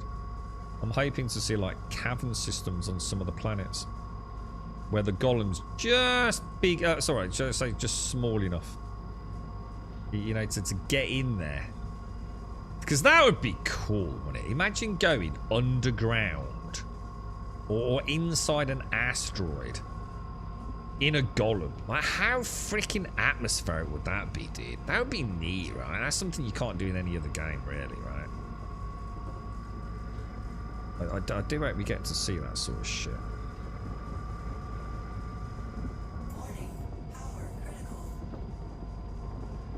It's really hard because my laser intensity is changing as I... Or should I say the charge level 4 is changing it. Because my laser intensity gets more bang for buck the closer I am. It makes it ever so fiddly. Yeah, I think that's the way I see it, Joe. I mean, as long as it's not the slippery slope to just making, you know... I mean, let's be honest. I think that's probably why people are worried. It's like, oh, they've started instant. Everything's going to be instances. It's going to become a theme park MMO. This is not what we signed up for. You know, don't panic. I mean, there's no point to panic yet, right? there's a lot that can happen between now and then. You know what I mean? Don't sweat it, bro. You've waited this long, ain't you?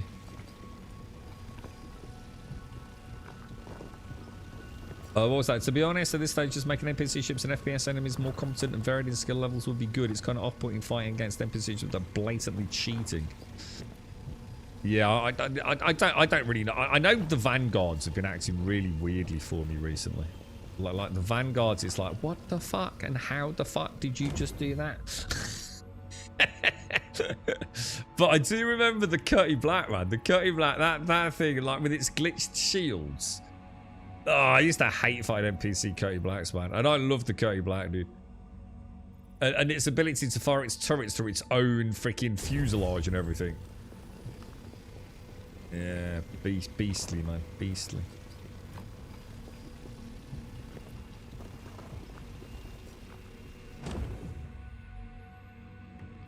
You went into arena mode last night just to figure out some of the flights. Yeah, I think a lot of people go in there just to, you know, I guess learn the ropes, right?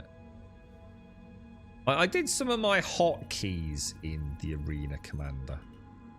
Just away from the game. Back when I really didn't understand the game and I didn't want to just die because I didn't know what I was doing because I wasn't really sure what, you know, the penalty to death was. So I'm sure I went in there a little bit to figure out a few things. You might as well, right?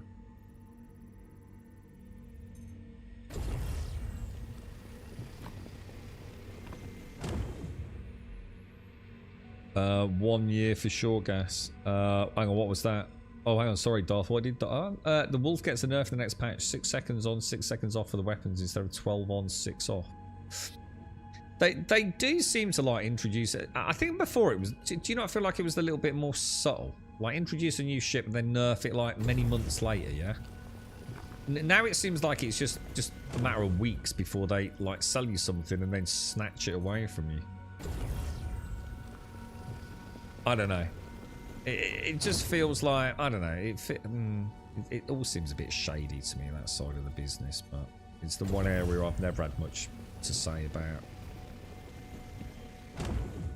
Their sort of monetization practices. I think a lot of it is very, very predatory, to be honest. But you know, it is what it is. You don't need to. You don't need that. Jesus. We've got another 20 Bexlight here. A Bexlight's definitely going to go for what, 6,500, 7,000, is it? So we've already made like a really nice chunk of cash. Just from the very first node we came across. And I didn't even check the others. There might have been a better one to crack first anyway. There are far more PvE players in the world than PvP players. I don't know. I don't know what the stats are. I don't know how we'd ever quantify that. But I think we all know, you know, whatever the ratio is, that is 100% going to be the case, right?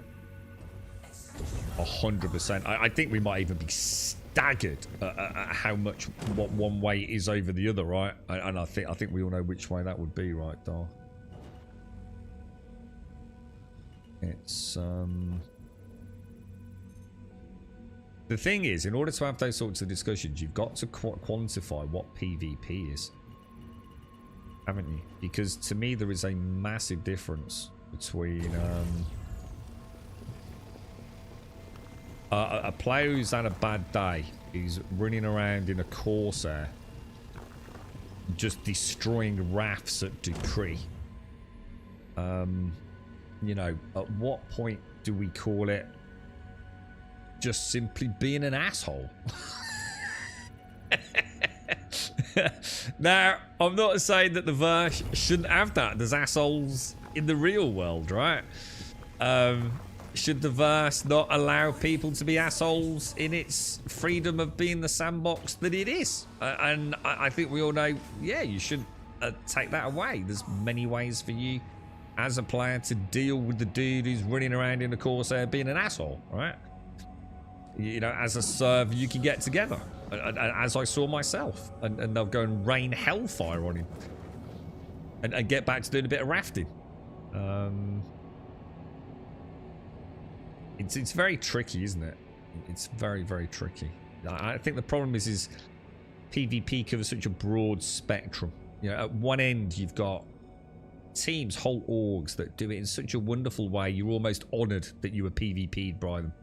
You know, it's almost an honour them boarding you and then stealing all your cargo, but leaving you just at least a little bit left behind. You know what I mean? Thank you for your cooperation. We'll leave you alive. You've still got your ship, and here you go, an SCU of gold.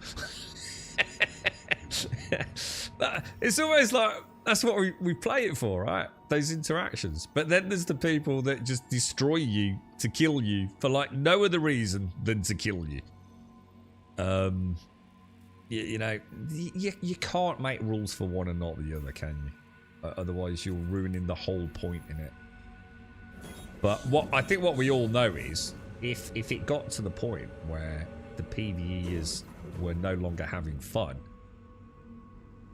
the game would be done, right? It would be game over. We kind of know that. All NPC ships aren't following the latest flight model and can turn on a dime. I had a hammerhead flying at me with what looked like 150 meters per second upward thrust. Keeping is that why it feels so weird in combat at the minute, dude? Is that what it is? They are so the NPC ships don't have the same flight model as us. Is that a thing? Jesus. Wow. They're sure the loudest. What the PvPers or? You can't do PvP or shoot missions without comms. No, I don't even know how we've managed to get through the Onyx missions and Hyperion without comms, to be honest with you. Being an arsehole, it's 100% justifiable reasons PvP. The problem is that people take bombs to deal with it instead of any whining global relentlessly. Yeah, this is what I was saying. Yeah, exactly, man. I was on a really cool server where you know, I can't remember what it was like. Anyone want to get together and get rid of this asshole? Because he wasn't doing it in a fun way, mate. You know, all during that time, I was like on many servers, and I tend to have the global chat when I'm not streaming, and it was like, wow, one of the teams is well-known at org. I didn't know of them, but apparently they're very well-known. And they were running a blockade at Dupree. And it was like, they'll let you in. You can fly in, no problems at all. They must have been keeping track as well. They sounded very organised. They probably got, you know, someone literally taking a note of ship IDs or something. And they'd communicate with them, presumably via comms, because then they'd come into global chat and say, you know, such and such, you know, Pilot Grumble, we've attempted communication with you. Just to inform you that we're aware of you loading a raft. You need to provide us with 100,000 credit escort out. Otherwise, you will be fired upon. And it's like, holy shit, man. What the fuck, dude? And it's like, fucking cool, dude. It's like, dude, you're going to make $1 million on that run, you know? And over 10%, bruh. And over the 100 grand. And they literally fucking come down as you take it off and escort you out. Cool as hell, bro. You know, I love that shit, man. But then you've got the dude in the Corsair who's just literally straight running rafts on the ground. There is a difference. Should we make a rule to resolve one of them? No, we shouldn't. You know, you've got to work around it, man. Yeah, it's annoying, but you've got 1,001 ways to solve it yourself, but you're just clearly not willing to do it, are you? I shot the shit out of a Hercules that was down there. I was in a mole, right? I don't think I've told you this story, have I? I was coming down and I was in my mole, right? And there's a Hercules, and the Hercules was going at about 30 meters per second, right? So I've hurtled down like I normally do. I drop out of like nav mode at about 3 kilometers out in the mole, and I just swooped down, dude. And I always like role play into it a little bit. I sort of like really neatly getting there. I'd done a flyby past the Hercules, and I'd even looked over and looked at him. You know, I thought, that's so cool. I know he's going in as well. He clearly took it as I'd taken his spot. He got there like about 5 minutes fucking later, yeah? Started trying to nudge my fucking thingy out of the way, dude. You know, nothing in global chat, nothing at all, dude. So obviously, I got a bit fucking butter over that. You might have noticed my F8C had been delivered. Yeah. Well, fuck that Hercules, bro. Because he fucking destroyed my mole, bro. He blew the fucking thing up, hammering it with his fucking Hercules, man. See, I went back down F8C, launched all missiles at it, and then, I tell you what, they take some fucking damage, you know. They really do take some punishment, those Hercules, man. Crazy shit. Have a pleasant stay.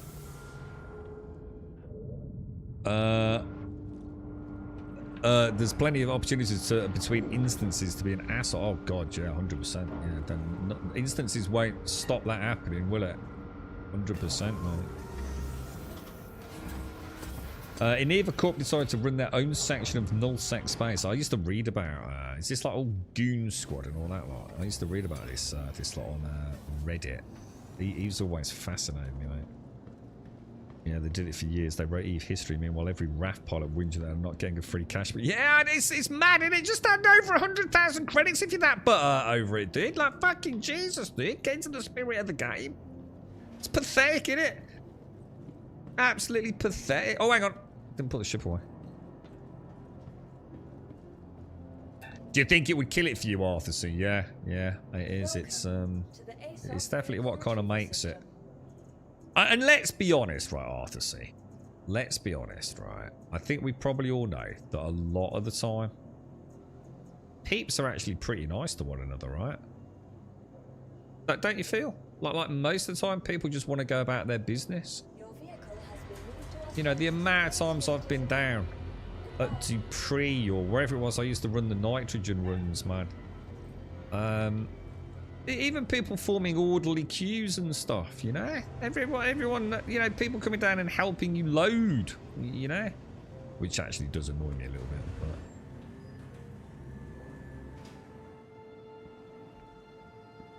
But... Yeah, the comms. Did I tell you I got all my stuff in Star Citizen sorted? The only issue is where I upgraded, I don't have a ship until the ship is in the live client. Yeah, so hopefully that'll be tomorrow if all goes well, Starkey. Well, hang on, it's Wednesday today, isn't it? Yeah, Thursday or Friday, I think we're all hoping, dude. Hey. Yeah, I think Thursday or Friday. PAX went live yesterday, Starkey. PAX Day. Oh my god, bro. Fuck me, dude. How were we a part of that clusterfuck, dude? I do genuinely feel fucking aggrieved that I was even instrumental to anyone getting that game, bro. It's have you seen any of it, bro? Because you played that with us, didn't you? Let's go sort the dog out. Dog's barking again.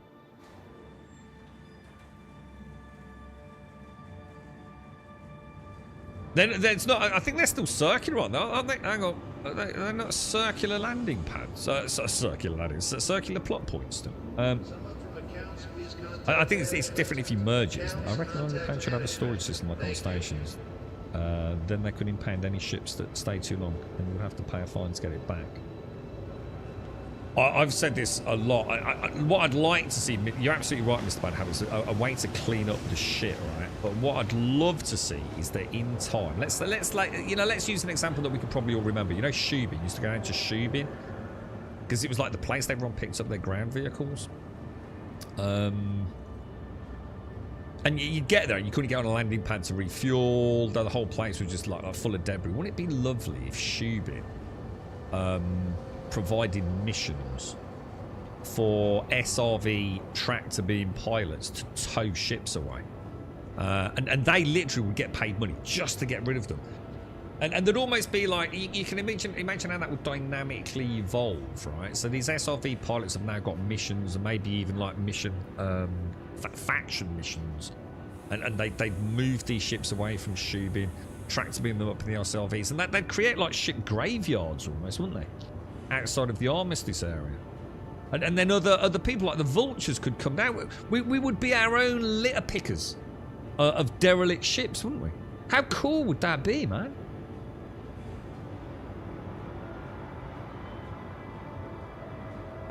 Is PAX not good? Oh, it's so bad, dude. All this time later, mate. It shouldn't even exist. It's so bad, Arthur C. It's just not right that a product like that exists and can even function. Everyone's got a free month, haven't they, at the minute, I think. I can't remember. I think it's when you put your first plot down. I think it triggers your first 1 month. I know Shade said something to me about it. But, dude, I just... God. How long's it been out? It's got to be over a year it's been out, right? And if you really look at the progress they've made, dude, oh my fucking god, bro. PAX is a good idea. You know what? I thought that, and then I started thinking about it yesterday. And what is that fucking idea? because they clearly haven't got a fucking idea, have they? I think the better way to phrase it, Starkey, is we thought PAX was going to be something it clearly never is going to be, right? Because I don't think they have got a good idea there. How is PAX? I know, but it'd be nice to hear from Wookie. Yeah, the SRV. It's the SRV, isn't it? It's the big track beam ship, yeah. When I backed in 2015, there was a Commorray mission. That was it. We're not even working in pieces. Oh, you can. I know the comms array in terms of taking them down. You can set the comms arrays down. Did Pantheon manage to get out its Black Rose Castle thing? Did they manage to get that out? Because it was supposed to come out and then they had to delay it, didn't they? So works. Bexlite. So we got 20 units of Bexlite, which has got to be like 6,500, right? And we got another, well, let's say 5. Let's round down. 5 SU of Fastenite, which probably only worth what, a couple of thousand, but it's still another 10 grand on top in it. That was a good run, dude. That's another nice run, man. And the shrapnel we bring back kind of pays for the what's it costs, doesn't it? Which one is it? This one or this one?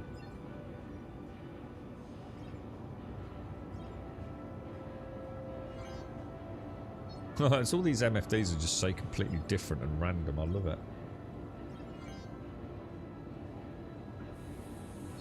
Yeah, that one's fine because we've already emptied that one, haven't we?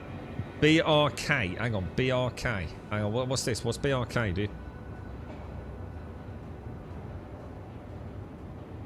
They ballsed up Steam keys. Also, they stopped people redeeming it. What? Yeah, because you have to play on Steam now, don't you? Do you remember like when I was saying like, and people said, "Oh, most people are playing it on their own keys. They're not even playing it through Steam." And I'm like, "No, they're not." Yeah, that I've just suddenly clicked while I saw the spike. Am I right? You have to play PAX Day on Steam now, yeah? Is that the only way? So you don't play through their launcher, yeah? That's why the Steam figures have gone up. Nowhere near the fucking bullshit scale some people were claiming it was.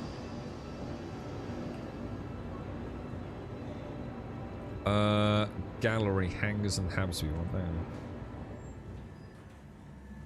Yeah, pennies just dropped on that.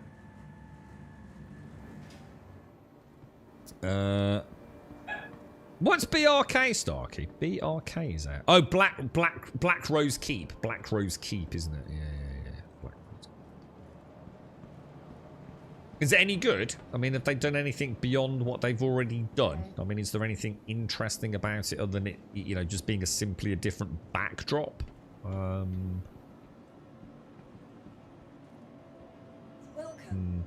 We just got to wait. Pantheon can hang on long enough to make content, haven't we?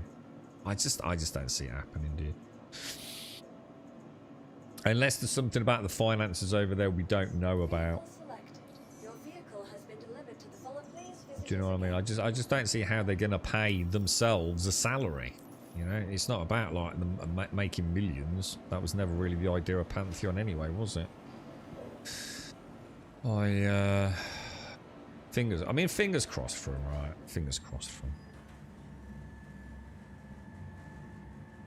Are you going to get your stuff out and sold? Nah, no, I don't really worry about it, to be honest, bro. In some ways, I almost like, you know, like if everything just went anyway to you, it wouldn't be I wouldn't be upset anyway, mate. Do you reckon we'll get a credit wipe soon? You got to think one's on the cards at some point, haven't you? I'd tell you what we're doing. Prelude 11's just come out, dude. Prelude 11 Soul Mask. Or is imminently out if it's not already. Yeah, but Pantheon, I think, well, sort of has the right idea, doesn't it? And it's clearly a team that knows how to actually make gameplay mechanics and implement them. Unlike PAX, which still doesn't even have like a proper combat system, really, does it? No, not something that I would honestly call anything that is even remotely, you know, acceptable in a game that is charging a monthly fee. I think that's the point, right? Got 2 left. Don't know. I think there's only 3 games, right, that are immediately. Is it 3? I can only think of 3 games that I would honestly say have genuinely fucking annoyed me. Sons of the Forest, because it's shit, and the first game's simply better. That holds the accolade of being the only game I genuinely wish I hadn't played on stream and had simply refunded it, because I actually bought my own copy of that, I think. I'm sure I did. So that fucking annoyed me. And as soon as you realise how completely broken the game is, how absolutely zero danger there is in the whole game, because mechanically it's fundamentally flawed. So that can go fucking die in a fire. Survive the Nights really pissed me off, because they are an absolute, without any shadow of a doubt, a development team that lies, and I find that very frustrating. And I think PAX Day is the only other one, because I just find it so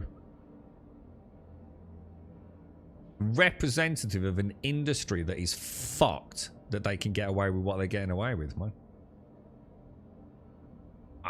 And the thing is, I think that's why it cuts so deep, because I can't really blame them.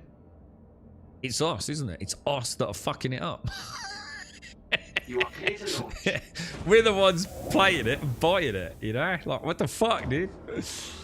But I can't help but feel the wool was pulled over our eyes on that one, to be fair. I think, you know, that they certainly alluded towards being able to put out a lot more content in a much smaller space of time than they actually have been able to prove they can. I don't think they've got a clue what they're doing over there. I don't think they actually know much about Unreal Engine, to be honest. Those are the only 3 games I can think of that, I mean, Green Hell annoyed me a little bit near the end. Vampire, V-A-M-P-Y-R, annoyed me a little bit at the end. I'm going to be honest, I still think they're amazing games. You know, if the last 10%, you know, they've run out of budget or whatever, you know, it happens to indie games, doesn't it? So I wouldn't classify them the same way. But Sons of the Forest, I think, is just, I can probably put that to a special side, because I don't think there's anything the matter with it other than it just being a fucking shit game, to be honest. So I guess there's no skullduggery there. Yeah, actually, maybe put that to one side. Maybe that doesn't belong in the list. So it leaves me with Survive the Nights and PAX Day. As I just think proper shady shit going on. But even Survive the Nights, I have to say, I think it was just a bunch of lads. It's just 5 lads got together to make a video game about zombies. And I think they just had no idea what they were getting into. So you almost have to give them points for trying, but it was the lies, wasn't it? You know, Frankie Does PC in 1080p or whatever his name is, the YouTube channel. That was some shady shenanigans, man. Kevin was awesome. Yeah, well, Kevin was a great idea, but completely broken, wasn't he? So yeah, and you know, I wouldn't hate the game for that, man. But it's when I realised that I could just like literally just run away from everything. Like literally, there's just no danger in the game at all. It's just fundamentally flawed. You know, it doesn't make sense, does it? It's like playing. It's a bit. You know how I can describe it. It's a quick analogy popped into it. It's a bit like playing like an old Mario game. You know, where you've got to jump everywhere. Oh, I just made that jump. Oh, I just avoided the coop or whatever. And then realising that actually, what you're seeing on screen isn't really what you're seeing. You could have just literally held right on the D-pad and walked across. That's how Sons of the Forest felt. I think that's a pretty good analogy, actually. What are your feelings about AOC? Is that Age of Conan or Ashes of Creation? I'm going to assume Ashes of Creation. That's what I felt about Remnant from the Ashes 2. It wasn't even anything. It wasn't even anything like the first game. Oh, I loved Remnant 2, dude. Fucking loved it, bro. In fact, it's one of my biggest regrets that I didn't play it at launch more. That's the one with the dog, right? One of the classes is meant to be a more single-player class, and he has the dog. I fucking love that game, dude. Yeah, Green Hell is a good game. Yeah, good. Green Hell and Vampire are really good games. I think just like a budget near the end. Yeah, you can't really blame them for that, can you? Vampire in particular was very, very poor in its in its flailing hours. How do I feel about Ashes? I wish it all the best because I'd really like to get into an MMO, dude. But I'm going to be honest, I don't think it's... To be honest, mate, I'll put it in the same category as Star Citizen, but without the excuses Star Citizen has. I'm going to be honest, bro. You know, Star Citizen we get, right? We get. You know, they're trying to do something that no other game has done before. Ashes isn't. It's just another MMO, right? There's no real difference to what they're doing. Yeah, you know, they've changed a few ideas around, you know, the PvP X kind of shenanigans. But at a technological level, it's still pretty much just the same as other MMOs. One can even argue very little has moved forward. But all these years later, I was watching someone just recently on YouTube go into like one of these so-called new areas. It's just like nothing there, dude. It's like nothing to do, bro. It's just like, you know, a landscape picture, really. So, I don't know. I'm inclined to believe that Ashes is never going to see the fucking light of day if they're not careful, mate. I've often thought about buying it, and then I realised, no. Oh, shit, hang on. Shit.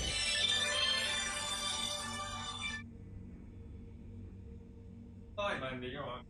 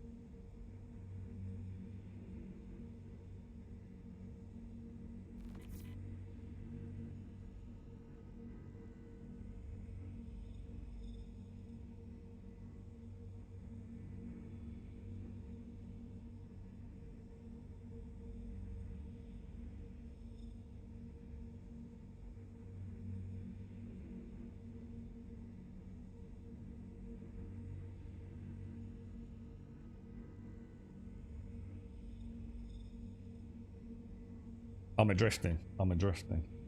Right, let me sort this out. So I sat my headset off. All my MMA friends say that Ashes is solid. They just need actual content. Yeah, but is it really solid? See, I've heard the opposite. The exact opposite from people that have got other MMOs to play, you see. It's like, it's alright, you know? But I'm sorry. I think the problem is, Starkey, is that we're desperate. But, you know, like, I'm going to be honest, dude. Whenever I go and look at Ashes, right, I don't see anything that makes me think, like, oh, shit, that's actually really cool. I really don't, bro. You see my point, mate? Now, if you're an MMO,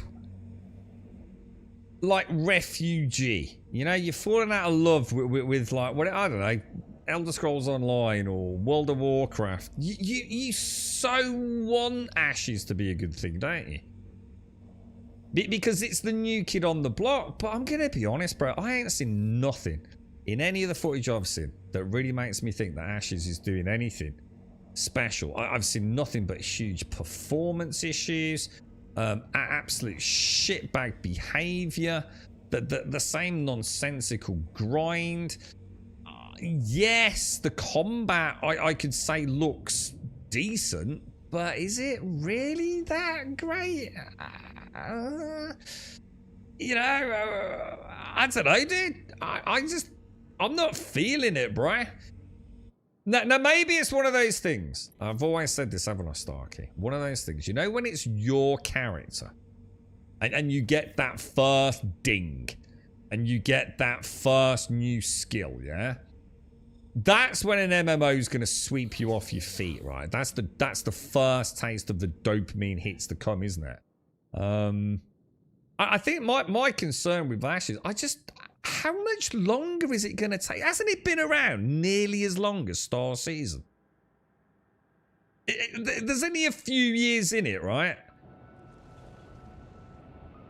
Why is it taking so long to create a game that really is exactly the same as all the games that came before it? I don't know, dude. There's something off about it, isn't there? There's something fucking off about Ashes, man. It shouldn't be taking this long. All the core stuff seems to be done, doesn't it? So what? Why? 7 years for I thought it'd been closer to 9 years for Ashes, dude. Hang on, why is it suddenly only 7? I'm sure it was like 9 coming on 10, wasn't it? Oh, maybe it's not as long as I thought then, to be fair. You don't think Ashes has done anything revolutionary? They seem to just be trying to make a game that a lot of people that have kind of wanted for a long time without reinventing the wheel. Which is hopefully what they're doing. You know, we know what we're getting, don't we? And let's be honest, right? We all know that it doesn't really matter. When Ashes comes out, a bit like New World, yeah, it won't matter if it's any good or not. As long as it's a functioning MMO, it will sell fucking millions, right? Because people are hungry for an MMO.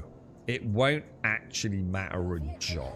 If the pricing's right, you know, 40, 50 quid, you're gonna buy it if you like MMOs in you.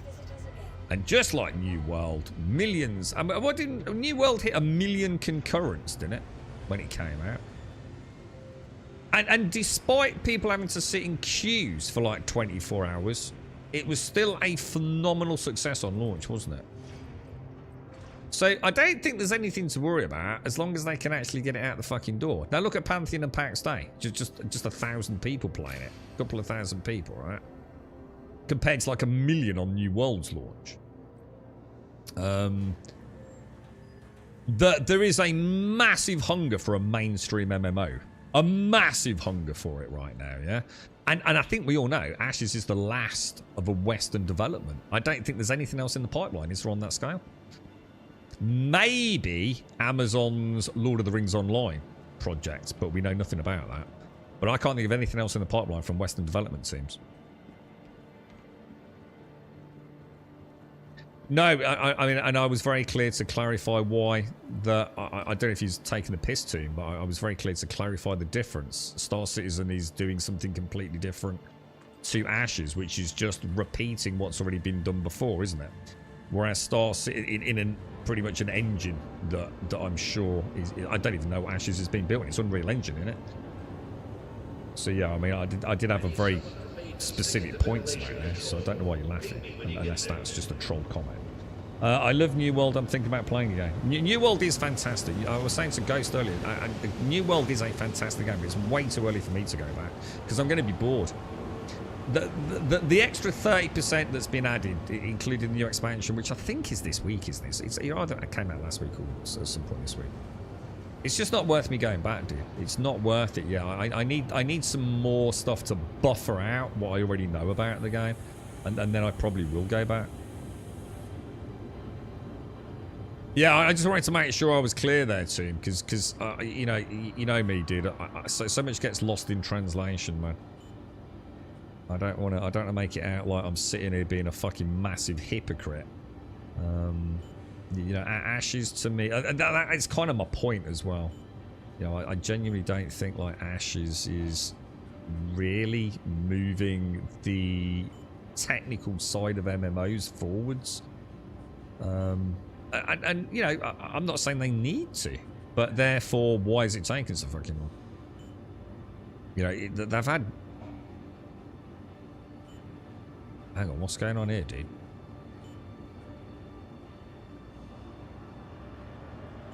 Dude, why have I got nothing in here?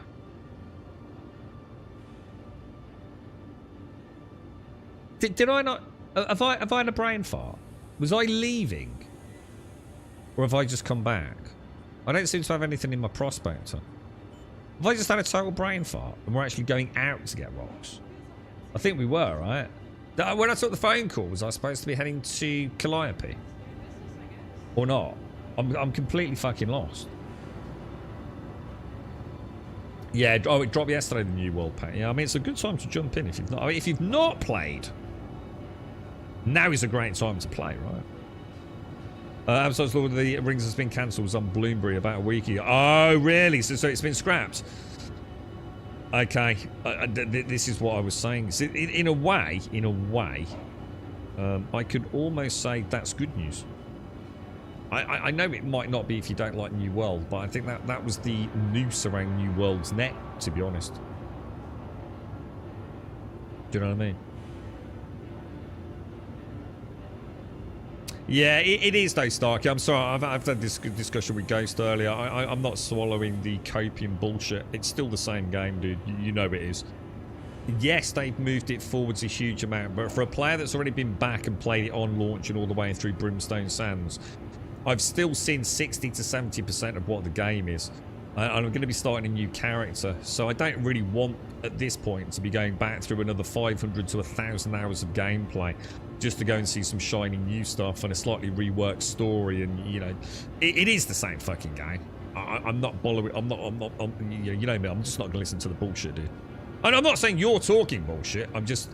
This is the problem. People are so desperate for an MMO. They'll make out like Ash, you know, New World is this completely new game. It's still the same places I'm going to visit and the same mobs I'm going to beat up. Blah, blah, blah, right? And the expeditions are still going to be the same expeditions. And yeah, there's going to be some new ones. And yeah, there's going to be some raids. But it's exactly the fucking same game that I played twice already, right? In the same way that when I played Brimstone Sands, right, it was a significantly better game than when I played at launch, but it's still the same fucking game. Just because it fucking works and, you know, they've added a load of new content doesn't really make any difference. That's the point I'm making. You're right, Camps. Why did they switch from paid to free DLC? Because this is their last chance now, dude. And I think this is why it's quite exciting for New World. I think with that information about Lord of the Rings Online, assuming it's true, we kind of know New World was fucking done, really, wasn't it? But they've clearly now, we even spoke about this earlier, I think the New World dev team now, for the first time since launch, right, have... I still don't understand why I've got no stuff. Let's go back to the prospector. Actually started with the whole team now focused on content. I think it's only been happening in the last probably 6 to 8 months at best, right? I think everything up until basically 2025, the start of this year, I feel like New World was still trying to fix the base game. You know, the technical side of it, their net code, their monetization, everything was still like really in development. I think right now we're starting to see an MMO whose infrastructure is solid and the team is now working on what matters. Content. That's what people need in an MMO, right? Otherwise you've got a single player game. People will play it, finish it like I did with New World twice and call it quits until there's new content, which is what I'm waiting for. A good enough chunk of content to justify going back. I have a feeling if genuinely the Lord of the Rings project is no more,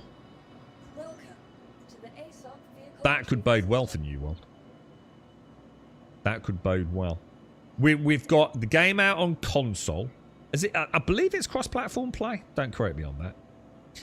It's very cheap to buy in, and you've got no fear of missing out because you're going to get everything. Everyone that buys the game today has got everything that the game's currently got, right? So it's an equitable playing field in terms of content. You've not got to buy the base package, then a $29.99 expansion, then a monthly sub. Do you know what I mean? In a way, this is New World's chance to become the state-of-the-art best MMO out there that actually doesn't look like ass. And with a combat system that I think is far more sellable to a more new, upcoming, modern audience. Not the old farts in chat. You know, the guys and girls that grew up with tab targeting, yeah? There ain't no new kid playing an MMO with tab targeting. You might love it. I certainly love it. But it ain't a sellable game, boys. Sorry to say it, but it fucking isn't. You know, New World is the new MMO, isn't it? If they can start banging out content and mixing up current content with procedural generated dungeons and what have you, now we've got a product that could be taken seriously, right? Please visit us again. Maybe.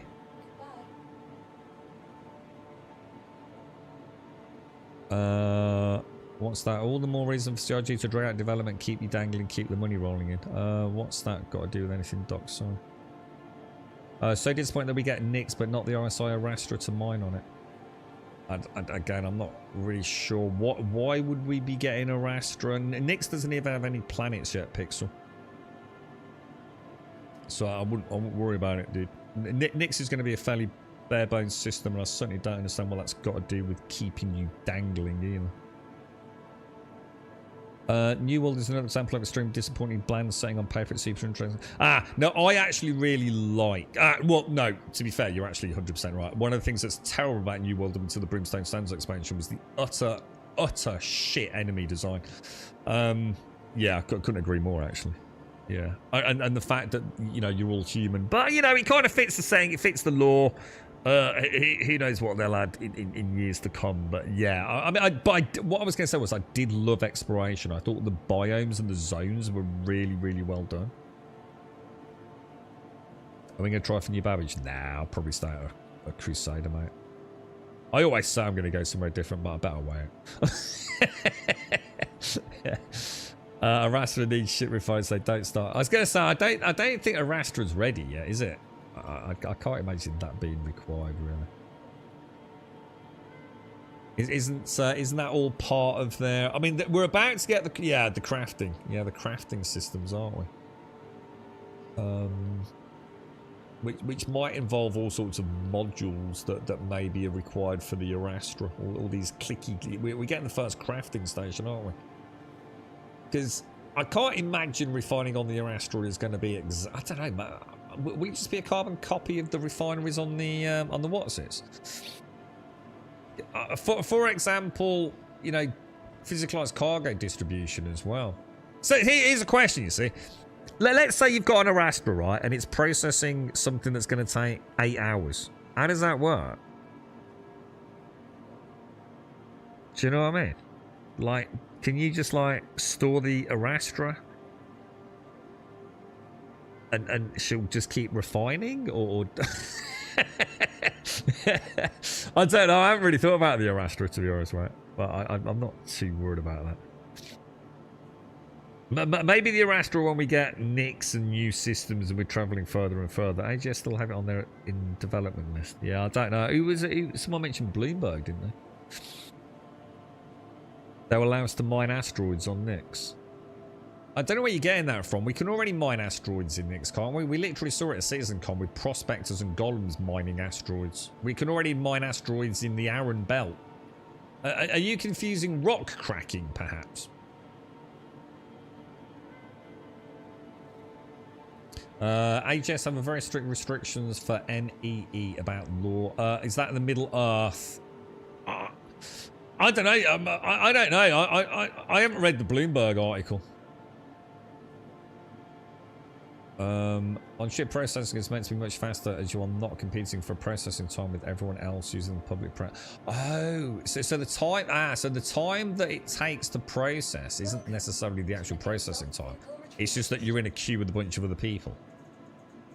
I didn't know that. I'm going to assume it's going to be less efficient. You've got to assume it's less efficient on the Arastra. I would have thought. Because the Arastra is not a mining ship, is she? Am I getting confused? Is the Arastra a mining ship that can also refine? Or is the Arastra a ship that comes with the prospectors and follows them as a docking ship? I'm actually not even sure now. I have a feeling she's like a mole, isn't she? Isn't she a multi-headed... Is she bigger than the mole? Or is she like mole-sized with refining... I can't remember now, dude. Or is she just the refining station? Can't be just a refining station. Wouldn't make sense, would it? No one would buy it.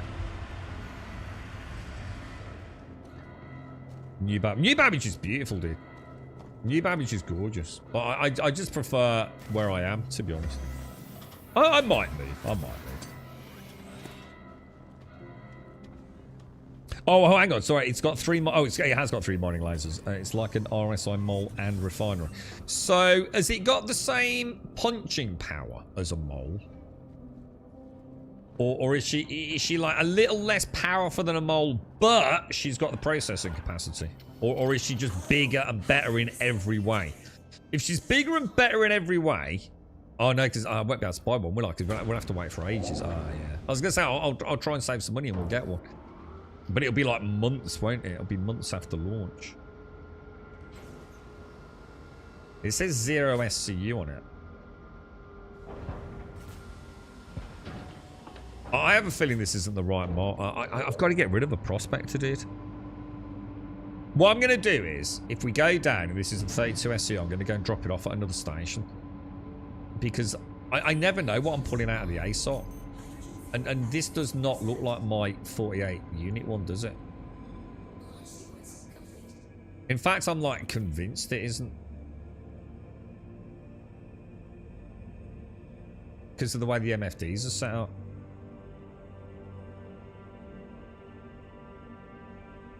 The only Bloomberg article I can find is from 2021. Oh, it might not have been Bloomberg. Who was it who said it? Someone in chat said it, didn't they? I was going to say, I mean, I haven't heard anything about it, but I haven't been on the... Toll mentioned it. Oh, Bloomberry, maybe. Is Bloomberry, I think he said, mate? Bloomberry? In a way, as much as I'd love a Lord of the Rings online, I also have to admit... Well, it's not a case of admitting. I've made no secret out of it. In fact, we've been talking about it all day.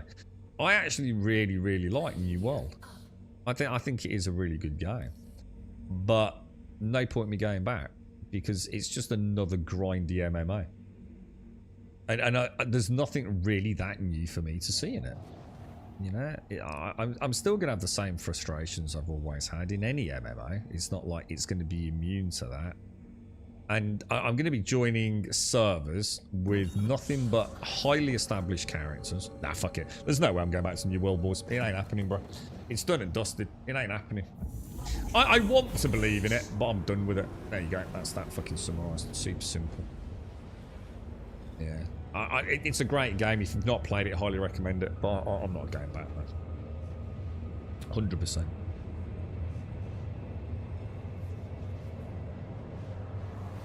So it's actually going to be better refining than the ship from Misk. Arastra will be a middle ship between the Mole and the Orion. Oh, is the Orion like a big dick prospector, is it?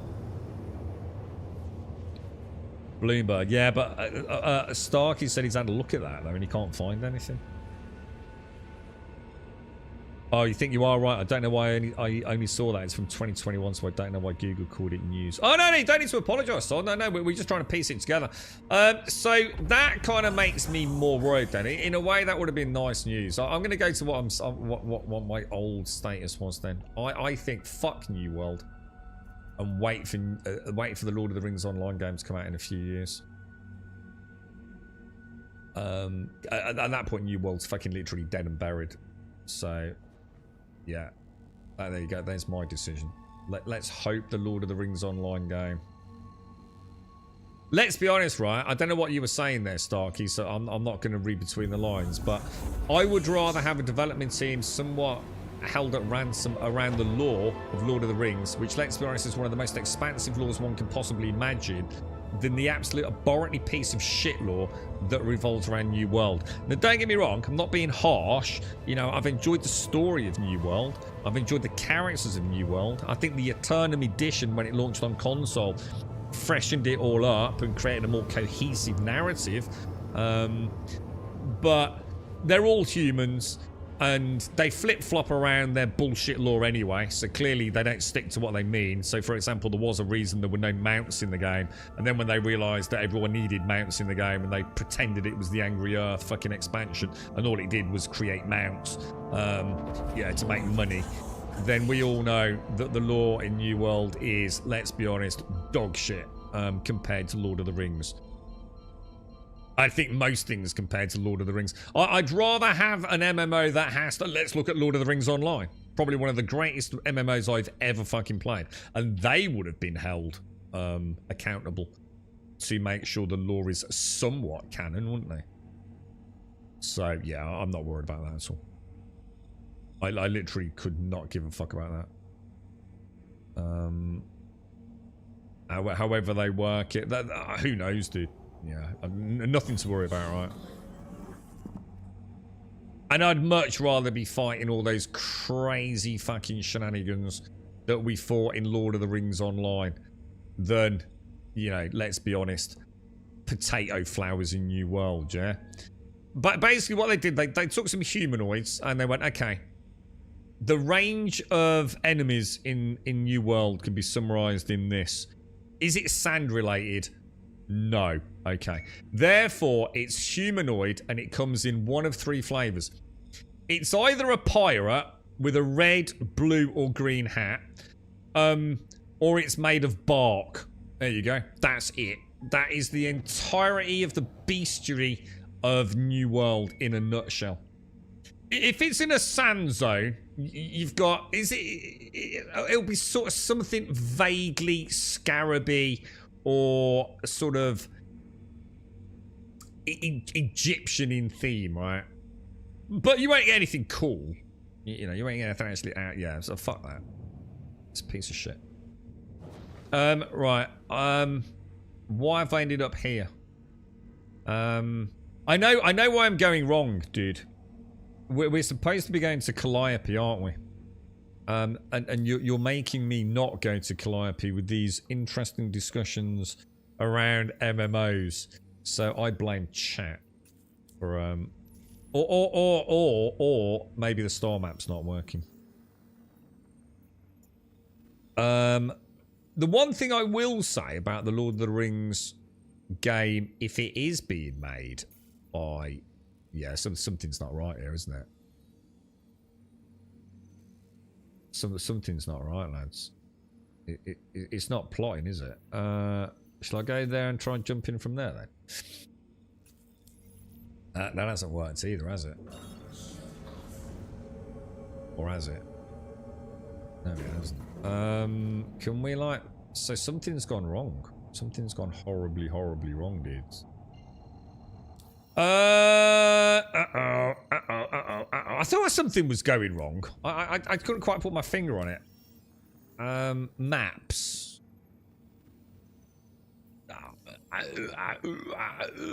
It also is struggling to zoom out for some reason. Micro attack.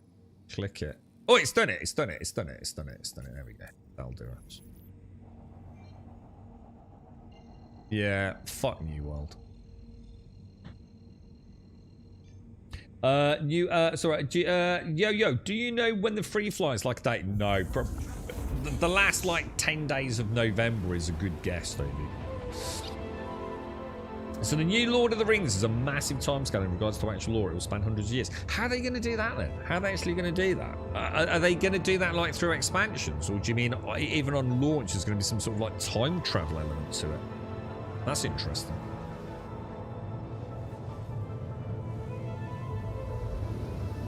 Tomorrow's stream, New World Fresh Dude. Never happening, bro.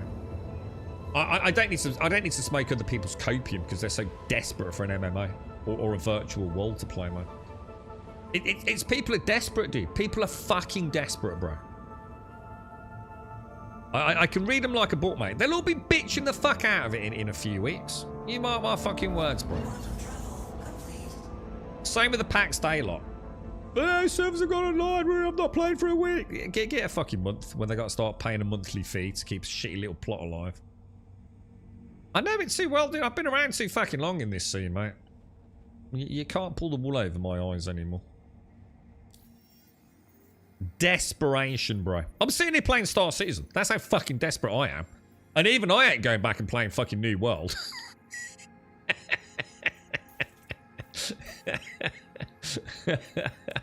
I don't think you can validate the point any fucking stronger, to be honest. Yeah, you got to wait a bit yet, David. Sorry, mate.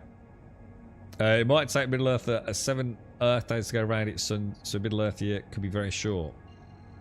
I don't think that's what he meant. I don't think that's the inference, is it? I don't think he's talking about the... I suppose the characters in the world that we will see spanning many, many years. I don't think we're actually talking about a fucking day-night cycle, mate. Alright, let's crack on. Calliope at long last. I don't know why that took so long.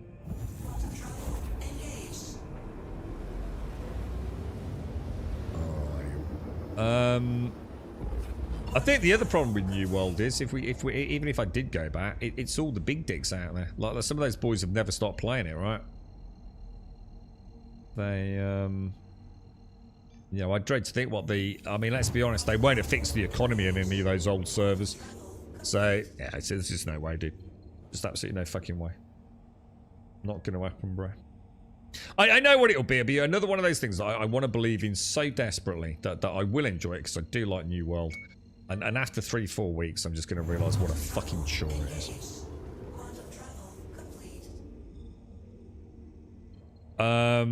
What's that? 50% installed New World. Oh, you install it, Darth. Yeah, I don't... Dude, you already know you like the game, right? You played with us last time, didn't you, dude? It's a fucking awesome game, bro. But I ain't going back to the fucking thing. Not yet, anyway. All of those seem to be around the 400 to 500 mark, don't they? So you've got to assume. Let's drop down to Shubin. We're having a bit of luck. Is that the same one? SPMC5? Is that where we were last time? We found 2 rocks almost immediately, didn't we? Why are you around MT boots? Because I want to be. Yeah, we heard it is the furthest point in Stanton away from you, Aramok.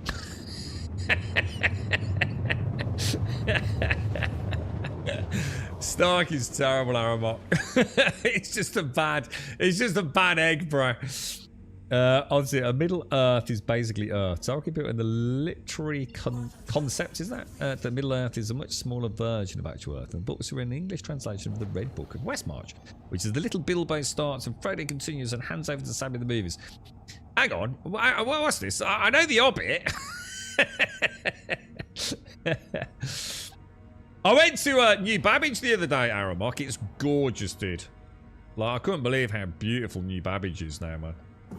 Like, I was really impressed with it, man. Really nice, dude. I think it's just nice to finally see an area that I haven't visited visited a long. Sorry, I got a text message. Yeah, it's nice to see an area that I haven't been to for a very, very long time, and also running like so much better, dude. You know, just like so much better than she used to, man. Like really hit home. Like, it's still not working, is it? To tell me how many SCU we've got. I'm like 99% certain. In fact, I'm 100% certain that this is the wrong prospect. So,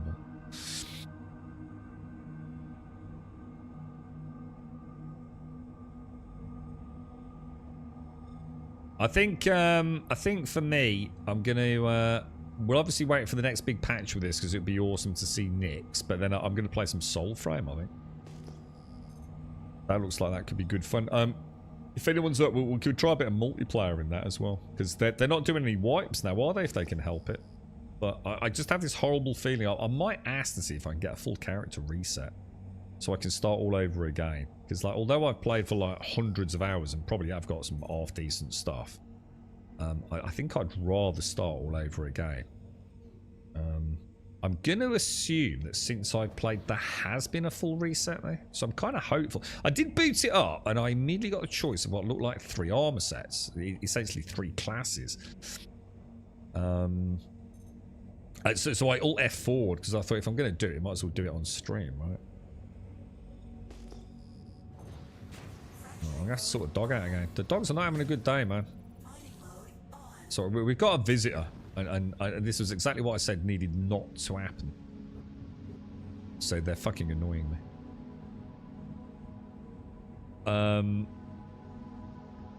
Don't worry, our mark is dying.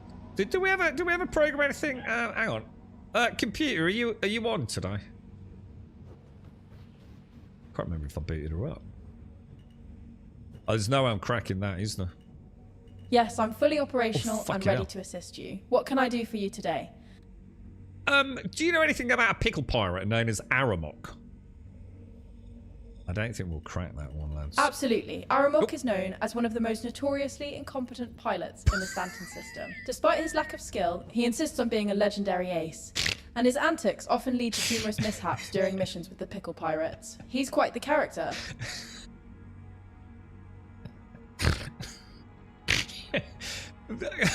Computer, can you tell me a story about a mission that Aramok has been on?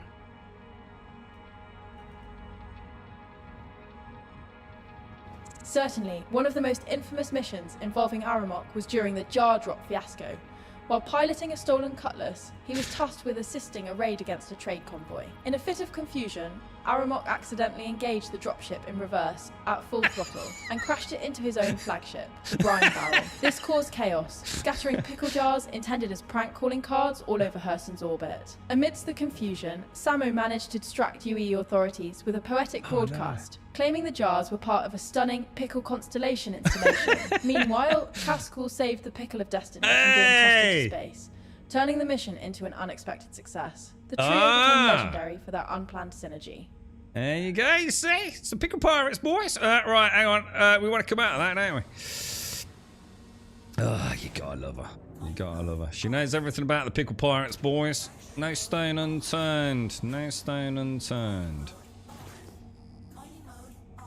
3 clicks out. Let's see what this bad girl is. That's quite cool, right, Joshua? There you go. You see, you're a legend, Aramok. Fucking legend, bruh. Hang on a minute. What's going on here, dude? Is that? Oh, it's a what's it node, isn't it? I should have gone into scan mode. We could have done a little tight cluster on that. Let's go this way, boys. 10 clicks out. I'm trying to fucking send a text message while I'm doing this. I did wonder there, Gas. I did wonder, like. It sounds like a teenage narrator. She doesn't come across as teenage to me. It sounds like a very good. It sounds very natural to me. Take care, Arthur. Stay safe out there, bro. Look after yourself, man. Look forward to Nick's, dude. I think the only games right now, because I'm tired of living in the copium bullshit, right? Of wants, needs, hopes, and dreams, like all this kerfuffle about a new world because it's got a new expansion, yeah. Soulframe, Grand Theft Auto 6, and obviously the long-running outlier, I guess, Star Citizen. I don't think I care about anything else, to be honest, guys. I feel like I've either seen it all. It's like Borderlands. Borderlands is not a bad game. In fact, Borderlands is an excellent game. But I've already played Borderlands 3 times, plus Tiny Tina's and God knows what else. Various expansions. I just couldn't give a fuck anymore. I'm tired of it, dude. Been there, done that. Nothing new to show me, lads. You know, just a slightly new, shinier lick of paint on the tin. I think it's already ooh. Fuck me, dude. A 31,000 mass with close to 30% quantanium in it. Jesus Christ. Arc Raiders tomorrow. I thought it was the 17th. Is it tomorrow it comes out for the free test? Oh shit, dude. 34% resistance. There is absolutely no way I'm cracking that, is there? Like, not even close, bro.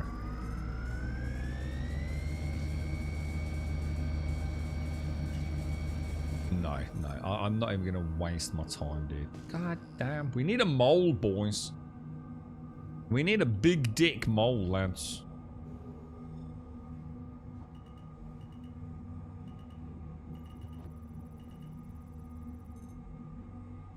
Corundum. Not what we want at all, is it?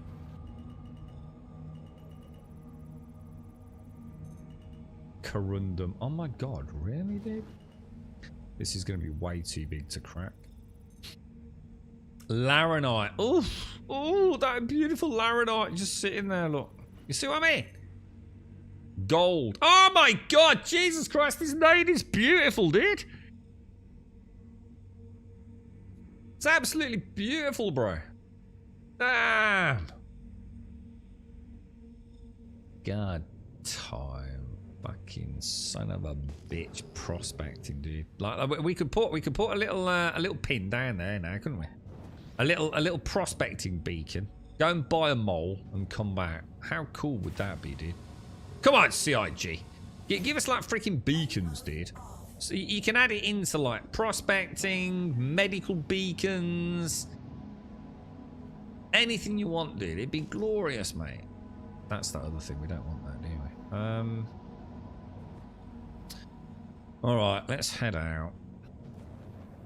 What get out? Bearing 75, 75. Let's see what we can do, dudes. Those dogs are really fucking annoying me today. It's not the dogs that are annoying me. It's the person that's supposed to be keeping the fucking dogs quiet that's fucking annoying me. And it's not because I want them quiet. It's just that if they're not quiet, it means they're fidgety. You know? That they're not, as you know from all the hours I stream, those dogs do not bark normally, do they? Unless someone's coming into the house. And all I've heard is Toby barking all day long. Which means he's not a happy dog, man. So someone's doing fucking something that is giving him a little bit of anxiety, and I don't like that. What mining gear have you got? What on this? I switch it out for the Helix 1, dude. So I've got the Helix 1 with the Surge and Focus modules. I think that is 11 labs, that one, Gas. I think that's an 11 labs one, dude. Tomorrow we'll get a Pouch Keepers here. Yeah, I am looking forward to seeing whatever Nyx is. I think people need to get their expectations in check, though. From what I understand, Nyx is just going to be a barren place with Levski, right? And maybe some missions in and around Levski. But apart from that, I don't think there's anything there, is there? I don't think you're even going to be getting Vandals straight away. To be honest, I'd be very surprised, Aramok.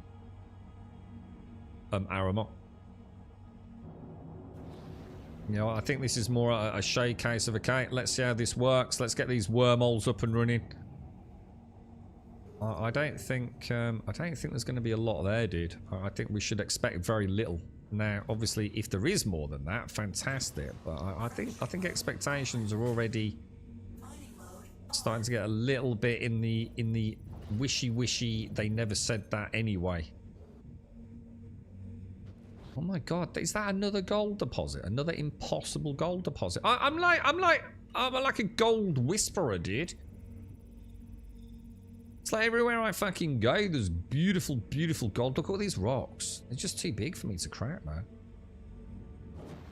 I mean, I might be, but it's not worth cracking the Boraze one. She's just not worth enough, is she, to blow through a load of Surge modules? I mean, Boraze is what? Worth about 3,000, isn't it? So even if I got a pure cargo of her, which is probably only going to be 32 SCU. I can't believe that, look. 70,000 mass. A quarter of it gold. Jesus, man. I don't know, mate. Slack Blabbergan, I still see him in game from time to time, but yeah, I haven't seen or heard from him. I always have to remember, like, because you guys know a Blabbergan, whereas I've got a real world friend known as Big Baz. So it always, like, I always wondered, like, who'd made, you know, like people do, you know, put 2 and 2 together and come up with a pineapple. So no, I've not. He still plays though. I still see him on the comms link sometime.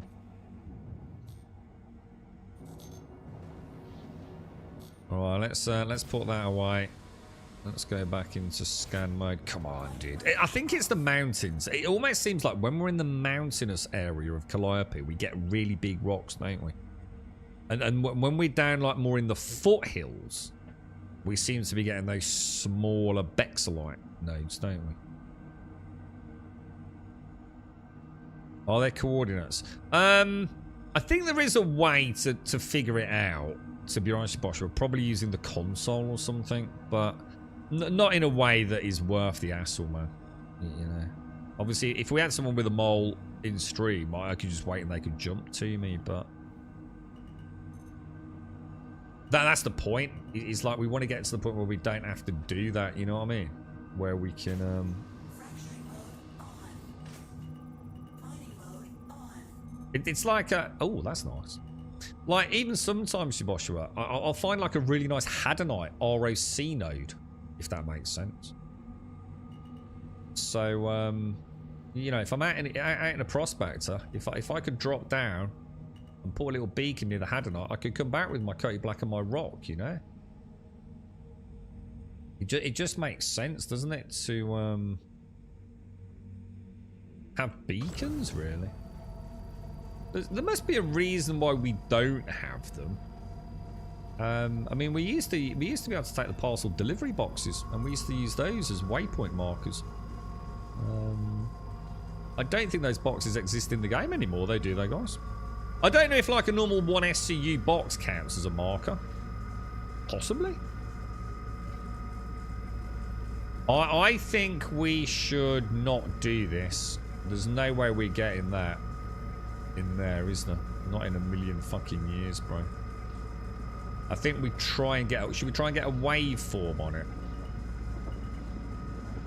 Because that's a 23% instability, dude. This thing is... And I've also got wind affecting me here. We are playing very much with fire. There is no doubt about it. Although I have found quite a nice sweet spot there, to be honest.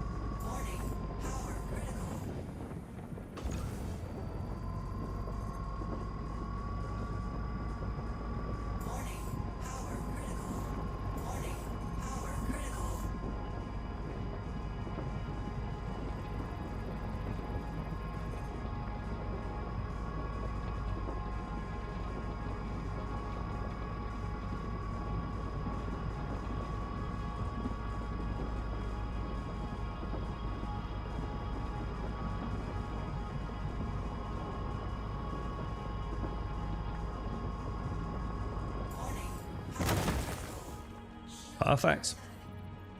Not bad at all. All right, let's see what we got. 14%.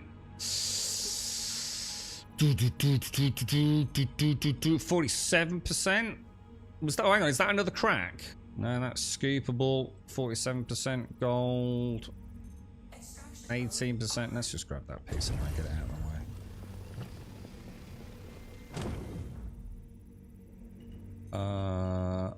10% gold. We don't want that. So how much is the Arastra gonna... So would the Arastra be able to do this? Or is Arastra going to be like more of a space-faring asteroid cracker? You know what I mean? And have we got any timeline on the Arastra? You know, is she a concept ship that we've been talking about? You know, like the Banu Merchantman for like years or...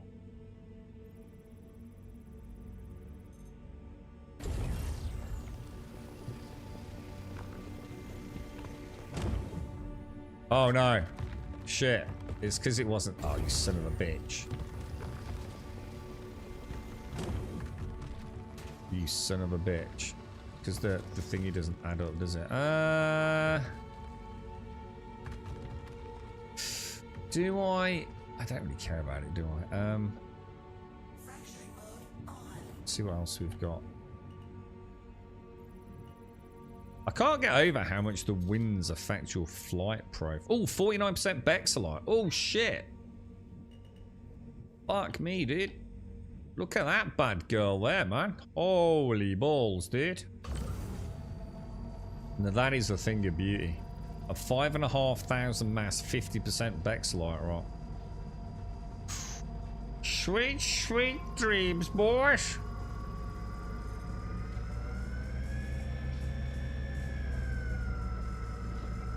Come on, my little minx. Or my little minx, I think it is, isn't it? What is a minx?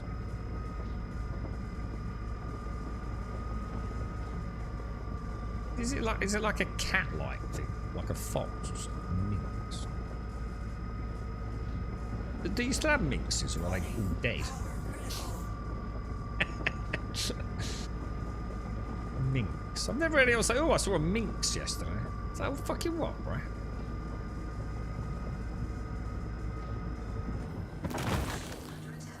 Beautiful, beautiful. Shill's took the hit of that little trace. 73% Bexlite. Oh, this is a nice node, dude. Craft beacons with a fabricator. That'd be nice, wouldn't it? Or that would be cool. Yeah. In the same way, like, we can craft the Pyro multi-tool and the cambios and the onyx for... Yeah, that'd be nice, dude. I like that.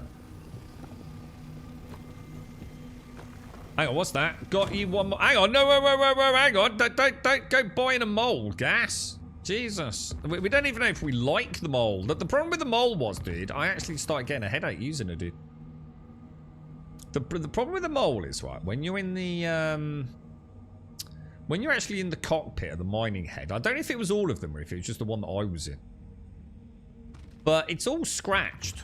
You know, like here, I can clearly see, like, outside of my cockpit, can't I? But the plexiglass like canopy of the mole mining heads were really, to be fair to the devs, it's really cool. They're all scratched up, right, from bits of rocket in it, but dude, it's like it distorts the image on the screen, and I found I was actually getting a headache looking through it, dude. I don't know if that ever got changed, you know. It might not be an issue anymore. But I know when I was last in one, which is, let's be honest, probably 318. That's how long ago I was last in a fucking mole, dude. I definitely struggled, man. I think we'll just take all of this. At least I know I was in the right prospect, so I genuinely didn't think I was.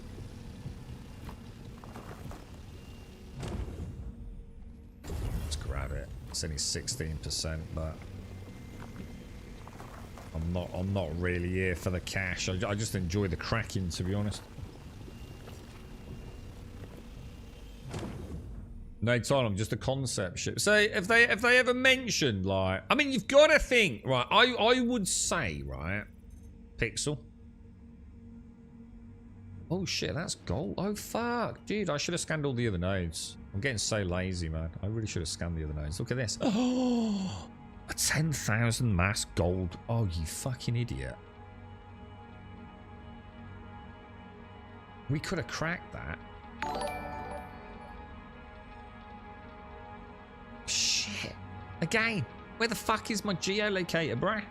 Would have been perfect, bruh. No! Not like this, game! Not like this! Star Citizen, you gotta start giving us some toys to play with as prospectors, boys.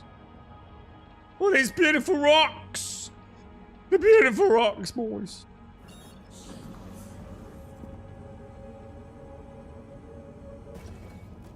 Unbelievable. You've tried them all with my crew. It was terrible to control all three lasers. It's just because you got a shit crew, innit, dude? Right, where are we going? We're going to Long Forest.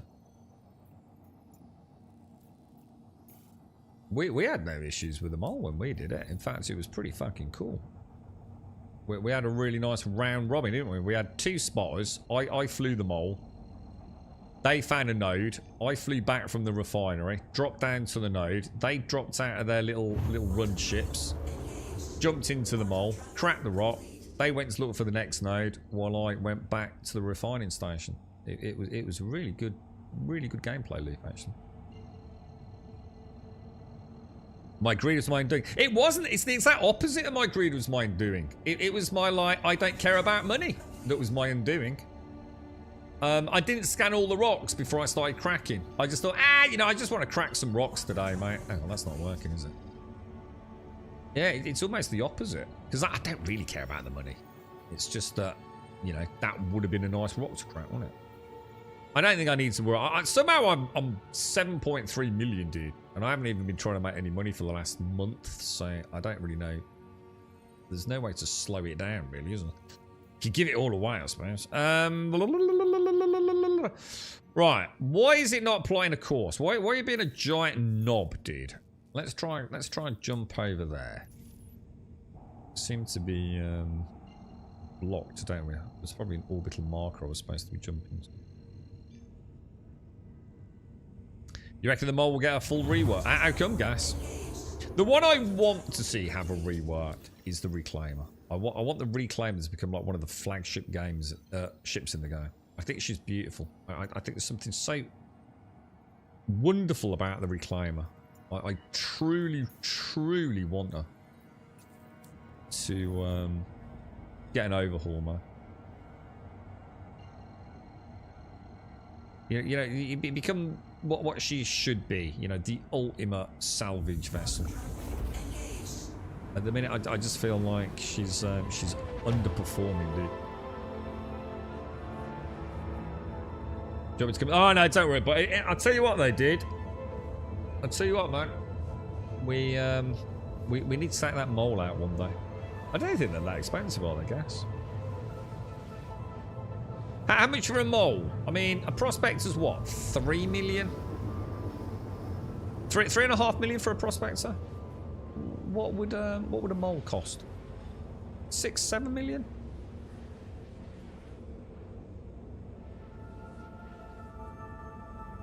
No, a minx. Isn't a minx an actual type of? I know there's a lynx, but isn't a minx? You cheeky minx. Is it not an animal? No. Is it just used in that regard to sort of try a cheeky lady? I wasn't sure if it wasn't a creature. Oh wow, it's quite a lot more expensive. I suppose it's got 3 heads. The prospector's got 1. I bet that's how CIG worked that one out, right? Prospector's 3 million, Chris. How much should we charge for a mole? How many money heads has it got? 3. Easy. 3 times 3, mate. Yeah, brilliant. Fucking genius, mate.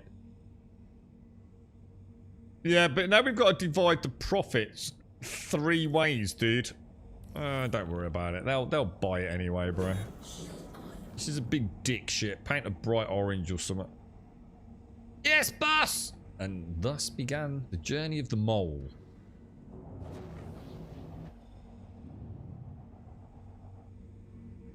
A minx is an otter. Ah, is that what I'm thinking of? A minx. A minx. I don't know. I'm sure it's an animal, dude.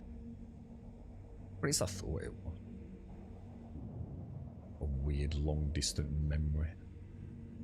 Pretty sure I've never fucking seen one.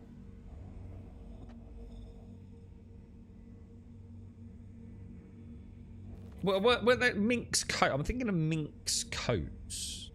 You know? Were they not like quite highly sought after? You know, back when we used to wear, well, ladies used to wear fur coats. And things. I think that's where I've heard it from.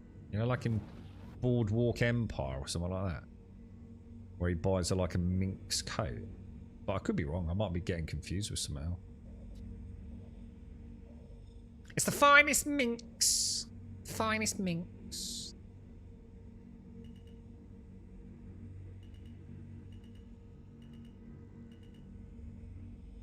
Alright, home sweet home with another wonderful prospecting haul.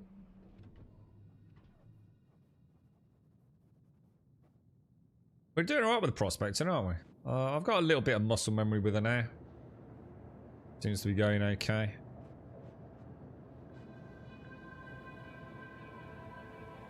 Beautiful dudes. Got a little bit of, she's taking a bit of damage on the side there. A couple of little asteroid hits or something, I think. Warframe has an update today. Yeah, I don't play it, mate. Yeah, again, I'm just tired of living in my It's not about whether a game's good or bad. I'm just tired of lying to myself, dude, about, you know, why I play certain games. And Warframe's great. I love it, but I'm never going to play it, dude. There's no point in me playing Warframe. She's too old, dude. She's an amazing game, and I think the fan base of it are absolutely justified to be proud of her. But I need Warframe 2, dude. I can't be playing these old-ass games, bro. It's 2025, man. I want to look forward to something that's fresh and new. So I'm not going back to New World. It all boils down to stop playing the same old shit. I'm going to keep doing that. I might as well go out and just fucking go and get some fresh air, bro. I need to play something that I haven't played. And those are the 3 games that I've just mentioned. So Grand Theft Auto 6, right? One could argue, is it just going to be Grand Theft Auto 5 and that's it? A bit like Borderlands. And I'll go, shit. You know, fuck. You know, it's awesome. It's the best Grand Theft Auto ever. Like, it's the best Borderlands ever. But I'm going to sit there, you know, a few weeks later and go, but, you know, it hasn't really done anything, like, particularly new. You know, great new sandbox, blah, blah, blah, blah, blah. It might happen, right? It might happen. But I don't think it will. There's always been something about the Grand Theft Auto games, every one I've played, that has been so technologically advanced compared to the previous version, that I'm just like completely smitten by it. And the thing is that the proof is in the pudding on that, because I can go back and play Grand Theft Auto 5 tomorrow and never log out of it for a month. Probably a year.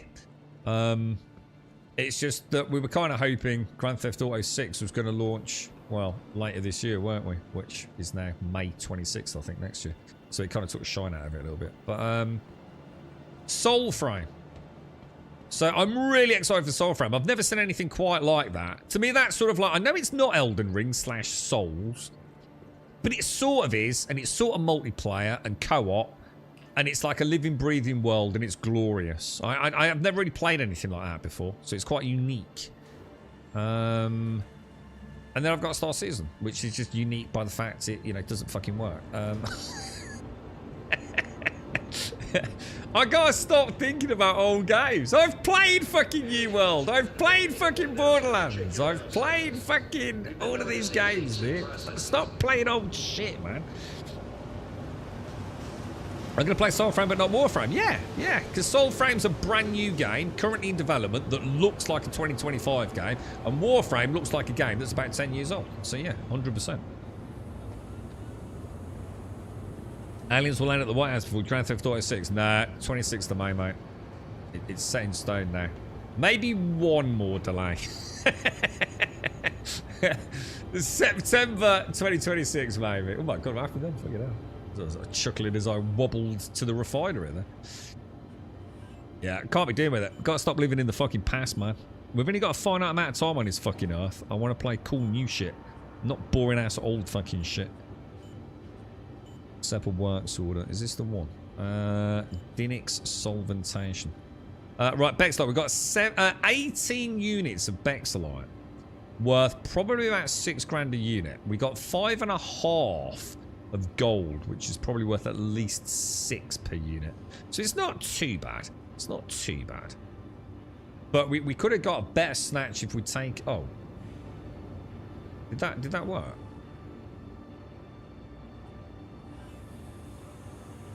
Yeah, it did, yeah. Alright, select location, Miss Prospector, sell to refinery. Got it. The one that I would have liked to have gotten into was Destiny. I do feel like I let myself down with Destiny 2. I wish I'd carried on playing it. Even if it was just jump back each expansion. I love Destiny. I've always loved it. It's the act of... It's the same with Soulframe. It's the act of playing I find very enjoyable. Being in the game is just enjoyable. It's a good, solid gameplay loop, right? It feels good to shoot shit in Destiny. It feels good to pew, stabby things in Soulframe. You know... It does... I don't need a lot more than that, man. Grab that, drop that, drop that. And then the drink appears. They've definitely fucked up Mark Cruz, bro. GTA 4 is better driving than GTA 5. Absolute nonsense. Absolute nonsense. GTA 4's driving was heavily criticised. I liked it. I thought it had it made me drive very cautiously, and I liked that about GTA 5, but absolutely not for this type of game it is. Which is why there's so many mods to fix the driving of GTA 4. Too floaty on the physics, wasn't it? But no one ever said that except you.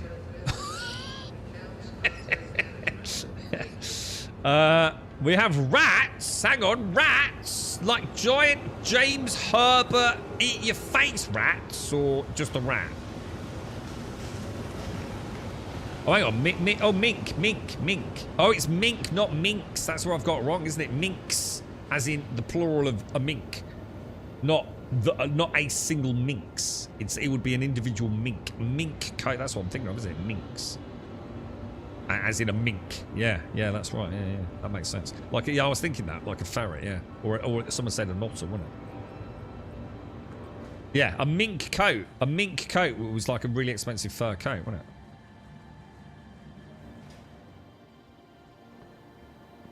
A killer whale. A minka. What, is that a type of killer whale? A minka? I've never heard of that before. Minka. You see, all the things we learn, boys. All the things we learn. Oh, so there you go. Mink is like a dark-coloured, semi-aquatic, carnivorous mammal. Like a ferocious aquatic ferret, yeah? Right, hang on. Let me have a think. So, well, I suppose we can get one more in. You live next to a blackberry bush. What? Oh, do they attract a lot of rats, do they? I suppose any food source will attract rats, wouldn't it? Yeah. What was that about mining, Mr. Bad Habits? Do you think the mining will improve when Genesis is released? No. Depends on what you like, but it depends on what we're talking about. I don't think the fundamental role of mining will change, or the implementation of mining. It's still going to be Beam Citizen, right? But I think the one thing I'm hoping is that because rocks will only appear in a manner that is dictated by the terrain. So there will be certain areas where you're much more likely to find broken up rocks, you know, such as the foot of mountains, or at the bottom of, say, who knows, even like glaciers and things, right? So I think if the Genesis terrain and planet tech means that we can now more focused search for rocks. So let's just say we're in a prospector and we know we go to that planet on Nyx and we scout around the bottom of a mountain range and every single rock is way too big for us, yeah? Then we can start building up some knowledge, can't we? And we might find actually for that prospector with that loadout, we don't want to be looking around mountains. We want to be looking down, say, in long, dried up riverbeds, for example, yeah? So, in a way, I think it will help, Mr. Bad Habits, if what we're being sold is close to implementation. And I don't mean a time frame, I mean as in if what we've seen is going to make it into the game, if it will actually get implemented. Because at the moment, you drop down, and let's be honest, you just ping, don't you? You know? I found crackable rocks in mountain ranges and on plains. I always think, oh, you know, I think there is a pattern. But I could drop down 10 more times and the pattern, that hypothesis I've built in my head goes to shit, right? So I think if prospecting can become more focused, you know, there's that riverbed, there's that dried up lake, there's that salt flat. That's where we need to be. That's where we're going to find rocks that we can crack. So yeah, I'd like to think yes, Mr. Bad Habits. I hope anyway. You may not have flying rocks over the ground anymore. I haven't seen those for a little while. To be fair, I haven't seen floating rocks for a bit. Has anyone else seen those? Have you seen them, Gas? Well, I haven't seen them. I haven't even seen the weird ones. You know when you used to get Do you remember when you used to get Hadanite nodes Your vehicle has been that were largely spawned inside of the rocks and it used to drive you mental? I haven't seen that either, dude. I don't think I've seen anything spawned incorrectly for a while. And we have done a fair bit of mine, haven't we? But then again, only on Calliope. So again, could go to Daybar, they could be everywhere, right? Yeah, exactly, Mr. Bad Habits. I'm not saying that's my hope anyway. But that is the way I'd like to think it will work. But at the same time, could be nothing like that, right? You know, it's to say we find a long abandoned riverbed, you know, up near, you know, where it's birthed. Maybe there'll be some much bigger rocks, perhaps, you know, that have crumbled down from a mountain or whatever, and, you know, as erosion and, you know, those rocks have slowly, you know, been eroded by the water or even moved and travelled further downstream. I don't know, dude. It depends on how fancy the tech is, right? I just don't know. All I need to make prospecting better is a fucking geolocator. Just right now, I could have delivered that and gone straight back down to that gold node. That's all they need to do with prospecting, just to make it more funded. Just let us add fucking gadgets to a rock that for us, they don't even need to act as a quantum jump point. They just need to be somewhere we can see on a heads-up display, right? That single change to prospecting would make everything fucking awesome, dude. You know, you'd start seeing people even selling locations in global chat, wouldn't you? You know, I'm in a prospect, mate. If anyone's got a mole, I've just found, you know, a 50,000 weight rock, 60% quantanium. Anybody want the coordinates? Give me 10 grand. It would just be so cool, dude. It really would. But sadly, it ain't in the game at the minute. What was I going to do? Calliope, innit? Oh, that is not how you spell Calliope. What is it tomorrow? It's Thursday tomorrow. Wednesday today, isn't it? Yeah, Wednesday today. Thursday tomorrow. Bish bash bosh. I've got a long night tonight. Can a pulse fit in the prospector? I'm not even going there. I don't have discussions about can it fit in Star Citizen. You know perfectly well that is never going to end well, right? Thank you. And please visit again. So the answer to that is fucking no. That ain't happening. But I'm pretty sure a 1 SCU box might work. Could try it. We could try it tomorrow. You go and buy a 1 SCU box and just leave it on a planet. We'll still see it on the heads-up display. The old designated postal delivery boxes that had like the 6 or 10 digit code, whatever it was, on that they used to work, didn't they?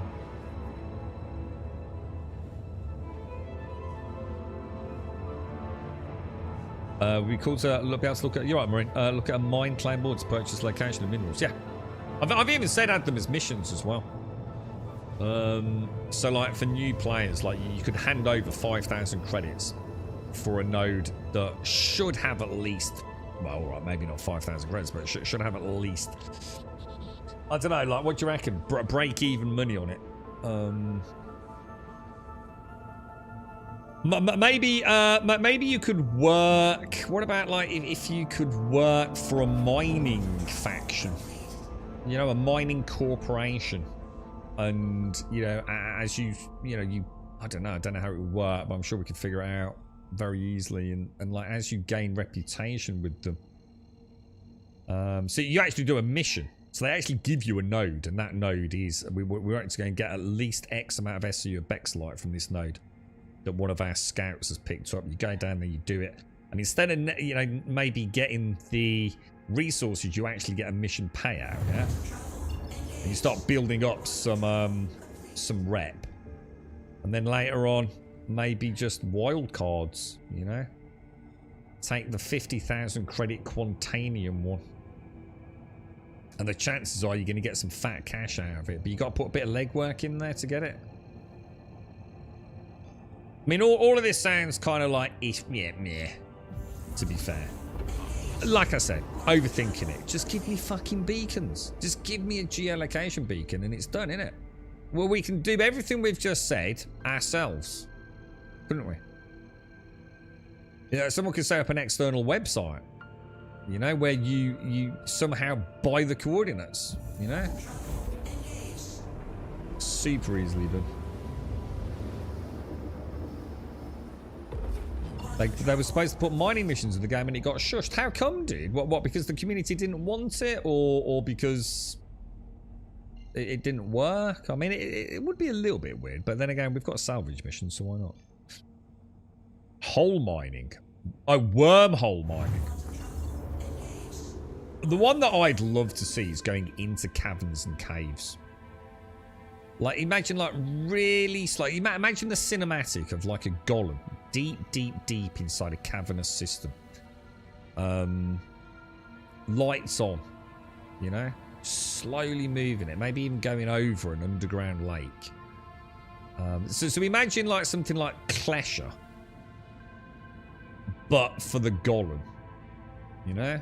That'd be freaking cool, dude. Imagine how like weird and isolated you'd feel down there. Slowly trying to find your way back out of the catacomb of caves that you've entered. Coming across another nomad, you know, or sort of nomad? Fuck me. Golem, you know, it'd be kind of cool, right? I'd love to see that. Can you buy the Polaris? No, but you can get one from Wicklow if you want to spend about 50 hours grinding for it, and then some, I think. So no, Polaris is only.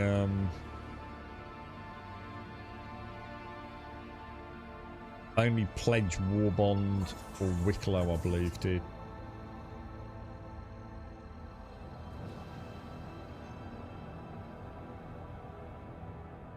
Do you think they will actually make stuff like the Idris and the Polaris available in game? Or do you think they'll keep a certain size of ship pledge only? Do you know what I mean? I can't imagine, right, the Polaris is going to be just purchasable for, you know, United Earth credits when the game goes live, yeah? I don't see it's going to... You're not going to have... You're not going to, you know, have to do a lot more. Like, really work through, like, a reputation system. I just don't... I don't see it working like that, right? Like, anyone who has a load of money can just go and buy a Polaris. I don't think it's going to work like that, Joe. I really don't. Yeah, Wicklow can go fuck itself. I have little to no... I don't spend any time with Wicklow. I just fundamentally hate what Wicklow represents. I can't ping. We sometimes get this problem, don't we? Didn't we figure out it was something to do with that? We did, didn't we? Oh, what was the fix to pinging not working?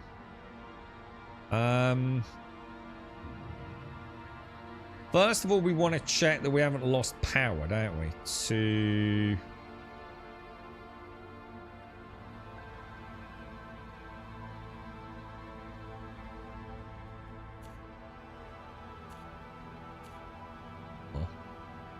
Has that got a pip in it or not? Why is it not giving me a pip back?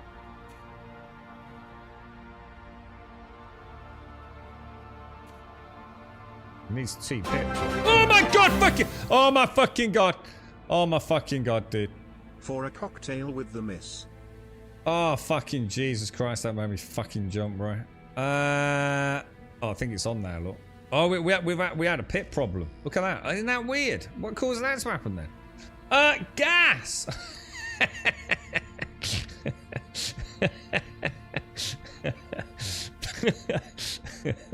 It's a good job I wasn't drinking anything then, bro. Gas, thank you very, very much for the 4648. You absolute fucking Bobby Dazzler, mate. Thank you very much. I'll tell you what, mate.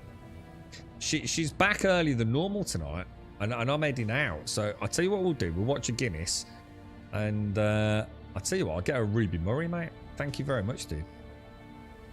You'll be a fave fella of the month there, mate. Thank you very much, dude. That'll work out really nice, that will, mate. Thank you. It also speeds up my my timeline as well, because I can go and order it, pick it up. And she can settle in with a nice big blankie over her. 2 dogs sitting next to her, one of which has been yapping all day. She'll be right in it. She's watching that Victoria Beckham thing at the minute. I said I wasn't too bothered about that. Apparently it's boring as fuck though. I quite like Victoria Beckham. I'd probably enjoy it. Thank you very much, guys. It's very kind of you, mate. Very, very kind. Nah, I can't have a Beck's Blue. I'm out and about. Not because I can't have one, but I ain't going to get time. I like to have my Beck's Blues when I've got a bit of quiet time, dude. They're not fucking cheap, are they? I tell you what, she'll probably have a veg bhaji side dish and her favourite garlic rice. Can almost guarantee it. With I'll tell you what, we'll get a couple of poppadoms with the minty sauce which she likes.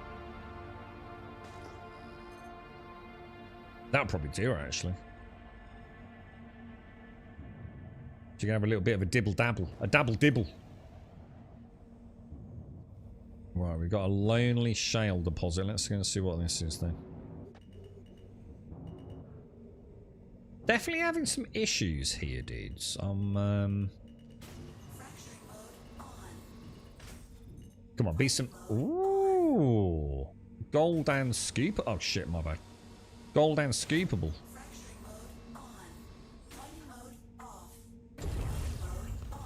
Look at that. No, it's not a lot of gold, but you know it'll do, won't it? Nice dancer. I think she's. Hang on. Which one's a dancer? Hang on. What's dancer, dude?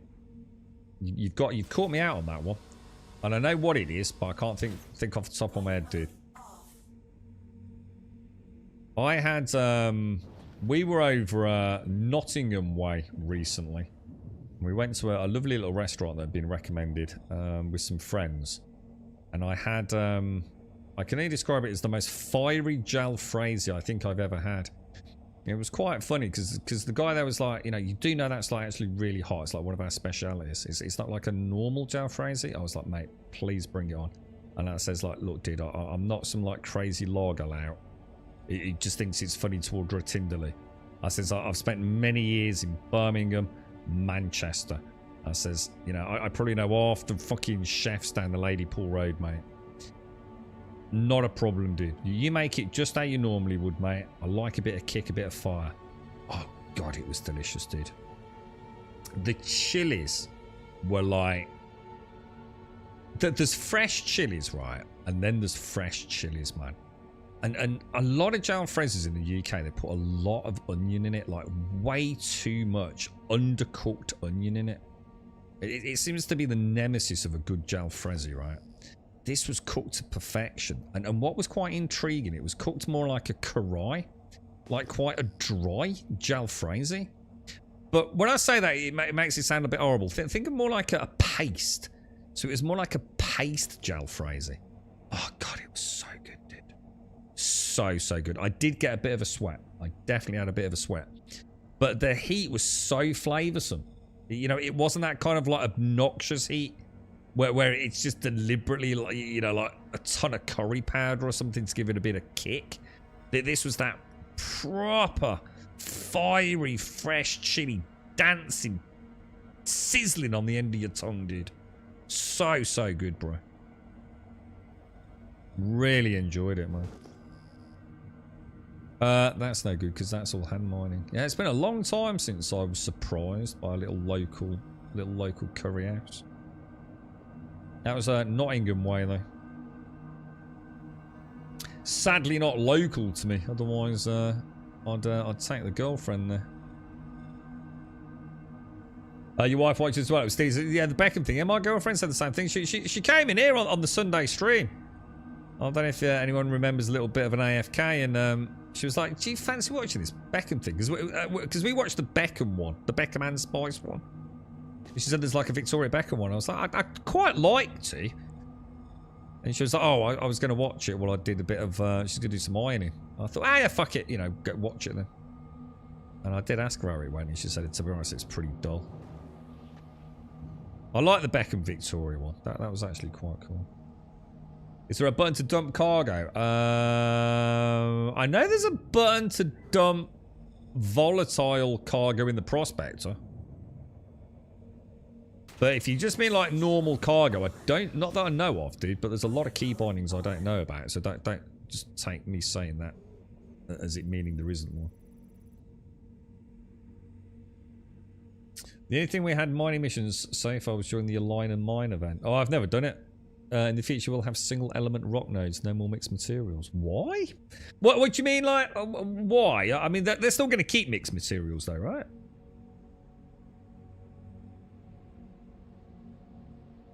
But do you know the number? Sorry, for what, David? I wish there was. There is not, but and one of the reasons I refuse to prospect. Oh, you can empty the rest of the bags out. If that's what you mean. Do you mean after you've done the refining? Then yeah, you can easily empty your prospector. Just go to the refining station and use the non-refining terminal. That empties your prospector out. Whether you want to refine it or not. That's what I do to cover the refining costs. All the quartz or corundum that I don't bother refining. It wasn't that hot, Starkey. It wasn't that hot, but it was, honestly, dude, it was right on that perfect sweet spot. One of the nicest curries I've had in a long time. And everything about the place was pretty chill, man. It's a nice little restaurant. Tiny little place. One of those tiny little places.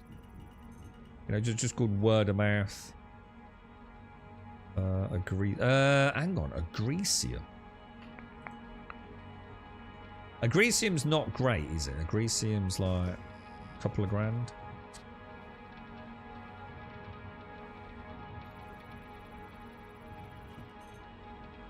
Yeah, so it looks like the act. We really want granite or. So 39% of fastenite. But it's too small for me to care about, isn't it? Oh, that's a shame. That is a shame. So that's quite annoying because the SCM limiter is the same as my Yeah, it's the same as the radius of ping, isn't it?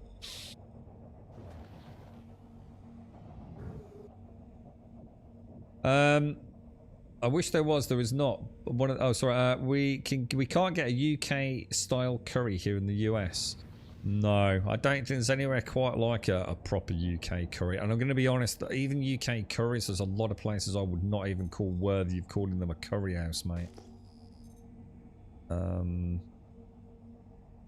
There is the creme de la creme in the UK, and then there's a lot of the local slop. You're right, Gas. You had your PayPal account not working for years due to a Steam thing. You were using gift subs and cheers because of it. The other day at work, I spent 2 hours with PayPal support just to be able to use PayPal. Don't know. So, what was the problem, dude? What, they just locked you out of it or something? Well, either way, thank you very much, Gas. Thank you very, very much, dude. She'll be extremely great. Honestly, she hates Wednesdays, mate. It's right in the middle of the week, and you know, she really struggles, man. She really does, dude. That would be really nice. I could almost tell you word for word now exactly what her itinerary will be when I WhatsApp her after the stream. There, I know her. So something like that just changes everything she does, from how she's going to walk the dogs, where she's going to walk the dogs. It makes you realise, man, you know, when you got something like she's got going on, how it's the little things, man. It's the little things that make the difference. Because there is no magic wand to solve the big shit, right? And I think it completely re-engages your brain, doesn't it? It's the difference between green beans out of a tin and fresh beans off the plant. Nothing. Yeah, these chilies were so good, bro. Like, oh, dude, it was such a lovely. I'm trying to think what I had with it. I had a bit of naan bread. We did have some poppadoms. What did I have rice-wise? I think I just had a plain. Oh, did we? No, we had a pilau. We had a pilau rice. I normally go for plain basmati, but that's pretty much all pilau is, to be honest. But Is it 3 o'clock as it shows? Thank you. She will guess. Greaseham's about 2, is it? Yeah, it's just not worth the hassle, really, is it, mate? Did I scan another one? Have we had a scan yet or not? Do you remember all the time you used to have to shoot the rocks to get them to engage? God, times were tough back then, weren't they? We have had some bad times in Star Citizen, though. 42% Hephaestonite with a 10 grand rock weight. That's pretty good, dude. That's pretty good, man. Now that's really interesting. You noticed how my laser started off at whatever it was and then weirdly went down? Why did it do that? Because I didn't ask it to. I think what would be nice in the Prospector is if, you know, when you put a head away and redeploy it, I think it should always go to laser 20% intensity.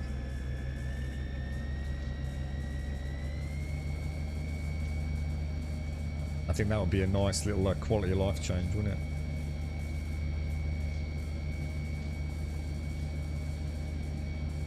Oh, she's a cheeky breaky, boys. I haven't got a lot of room here, have I?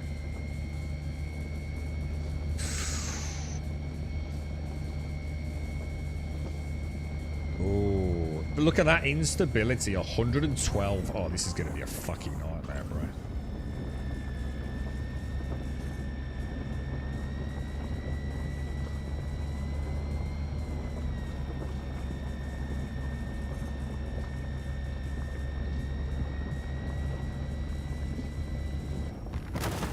Very nice crack, lads.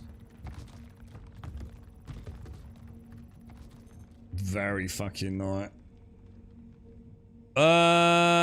Outside of Quantum Terra best light in that order, top tier. Yeah, I mean, and yeah, because it's because gold used to be good, and then it's diamond, then borax is the last like one that's kind of worth getting in it. But I'm gonna be honest, you know, the laranite, the agresium, the yavasnite, and the beryl.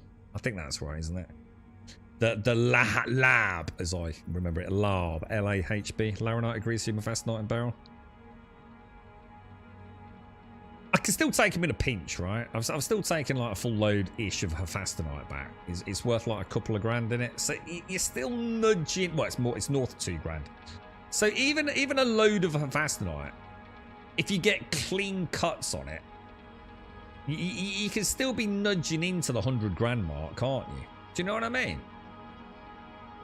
And I do need to remember that. The Atlas Geo is bugged for me when I scan. The Atlas Geo is bugged for me when I scan. What's the bug, dude? What do you mean, like, when you say it's bugged? What's actually happening, dude? You mean you can't scan? As in it won't do the tab ping, or... Oh, hang on, what was that? Oh, God, I nearly overlooked that. That's 100% Hephaestonite in there, look.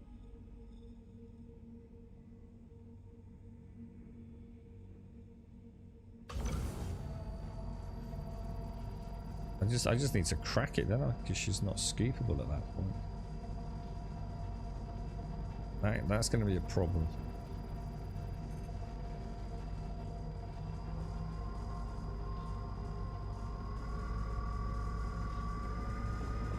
I've just had an issue where I couldn't ping, but that's because for some reason it occasionally takes a pip out of my radar, and I have no idea how that happens. I don't think there's even like a hotkey for something like that, is there? Because your power triangle stuff only affects your primary systems, your engine. Oh shit! Hang on, what's going on there? Shields.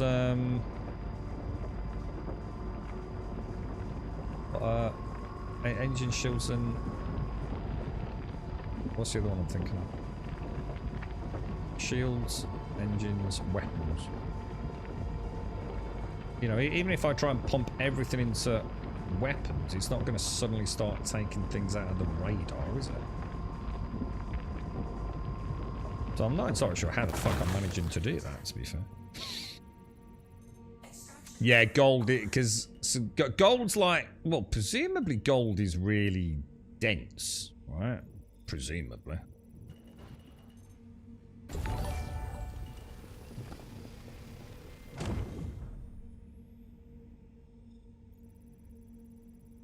What we got there? I think we've got some nice Hephaestonite here.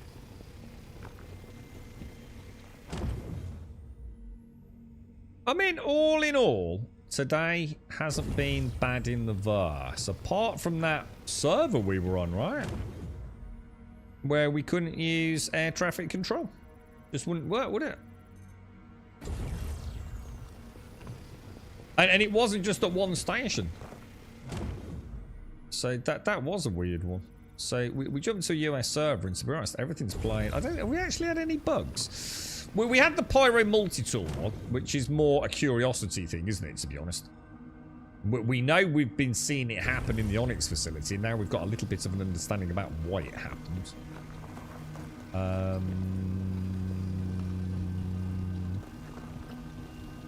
What have you noticed as well? Has anyone noticed a pattern? All morning, right? We're out and about, yeah? Can't get shit. Every fucking rock, there's a problem with it, or just not worth anything, yeah? And let's be honest, a lot of those rocks we could have cracked if we'd brought the correct gadget, yeah? We went home and I bought one of all 3 gadgets. How many gadgets have I used since? None. So, like, if I don't have a gadget, I can't find shit. If I have the gadget, so that even if I find shit, I can use them, I start finding really nice rocks. Welcome to prospecting, bro. It's quite literally the Sod's Law, sort of like digitally personified, isn't it? That's a nice chunk of a Hephaestonite, man. That is a nice chunk of a Hephaestonite. Oof. Oof. Ooh. 100% corundum. 100% corundum. 100% corundum as near as matters. Was there anything in that wasn't just corundum? 40% of Hephaestonite. I reckon we can crack her and take the last few, well, we could probably just scoop the whole thing, right? Wrong head, my friend. Wrong head.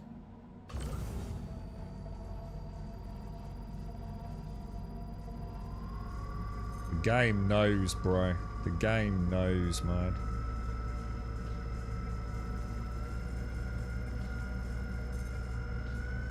If they, I tell you what, if they, oh shit, you know what? That's not working, don't you?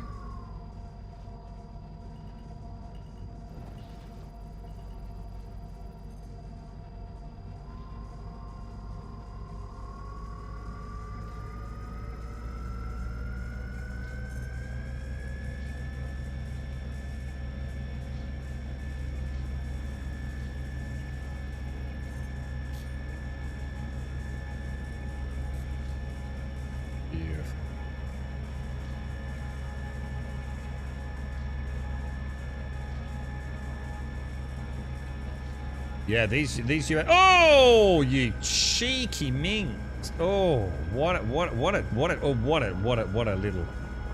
little cheeky girl, bro. We have to flutter the feather on this. I'm drifting as well. I'm drifting. The wind's got me, boys. We're fighting the wind.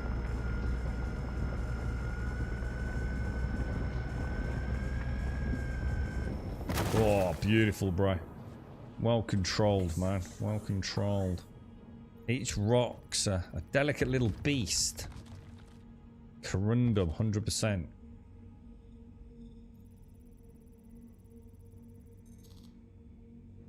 Hephaestonite. Lovely jubbly. Do you use your mouse and keyboard? I actually use every single minute of every single day that you watch me play this game, right? I give you 1% of the time that I'm not. That's normally when a bug's hit and I use the keyboard. I'm using a Steam controller, bro. So like maybe 1% of my playtime I use the mouse and the keyboard just to check that it's not a Steam controller issue. Which occasionally it is. Sometimes I'm in the wrong mode or a mode's got locked out. It's not very often, not these days.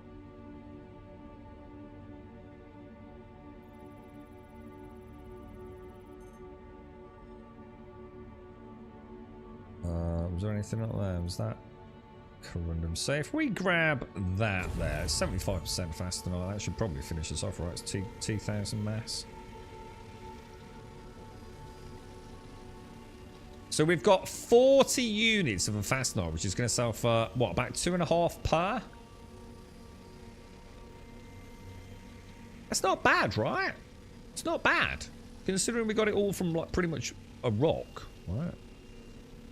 I don't seem to be scooping. Oh, shit, that's got to be cracked. It's still got to be cracked.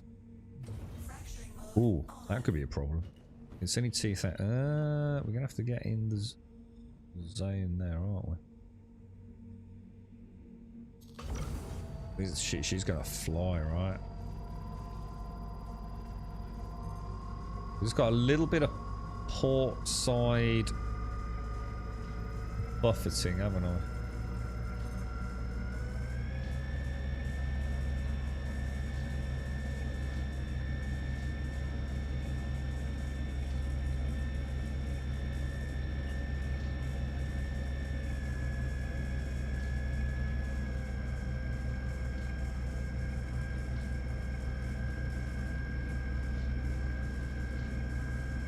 Looking forward to the 2.0. Is there a 2.0? Don't get my hopes up, mate. Don't get my hopes up. Hang on, what's this about a 2.0, bro? You know my biggest fear is even if there is a 2.0, please link it if you know about it. I've seen all the rumours and the patents and... But I've never actually seen Valve say it's coming. I was kind of expecting Steam Deck 2, which we know they're not doing for at least a few years, might come with a Steam Deck 2. So if you know anything about it, man, fucking link the shit out of it. My biggest fear is, dude, is that they go against what they've created and they go for dual analog. And oh shit, I've gone out of optimal. It's pushing me backwards, isn't it? Fuck, I'm screwed here, dudes. Ah.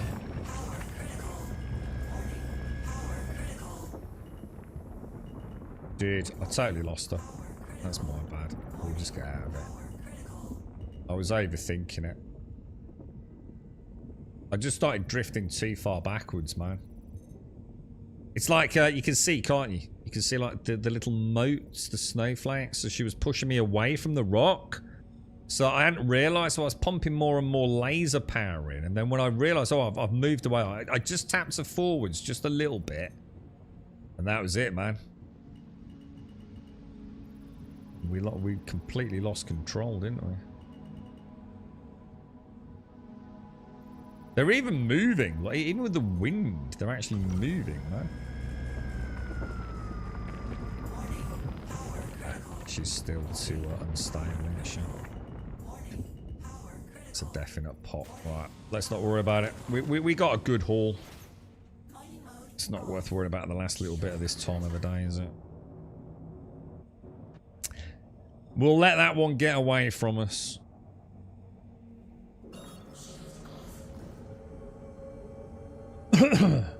Yeah, oh, Pixel, I live in perpetual fear that at some point I'm going to run out of Steam controllers, dude.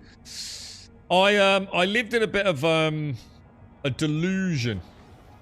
I had a Steam controller that I used for about 7 years, dude, and never had a problem with it.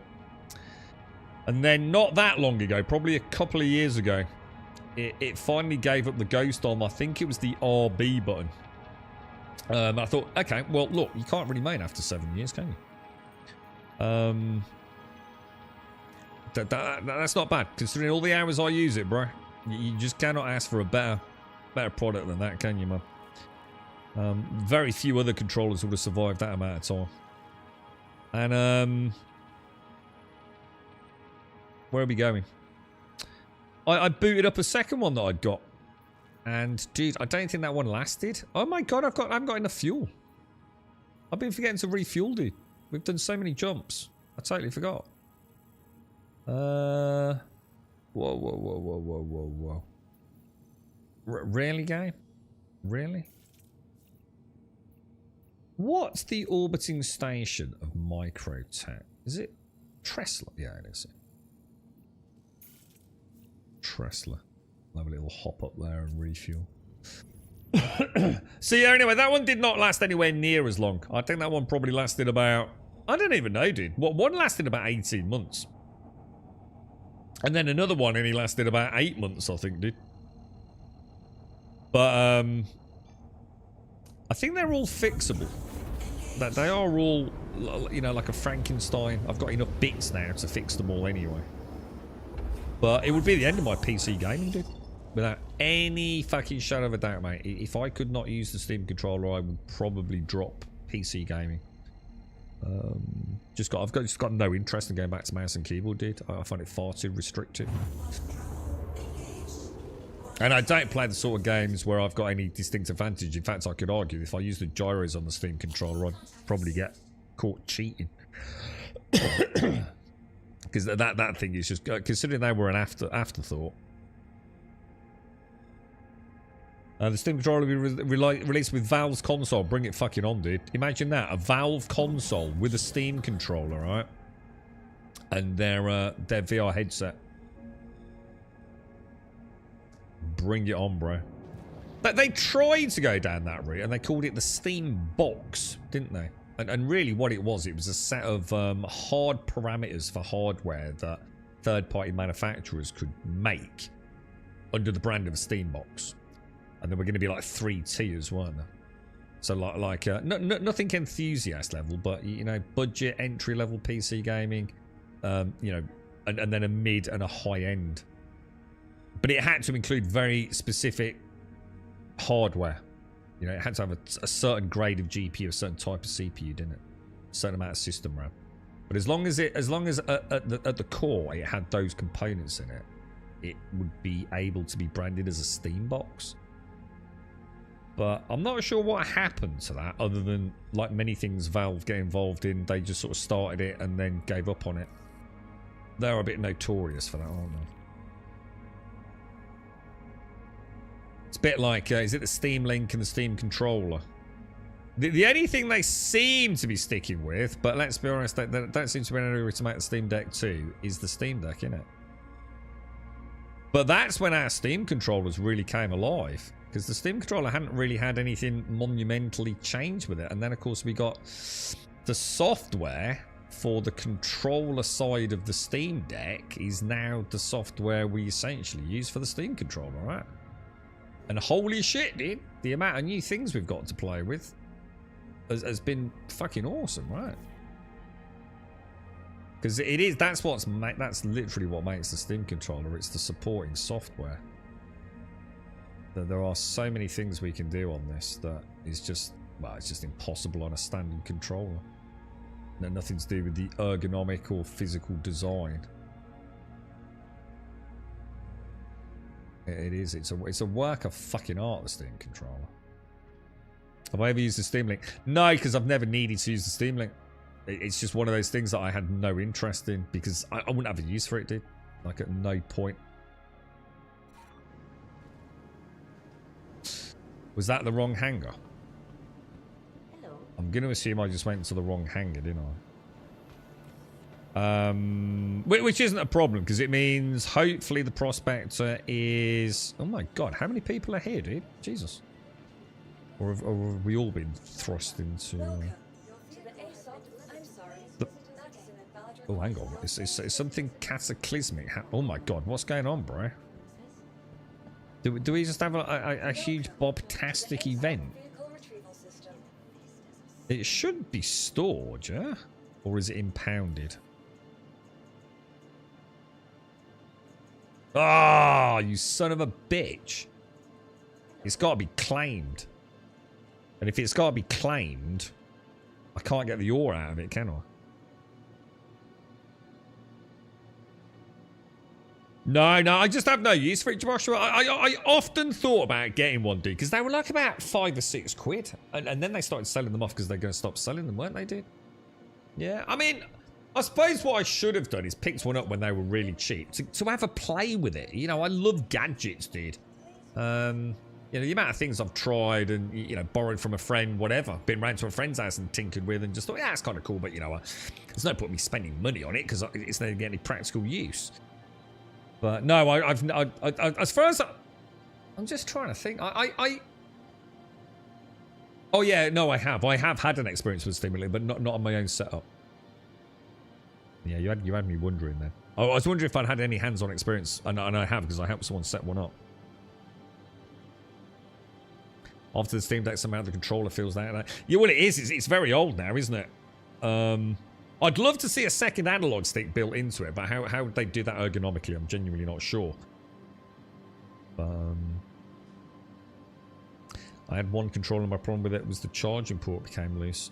What with the Steam controller? I've always used rechargeable batteries. Yeah. Because it hasn't got. Has it got a built-in battery? I don't think it has it? Well, I don't think it has. Is that another controller you mean, or have I? Yeah, I have to invest in a Steam controller. Well, I'll always say this, right? Just bear in mind, right? First thing you have to remember about a Steam controller, right, is it's not a controller in any way, shape, or form other than its shape and form. Yeah? At that point, you have to just admit and understand that after that, it's basically a different shaped mouse and keyboard. And the faster you can get your fucking head around that, the better you'll understand the Steam controller. It is not a controller in any way, shape, or form, dude, other than the shape and form. And once you start playing with the software, Jesus Christ, man, it's fucking insane, dude. But like all amazing things, most people ain't got the time or the effort to put into it, to understand it, to get the best out of it. It's not a pick up and play thing. And I'm a really good example of that. When I first bought mine, right, it went back in the box about an hour after playing 7 Days to Die with it. I just thought, that's shit. I thought it was going to be this magic controller that let me play PC games that didn't have controller support. That's not what it is. But I didn't know that. So it went straight back in the box. And I had such horrendous buyer's remorse that I'd spent 50 quid on this controller, right? Because I bought it from Game. They sold them in-game, the brick and mortar store, right? And I thought, this is ridiculous. I thought, I'm going to give it one more go. And if not, I'll just give it away to a friend or something. I thought I'd give it one more go. And that was it. It was like, I was like a dog with a bone. Let's play with this software. Let's see what I can do. And that was it, dude. The amount of fucking cool shit I've learned about how to use it. We used it to trying to play 7 Days on our projector way back when. Yeah, that's why I picked mine up. I picked up my Steam controller because it was impossible to play 7 Days to Die with a controller. Now, people will tell you can play 7 Days with a controller, yeah? They're talking out their fucking ass. Yes, it can be, but it's a nightmare, bro. It was never built for a controller. Their right analog stick implementation for reticle movement is dog shit. One of the worst ever in the industry, dude. Beaten only by probably Nightingale. And possibly Metro Exodus as well, to be fair. But yeah, it's oh, go to the hangar. Oh, you think it? Oh, you think it might actually be in the hangar? That's why it's saying claim. I'd like to know why. Oh, yeah, I suppose so. It could be, couldn't it? Ooh. I moved all my crap from Everest to New Babbage in crates in case the update comes this week. Smart move. Well, if you want to keep it, you might as well, right? No, it's not there. Although, yeah. I mean, shall I just very quickly... Oh, I can't be asked. In fact, what the fuck? Does that say? What did that say? It doesn't matter. We got a thingy coming up. Shall I, the thing is, I don't want it at this refinery, do I? I'm at the wrong place, aren't I? To refine it, because all my other stuff's at Long Forest, because the reason we're here is... So if I get it out tomorrow then, Marine, it should be there, yeah? With my cargo on. Well, that's kind of cool. Although, like I said, we're getting an update, aren't we? I love your vision on this controller. I agree. I hate playing with controllers, but the Steam controller, somehow it's built different. Yeah, it's such a... I mean, honestly, if I was to show you some of the stuff I've got going on with my version of the Steam controller, man, it's fucking insane, bro. I mean, I've got more action sets than fucking, I don't know, some ancient WWE collector, right? I've got everything that's got alternate modes. I've got button cording. It's just fucking insane, dude. It's... yeah. It's just... the only thing I never touch is gyro, and I can't remember which game it was, man. It was just like a shooter style thing, and I genuinely can't think what it was, man. The gyros of the Steam controller is basically aimbot. If you know how to use the gyro, you've got any experience with it, it's fucking cheating as far as I'm concerned. It's shocking. No controller, mouse or keyboard should be that fucking accurate. And what's really funny is, if you know about the history of the Steam controller, right, apparently they weren't going to put gyros in it. They only decided quite late during its concept phase to even put them in, and they got a load of what they thought were quite budget gyros to put in it. They're some of the best gyros in the industry. They're fucking insane, dude. Just bear with me one sec, guys.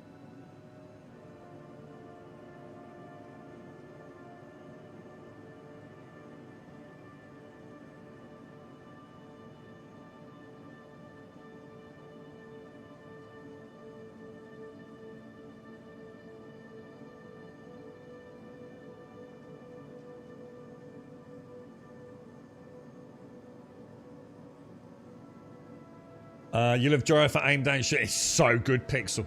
I can't remember which game it was. It's going back ages, man. Back when I was playing 7 Days to Die. So there must have been like some sort of like, I don't know, like AAA. Probably Far Cry. I seem to have a vague recollection of Far Cry game. Or certainly I tried it with Far Cry. And I thought, well, that takes all the fun out of gaming, doesn't it? It's shockingly good, dude. Back to yeah, take care, Joshua. Stay safe, man. Stay safe. The first person I hear that gyros were accurate than the mouse, I tried it in PUBG and I was surprised they're accurate gyros. Oh, they're fucking sick, dude. They're unnatural, mate.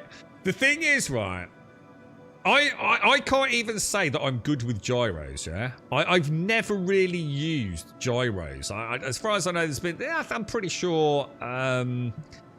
didn't the Vita have gyro enabled? And I'm sure one of the PlayStation controllers had gyro shit, didn't it? I can't say I've ever been, like, sold on it. I never really thought putting the effort into, like, using gyros. And then I thought, I'll try it on the Steam controller. Like what else can I do on this thing, you know, with the haptics and everything else? I've never used them since, bro. I've never used them since, mate. There's probably all sorts of mad shit I could do in Star Citizen using the gyros, mate. But I just thought there's got to be a point where am I even playing a video game, to be honest, man. I'm going to get accused on stream of cheating at this rate. Using a fucking aimbot or something. But they're very well done, actually. And like I said, either I'm a natural talent with gyros, which I find very hard to believe, or it's one of those things I just took to, you know? It was like immediate. It was just like, whoa, shit. You know? That's kind of fucking freaky, dude. Because it's just so instinctive, isn't it? It just comes like, well, at least for me, like immediately natural, dude. And you know, if you don't like it, you can invert it and play about with it. I mean, the gyro settings alone are like worthy of a whole fucking hour-long video, right, on the Steam controller. But yeah, she's very, very good. But alas, they don't make her anymore. So we need a version 2, man. I'd be there day one as long as it's still got dual haptics. Those haptic circular touchpads are super important.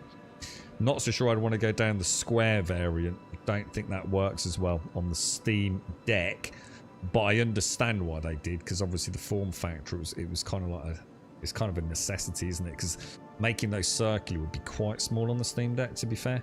Probably wouldn't be big enough, but they're quite chonk, aren't they, on the Steam controller? But man, they're accurate. They are crazy accurate. You know what, Pixel? I have to make sure that my thumbnail, yeah, is always really neatly manicured. Because if the nail gets to a certain length, yeah, it starts touching the haptic. And you lose a little bit of that precision then. So I always have this beautifully manicured right thumbnail, dude. My right thumb. The rest of them are all like nasty bastards, mate. But that one, oh, I look after that one, bro. It is literally impacted on my physical and mental well-being, the Steam controller. Ladies and gents, I need to shit because I've got a load of stuff to do. To everyone that's joined us today, massive shout out. And enjoy whatever you're up to. I will hopefully catch some of you tomorrow. Stay safe. We should get on tomorrow, hopefully around the normal start time of 8:15.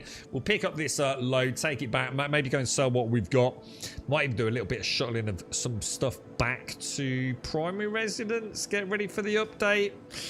Yeah, you know, and then I think I need to get some proper flight time, man. I need to start ship-to-ship combat. I am so fucking rusty on it, bro. I really do need to get some flight time in, and with Nyx coming up, perfect. Because hopefully Nyx, there won't be a lot of on-ground stuff, will there? I can't imagine with there being no planets. So hopefully there'll be some Vandal, maybe engagements. I don't think they're going to come too soon, but it will be fun, right? Stay safe. Thanks for watching. Gas, massive shout out, mate. I'm going to WhatsApp the girlfriend as the outro music plays, bro. Thank you very much, dude. Big love to the family, man.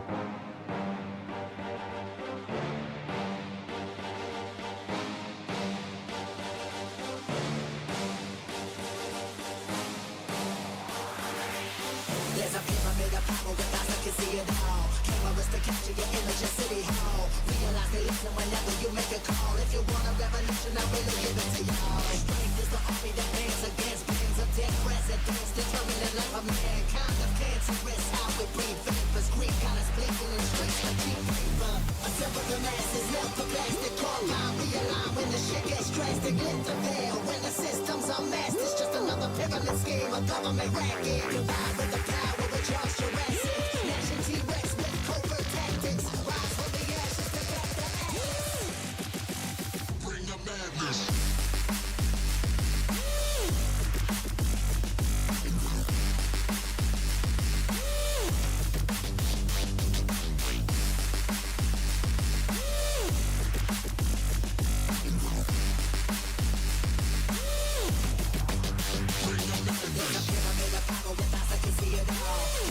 Capture your image in City Hall. Realize they listen whenever you make a call. If you want a revolution, I really give it to y'all. Strength is the army that bands against bands of dead presidents, determining life of mankind. The cancerous, how we breathe. Vapors, Greek got us blinking in streets like cheap paper.